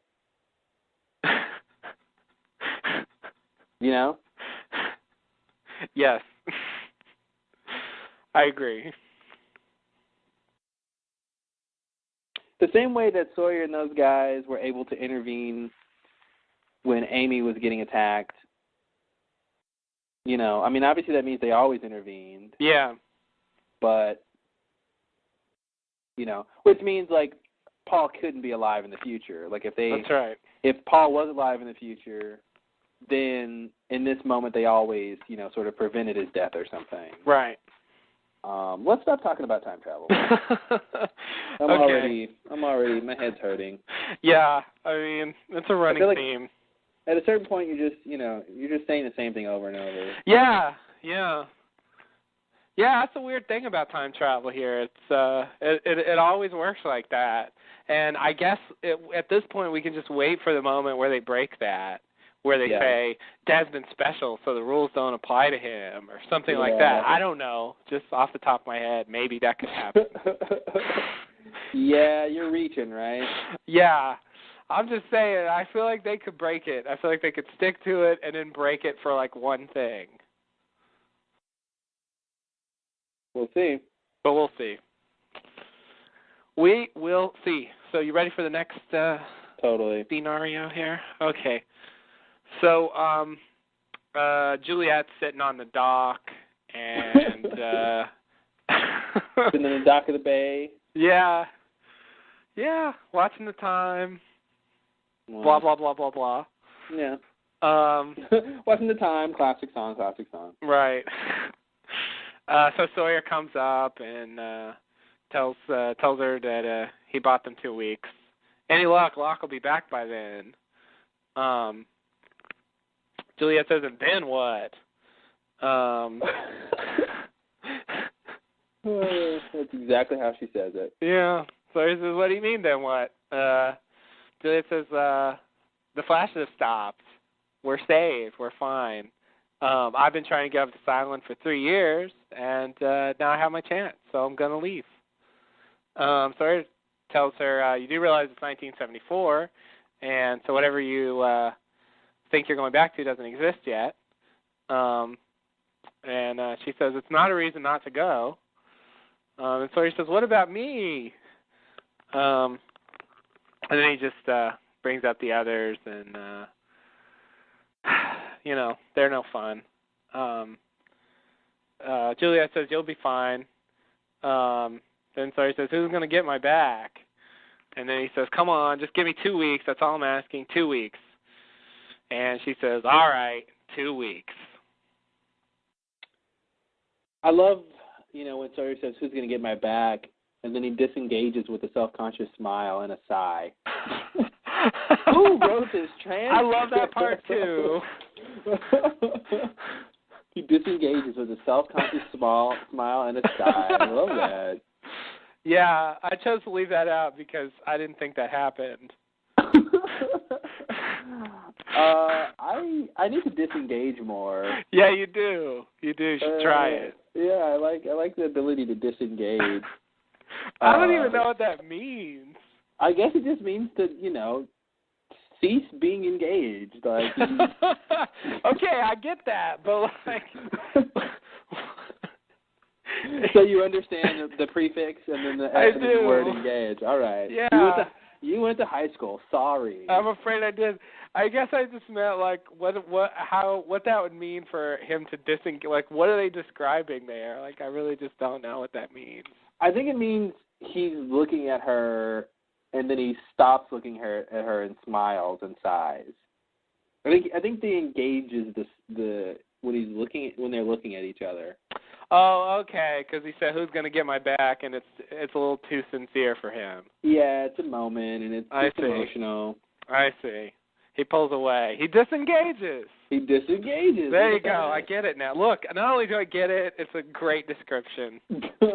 Way to go, transcript guys. Yeah, you win. It's a bit of poetry in there, transcribing. Very poetic. Like that. Nice work.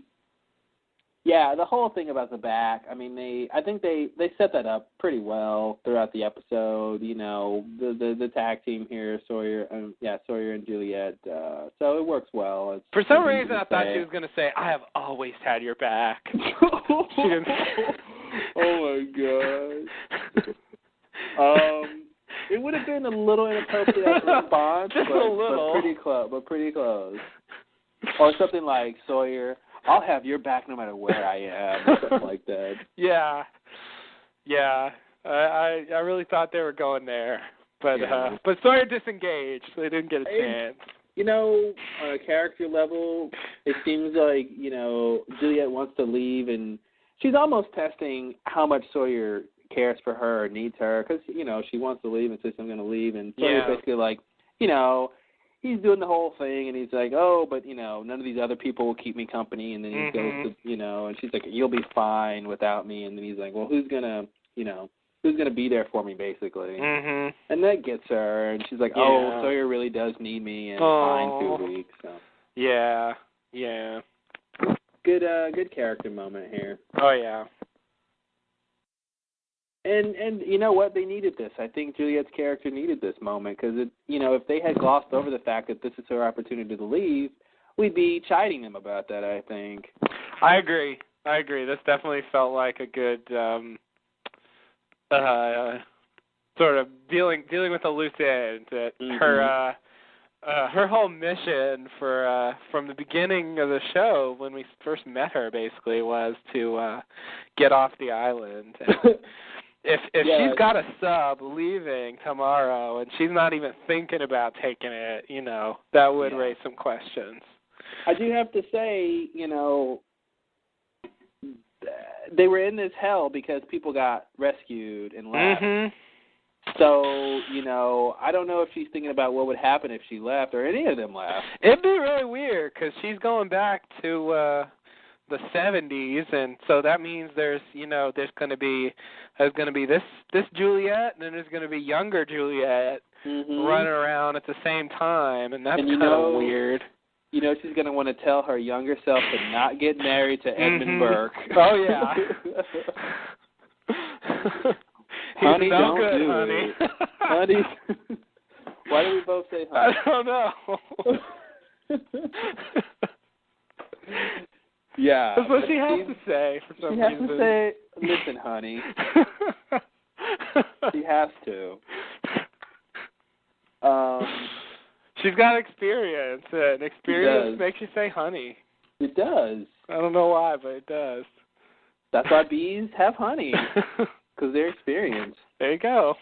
All right. Mystery solved. Oh, no. All right. We got to stop sharing the same brain, I guess. Yeah, that's not working out. One brain, one person. Yeah. The way it's supposed to be. But yeah, that's the other weird thing. It is 1974. I mean, yeah, it'd be nice to get off the island, but to live in a completely different time period would be just so crazy. Just people are different. Things look different. Stuff isn't there yet. I mean, hey, number one, no internet. Yeah. Ugh. So you're already in hell. That's no fun. Man, they don't even have home video yet. Yeah, they do. You watch a movie in the theater, you better go see it because you won't be able to see it again. See it twice, please, because that's it. You're done. Actually, what came out in 1974? I'm kind of curious. 1974? Let's see. We got The Sting was the number one at the box office. Oh, look at that! Go take a Sting. Robert Redford. Godfather 2 won Best Picture at the Oscars. Godfather Part 2, nice. You better see Part 1 first, though. Yeah. Let's see. Won't make any sense. Notable movies, Chinatown. Ooh, Chinatown, nice. Maybe she gets back in time to... Oh, The Conversation. Oh, god damn. Yeah, she might get back in time to see some good movies. Now, that's a good year for movies. That might be... that would be tempting. Yeah. It's hard to beat that. How about, let's see what else is on here. There's some stuff I'm skipping. Let's see. That's a lot for 1 year. That's hard to beat, man. Yeah, I mean, A Woman Under the Influence. Oh, man. I mean, you've got some seminal classics here. Yeah. Texas Chainsaw Massacre. Wow. Sugarland Express. Murder in the Orient Express. Man. Jesus, what were they doing back then? The Great Gatsby. We got Foxy Brown. We got some classics here in different categories. Wow. Yeah, so just in the theater, though. Just in the theater. That's all you get. Until you got to wait about 30, 40 years before before you can, I guess it's like 20 or 30 years before you can actually see them again in any good quality. Yeah. You can make do with VHS in the meantime. Yeah. But you'll know that it sucks. You will. That's the thing. You're going to know it sucks, and everyone's going to be like, I don't know. Should I get a beta or should I get VHS? And you're just going to be like shaking your head. Like, don't get beta, even though the quality's better. Oh, I know. I've been down that road. Yeah, so I do like her line about, the fact that it's 1974. She's like, it's not a reason not to go. Mm-hmm. Which I think it is, but I just like her rationale that it's not. Yeah. Because it just means, she's thought about that, and that's not going to stop her from going. Mm-hmm. But yeah, anything else in this scene? I think that's pretty much it. All right. Pretty much it. So, let me think. Did I want to say anything? I guess not. So, next scene is 3 years later, coming off the 2 weeks, of course. Mm-hmm. It's a lovely day in the barracks. Sawyer strolls down a path past a parked blue bicycle. A blonde woman tosses a volleyball with her young daughter. Turning to a patch of the gardener's handiwork, he spots a common sunflower, dainty and perfect, and he picks it, bringing it to his nose for a sniff. He smiles. Wow. If I had written that, it wouldn't have come out like that. No. That was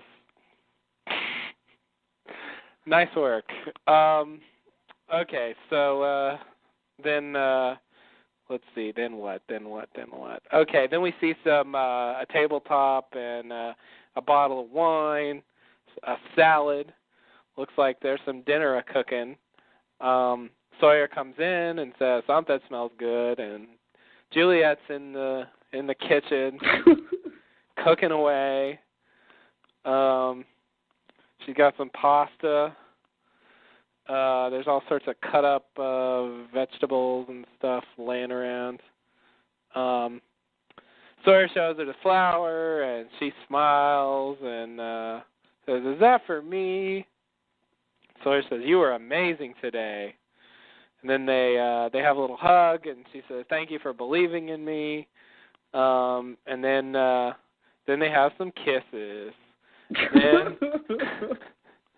And then Juliet says, "I love you," and Sawyer says, "I love you too." And then they say, and then they kiss some more. And they say, "Let's make a baby." And they say, "Let's make a baby." And let us name him. Cut. Oh man, if they have a baby right now and the baby is someone we know, oh my god. That'd be so weird. So weird. So I guess that could happen. Yeah, of course it could happen. Somebody there. That's the world. That's what's happening. That's the world you're living in. Yeah, I mean, it could be somebody they're hanging out with is their son. Mhm. Wow, they could have a baby in the past. That is not cool. It is not cool at all. No, not at all. So, what do you think about this scene? Oh, the scene's over. Yeah, it's over. I don't really like this scene. This is probably the only scene. This is definitely the only scene in. Well, I thought the directing or whatever was a little weird. Like the way Juliet comes off and the whole interchange. It was weird to me. I don't know. I don't know why, but this I didn't really like it. Didn't really like how it came off. I don't know if it's. I don't know what it is. I kind of felt like they were dancing around what the relationship is.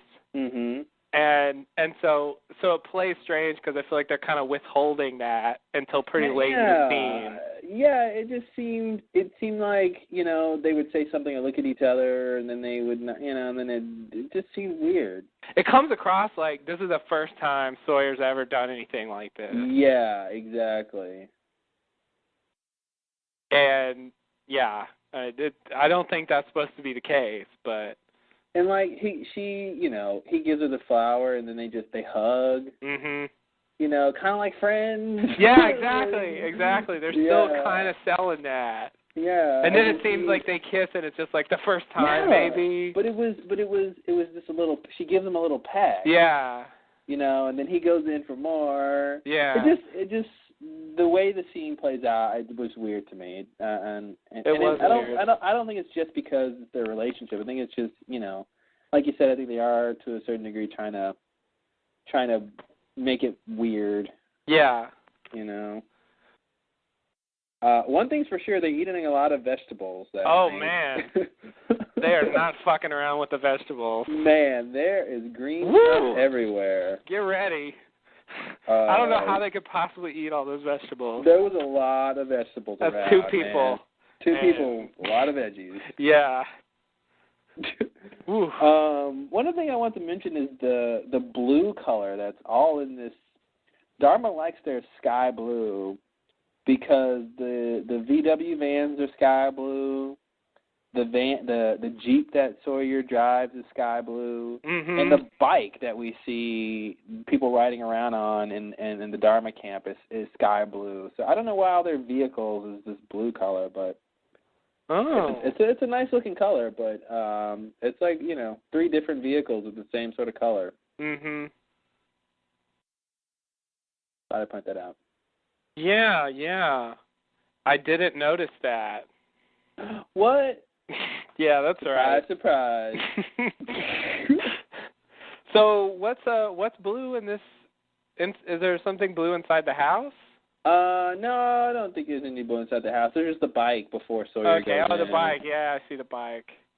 They have those biking people. Where do they go? I mean, it doesn't seem like the barracks are that big. It's not that big. It can't be. I guess you just, why not get there 30 seconds sooner? I don't know. Yeah, I guess. I mean, it looks all very relaxing, but like, Yeah, I don't know. It just doesn't seem very practical. Maybe it's just, have a bike around just to ride around, too, I guess. Mhm.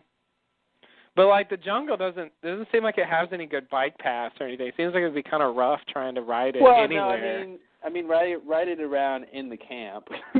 Well, yeah, I know. I feel like that's not, it's not very good. Like, there's not enough room, It's not.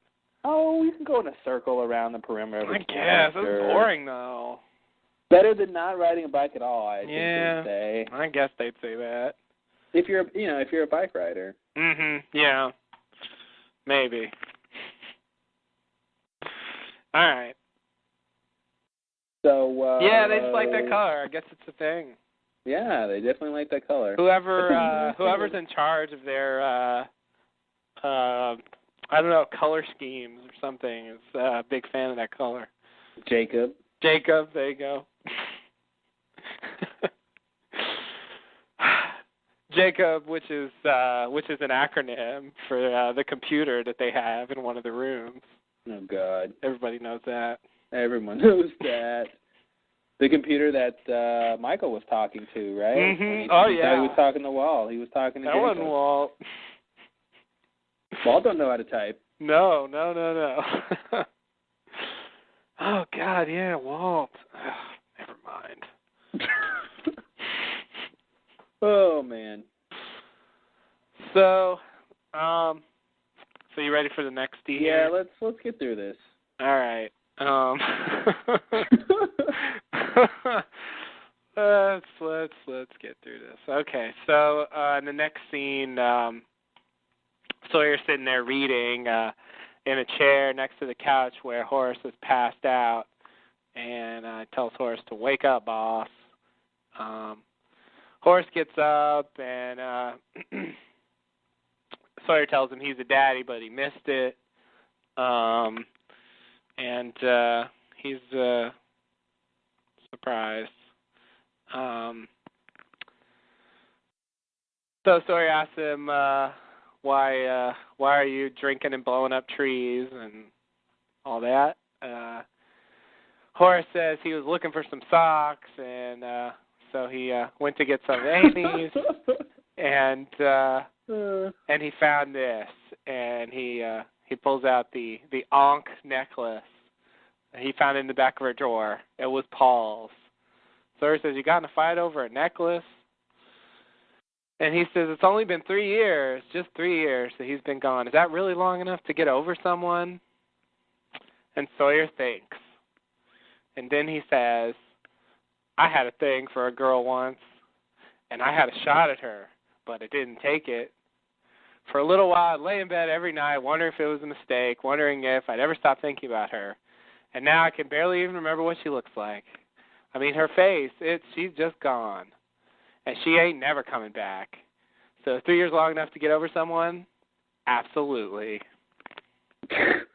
So this is too perfect an example of what I meant about the sort of I don't know what to call this thing, but when you have this line and you sort of set up this idea, and then you have a sort of second line which is supposed to bring that idea home. Yeah. And they often don't connect well, and this is a perfect example of it not connecting, at least in my opinion. Mhm. What's weird about this to me is and I was laughing when you were recapping because Horace was like, Sawyer was like, why are you blowing up trees with dynamite? And Horace was like, well, what did he say? He was looking for socks. I thought, I was looking for some socks, and I found some dynamite, and I thought I was Yeah. Okay, here's the thing. So Horace is all upset because he finds Paul's Ankh that Amy's been keeping for 3 years, which sort of means that she's not over him. Right. And then Horace says, it's only been 3 years. Is 3 years enough to get over someone? So right away, the trigger in my brain is like, that sounds weird. That's a weird question to ask. Mm-hmm. I feel like Horace should be saying, why isn't she over him? Because I think it's evident that for Amy, 3 years isn't enough time, right? Like, or else she wouldn't be still holding on to this thing. I guess I assumed that the conversation was something like, you know, why do you still have this? And she's like, well, you know, because I feel I can't even say how I feel like she's going to sell this, but I feel like the idea is I am over him. You know, I'm just keeping this as a for sentimental reasons. I mean, like, I feel like you can be over someone and still keep mementos. Okay, you know? And even if I buy that, right? The thing that gets me is he says it's only been 3 years. Like, having the word "only" in there to me implies that he knows what the outcome is. Like, if he says it's been 3 years, is that enough time? Mm-hmm. But saying it's only been 3 years, which seems to imply that's not enough time. Yeah. You know, so it's like he's the way he comes off in his questioning is weird to me, but it's really only so that Sawyer can answer this question the way they want him to answer it. Yeah. Which is he tells his long story and says it's 3 years enough time to get over someone, of course. Mm-hmm. So I don't know. This is an example of in my opinion, the little sort of setup and answering just not exactly being right. One of the things, like, I've noticed something like this where one character asks a question and then the other person gives a long speech and at the end reiterates the question and then gives an answer based on the speech they just gave. They do that on Lost a lot. Yeah. That's like one of their favorite, like, ways to have scenes go. Yeah, they definitely like that. The person brings in their, whatever's going on in their life, their personal issues, and that comes to bear on whatever the other character is dealing with, and they really like that. I also didn't really like this thing we're talking about now, Sawyer's speech. I thought he nailed it too hard. I don't know what sort of metaphor I'm trying to use here. I thought they hit. Did you write that one down, Ron? Oh man.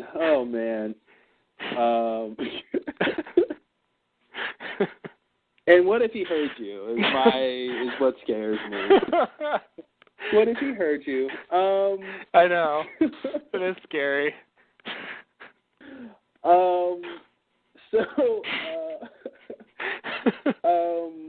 Yeah, so I just thought, the fact that he said, I was in love with this girl, blah, blah, blah, couldn't stop thinking about her, maybe I made a mistake.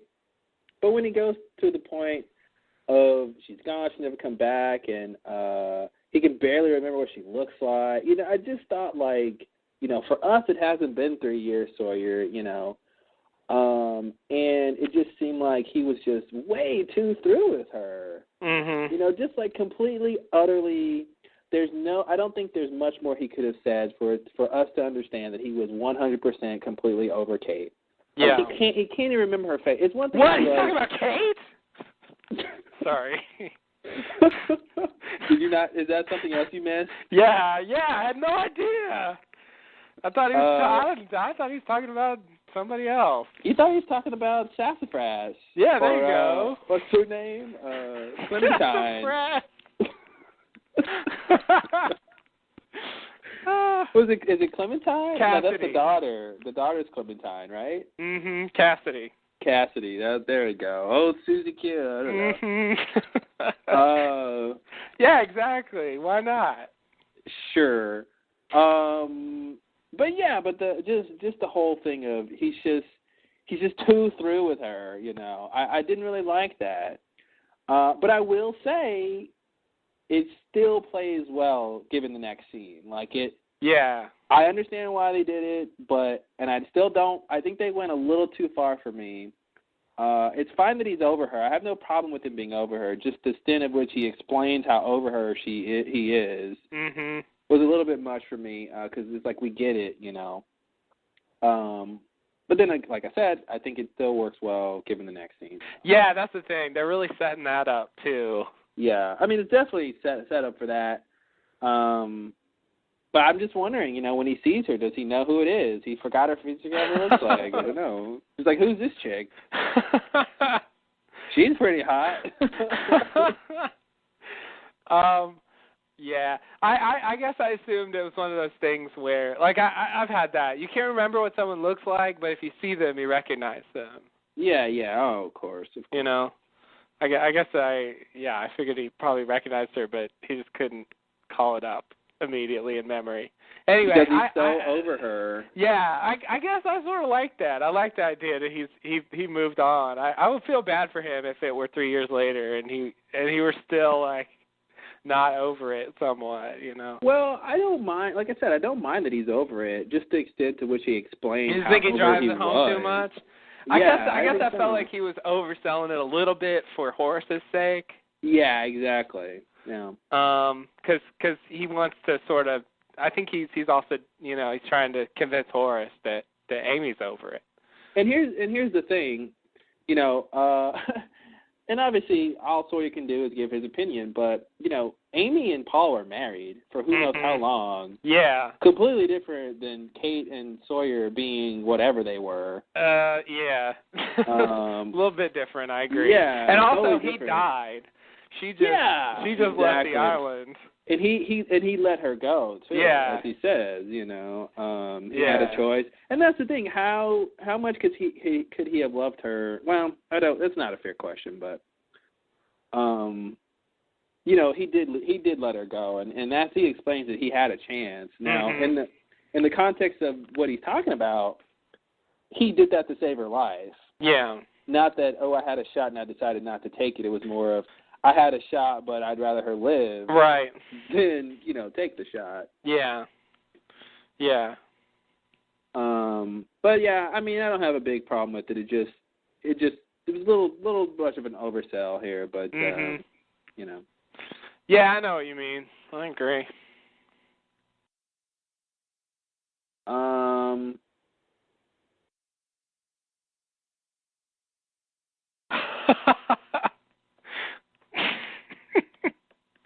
Okay, sorry.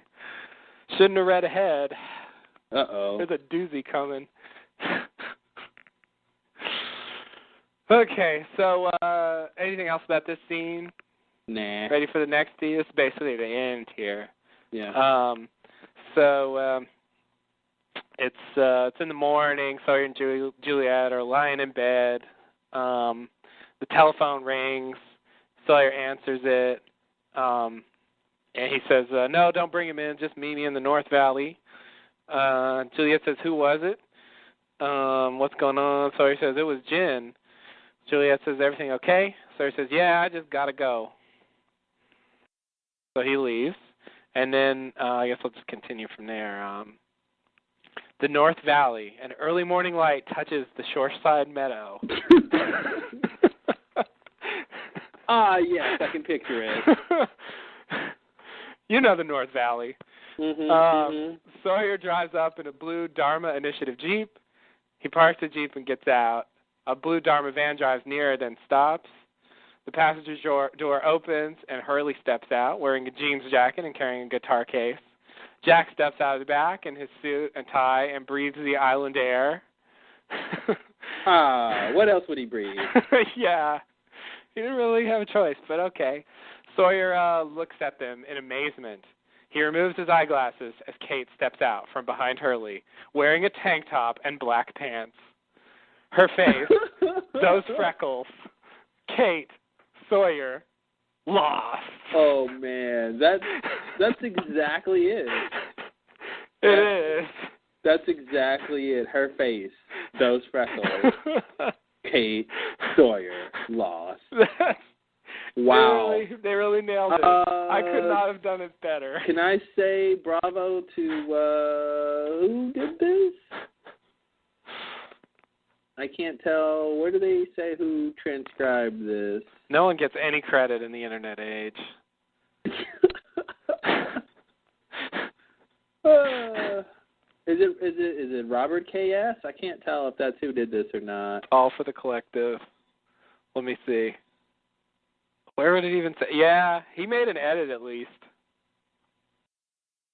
They used to have a thing where they said, but whoever did this, brava. Yeah. Looks like a few people did stuff, but I can't tell who did most of it.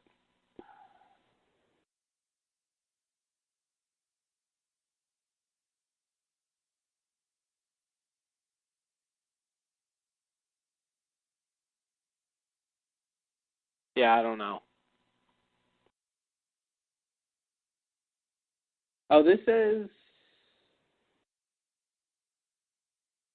there's this disclaimer about transcripts that might explain something about it. I don't know.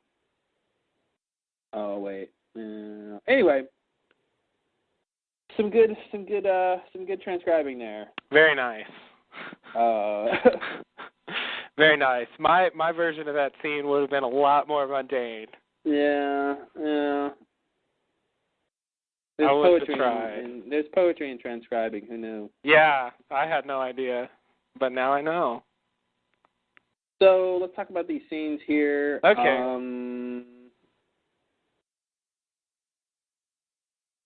I guess Sawyer and Juliet are sleeping together. Apparently. Spoiler alert. Uh-oh. You know what that means. I do know what that means.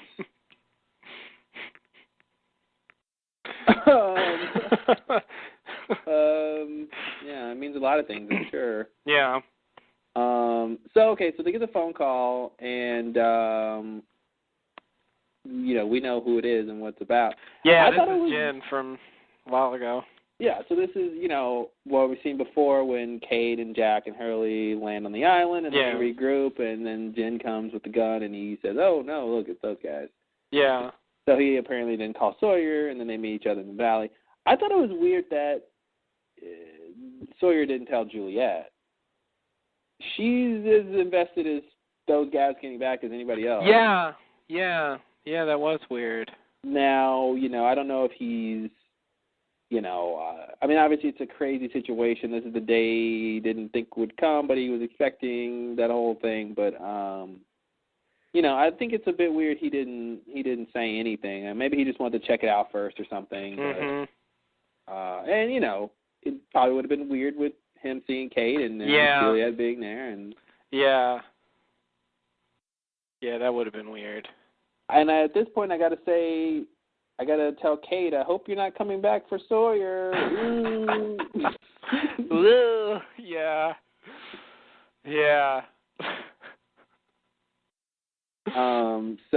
So that's a little crazy.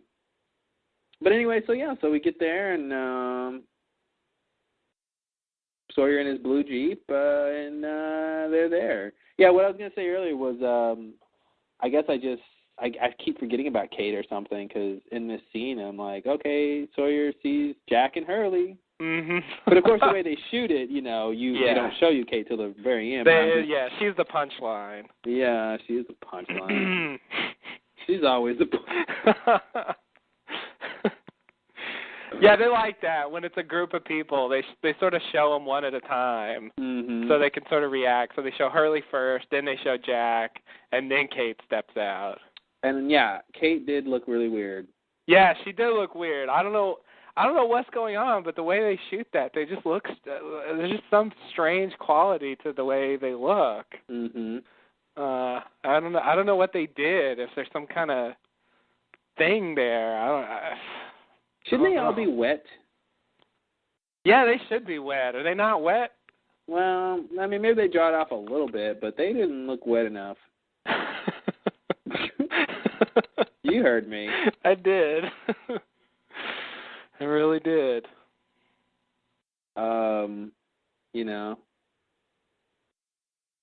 But whatever. They're not going to wet them up just because of us, right? Mm-hmm.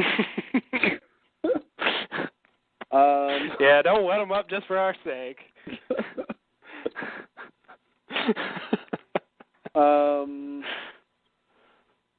Well, all right, they're back. There they are. Regrouping. Okay, so that was the other thing with this whole episode, was the fact that they did experience 3 years on the island, as the Losties experienced 3 years off island. Yeah, the timeline sort of, I was surprised they went that way, but it seems like basically they ended up being the same, like, relative ages as they were before, okay. I was kind of thinking, like what difference does it make? But I think that's a big one. Yeah. The same amount of time has pretty much passed for each group, and yeah. Yeah, that's important. They didn't have to do that. No, the time travel would allow them to go back, theoretically at least, like before they even went in with Dharma. Mhm. Before any of that shit happened. So, but obviously they're doing something here, and that probably wouldn't have worked for whatever reason. So basically, it would have worked out that they would have ended up in the same time as the Losties no matter when, I guess, because the Flash is really what synced them together. Yeah. So even if they had experienced more time on the island than the Losties did off the island, it's really the Flash that mattered. Wait, right? I don't know, though, because I feel like that Flash wasn't, like, the same Flash. I mean, it shouldn't have been. I don't know. Because if they flashed at the same time, it seems like they would have ended up, 3 years ago.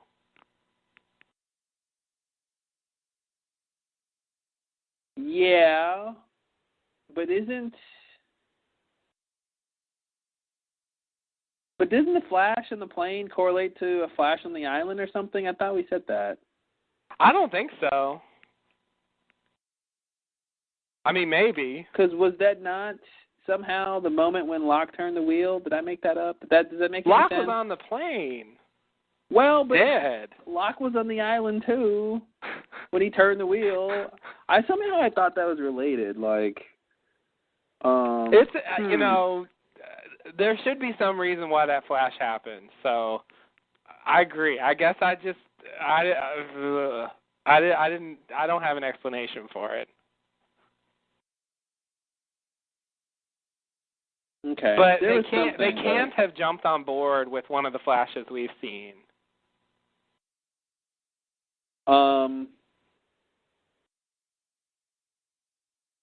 Why not? Well, just because they didn't end up in the time they ended up during any of the other Flashes. Oh yeah. So it's just arbitrary that it's been 3 years for each of them? Each group? It kind of seems that way. Kind of seems that way. I mean, unless there's some reason why they were put in this time period. Like, I have no idea what's going on here. Like, why are they here and the other people on the plane didn't get put there, and I have no idea what the explanation for that is supposed to be. Well, obviously it's because true love knows no bounds. Oh God. I was going to say, I think one of the things about this scene that made it come off weird to me is the fact that they don't say anything. Yeah. They just stand there and look at each other. Yeah. I keep expecting someone to say something, and they don't. They just stand there for a very long time. I think that's part of it. Yeah, that is part of it. And it's good though. I mean, I know. I like that. It's a big reunion. It is. Yeah, it's a big moment. Hey, Sawyer's the closest thing Jack has to a friend, right? Oh, don't bring that up. Or was it the other way around? I forget who said what. I think Jack said that, didn't he? No, Sawyer said that. Sawyer said that? To Jack, yeah. Yeah, there we go. He did. That was season 2. Yeah, I remember. Classic Sawyer. You're a close thing I got to a friend, Doc. All right. So, oh, man. I was going to bring up the issue of Saeed and Sun. I'm kind of wondering what happened to them. Whether they're just going to show up somewhere else or what, what's going to happen. I think Saeed went back to the era of the statue, and the statue is of Saeed. Wow. Yeah. Why does it have 4 toes? Did my phone drop? No. No. Hoping for a phone drop. That would have been good timing. Gotta figure out how to make that happen. I guess I could press this big red button. Yeah, you could. That would work. Somehow that's cheating. I don't know. Yeah, it is. It is. No. You need fate to decide. Saeed is... I honestly think Saeed is really the big one because, I think Sun is with Frank. So Sun and Locke and then the other people on the plane went to that time period. I guess I originally thought that Sun wasn't there just because when Jin shows up, if Sun were there, it would change the dynamic because it would just be about that, and sort of the other aspects of the scene would kind of take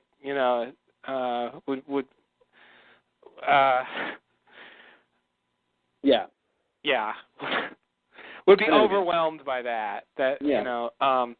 So I guess I thought they would find her, but yeah, maybe she is the one with Frank. I mean, it is kind of weird that he just went with some woman. And that's the thing. I think, she knows Frank. They know each other. She doesn't know Frank, I mean, relatively speaking. Yeah, I think of the people who are not reincarnated, they're the only two who kind of know what's going on. Yeah, and then there's Ben, but he's hurt. Yeah, Ben... And I don't know that she's going to want to go hang out with Ben. Well, and I don't think Frank knows Ben either. I don't think Frank really knows Ben. Does he? I mean, he may have heard of him, but I don't think he has, he has no reason to, want to, hey, we need to bring Ben. Yeah, definitely Frank's definitely heard of him, but yeah, he doesn't know him.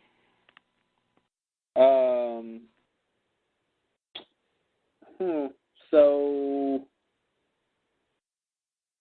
Saeed is really... So Saeed's so if Sun's with Frank, then, okay, I don't know what they're doing. I don't know what exactly their plan is, but... Well, they're trying to go find Jack and Kate now. Oh, okay, well, there you go. That'll work. That was easy. Sun definitely wants to find Jen, and, I think Frank knows that Jack knew something about why they were all on the plane. I mean, I guess Sun could say, a lot, too. Sun could fill them in. Yeah. But nevertheless, I think they want to find all those guys and figure out what's going on here. So I think that's the cause for them to leave. Yeah, that was really easy. I thought that was a big mystery. I guess not. No, I think we said that before. We probably did. I forgot. I don't know. Yeah. I forget things. Well, you can't remember everything, I guess. Yeah. So Saeed, I guess, is still a question mark because it doesn't seem like he's with them. He's not. There's been no talk of some man wandering off. So it makes me think he is in the time with them. Well, first and foremost, Saeed is handcuffed.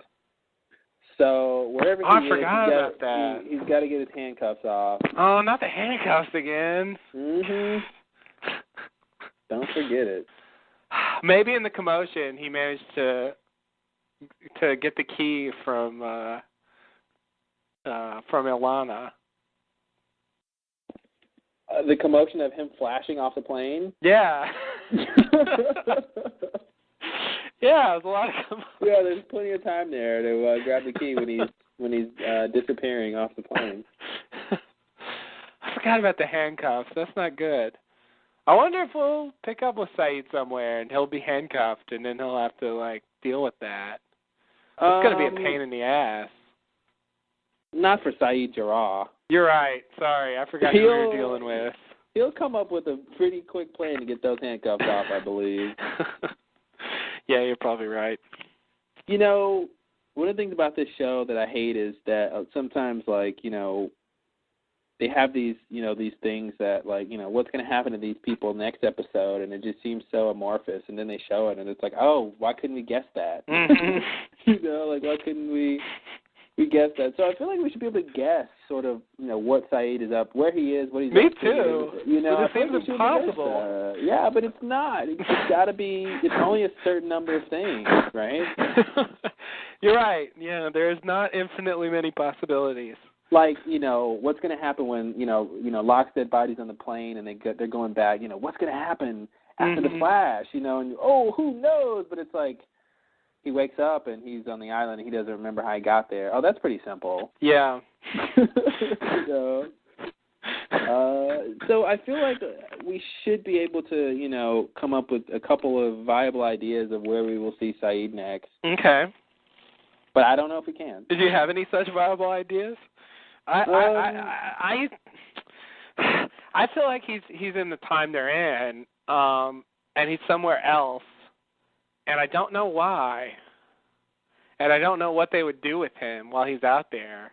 I guess maybe he could get involved with the others or something. Oh my God. Uh-oh. I just had another, I'm bringing back up a crazy theory. Uh-oh, not a crazy theory. Saeed is Rosinski. What? No, he's not. No, maybe that doesn't work. Because I think he does need to be in the same time as the rest of them. And the Rosinski's all later. That's later. Yeah, it is later. He's not going to kill himself. Yeah, whether Rosinski did or not. Yeah, I never thought. I just wasn't convinced by that. Oh, great! You got a gun. You got some blood on the ceiling. Whatever. I know what show I'm watching. I believe it at this point, but it definitely seemed suspect at the time. Yeah. Because Kelvin wasn't exactly trustworthy. Mhm. Yeah, I don't know. Until I see Rosinski pull the trigger.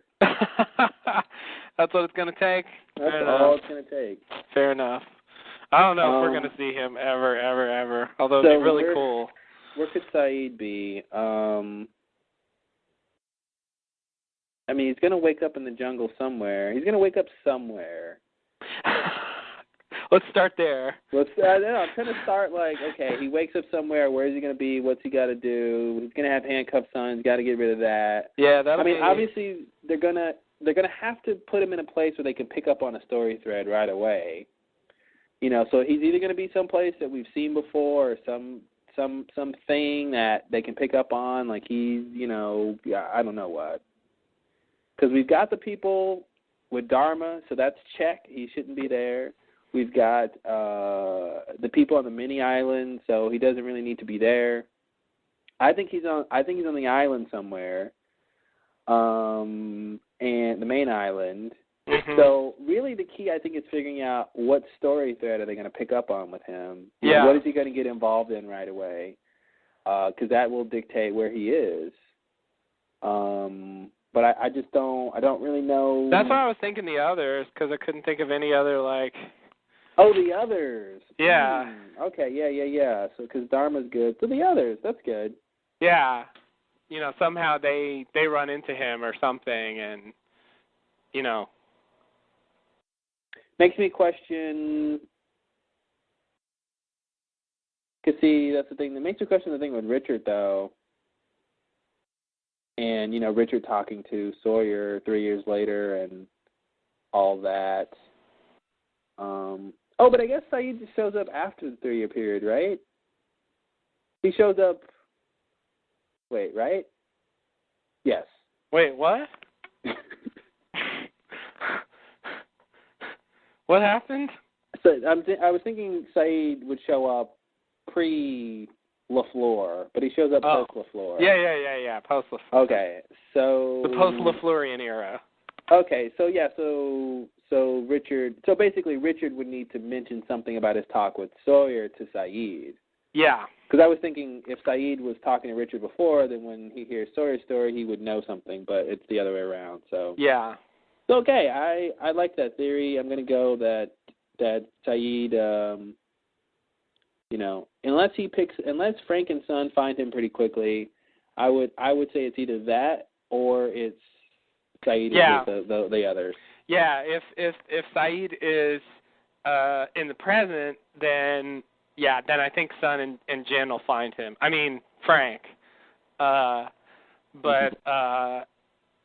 if he's in the past, then okay, I agree. I'm on board. Nice. All right. See if we can pull this off. That. I mean, it's really a small guess, but I don't know what else they're going to do with him, but that's a good place to start. Yeah. I don't know where that goes from there, but I don't really know. I don't really know what Saeed's thing's going to be. Like, he didn't really want to go back to the island. He was sort of handcuffed and put on the plane. So, so it doesn't seem like he has anything in particular to go do. Yeah. It makes it hard. He doesn't have anyone he's looking for. So, I don't know. I could see him maybe being in the present. Maybe. Yeah. Kind of like him to be in the past, though. Be nice to have Saeed around. I think it'd be better. Yeah. Better in the past. Yeah. I don't know why Sun didn't go to the past, though. Kind of weird.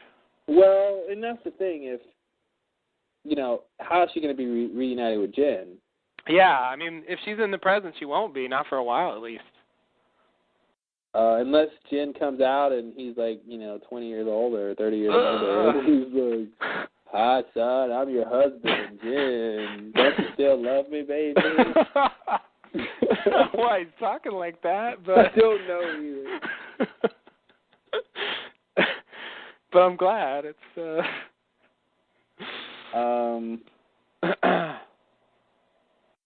Yeah, no, I guess I feel like this Jack Hurley, Kate, Sawyer, Dan, Miles, Juliet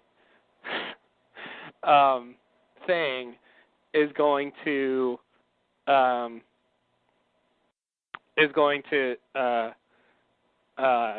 end up with them going back to the present. I guess. They definitely shouldn't stay here forever. Yeah, like I don't think they're going to stay there forever. I don't know what they're going to do while they're there. I don't know what they're going to get involved with, what the point of all this is.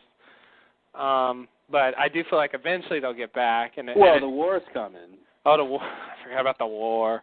And is that going to be? Is this going to play into the war plot? Like something with Dharma in the past is going to matter as far as the war in the future. I mean, they don't even know about that because Locke was the one who knew about that. But in times of war, history always matters. Okay. I read that on a fortune cookie. No. That's a weird fortune cookie.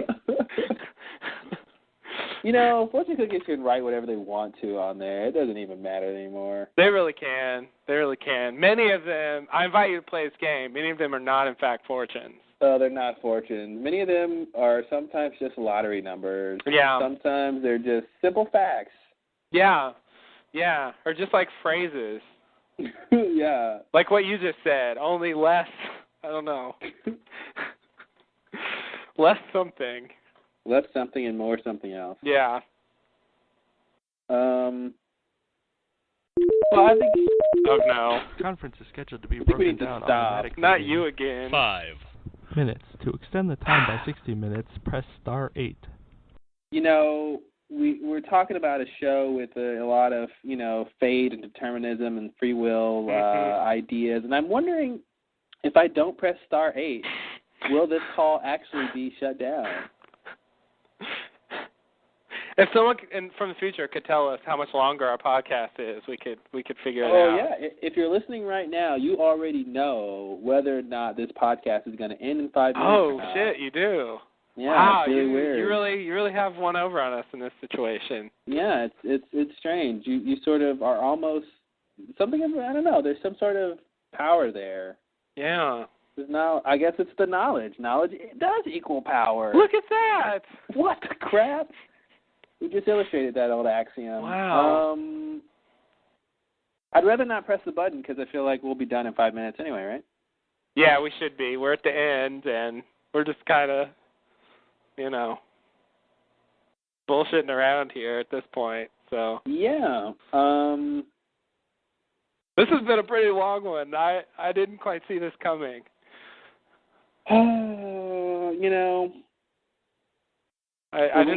The length of our podcasts, are like, I don't even know what.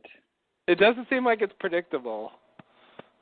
There's a lot of elements involved in how long it's going to be. I mean, the biggest one, of course, is what the episode, what is going to be in there. The format of how we go through scene by scene, I think, is a big one, too. Yeah. How much time we spend just recapping, obviously, and then how many tangents, and then how much we have to say, and, there was definitely more to say about this than I thought there was going to be. Yeah, apparently.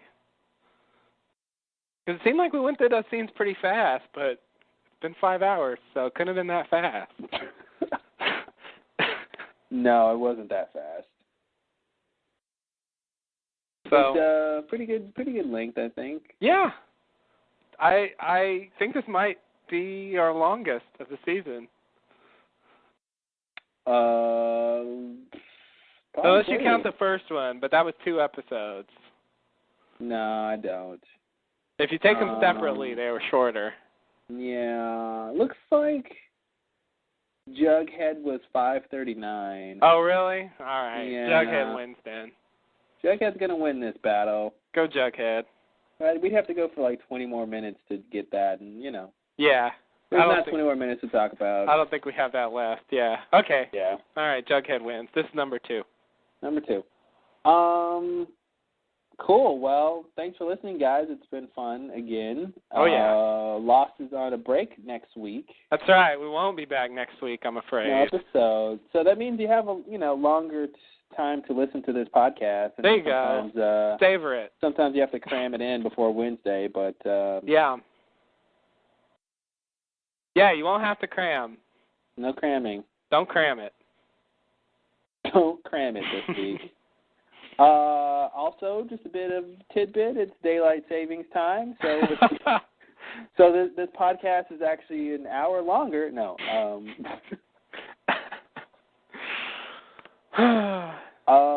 So set your clocks back, folks. By the time you're hearing this, you probably already have. But if you haven't, do it. Do it, yeah. Because daylight savings does not announce itself. You think it should somehow. It does seem like that, yeah. Yeah, it's the kind of thing you have to find out. It's not clear. Mm-hmm. We lose an hour, but the good news is it kind of makes the days longer. Mm-hmm. So that's always good, because now it'll be darker later, right? Right. Because you move back an hour. So. You move back, yeah. So if it got dark at 6, now it's getting dark at 5? I guess. That doesn't work. No, it's the other way. Wait, did we move ahead then? Yeah, we moved ahead then. Yeah. Bring forward. So we forward, okay, yeah. So you move the clock forward. Yeah, there it is. So what used to be 5 is now 6. So. There it is. There it is. Yeah. There's the extra of daylight. That's it. Thank you, daylight.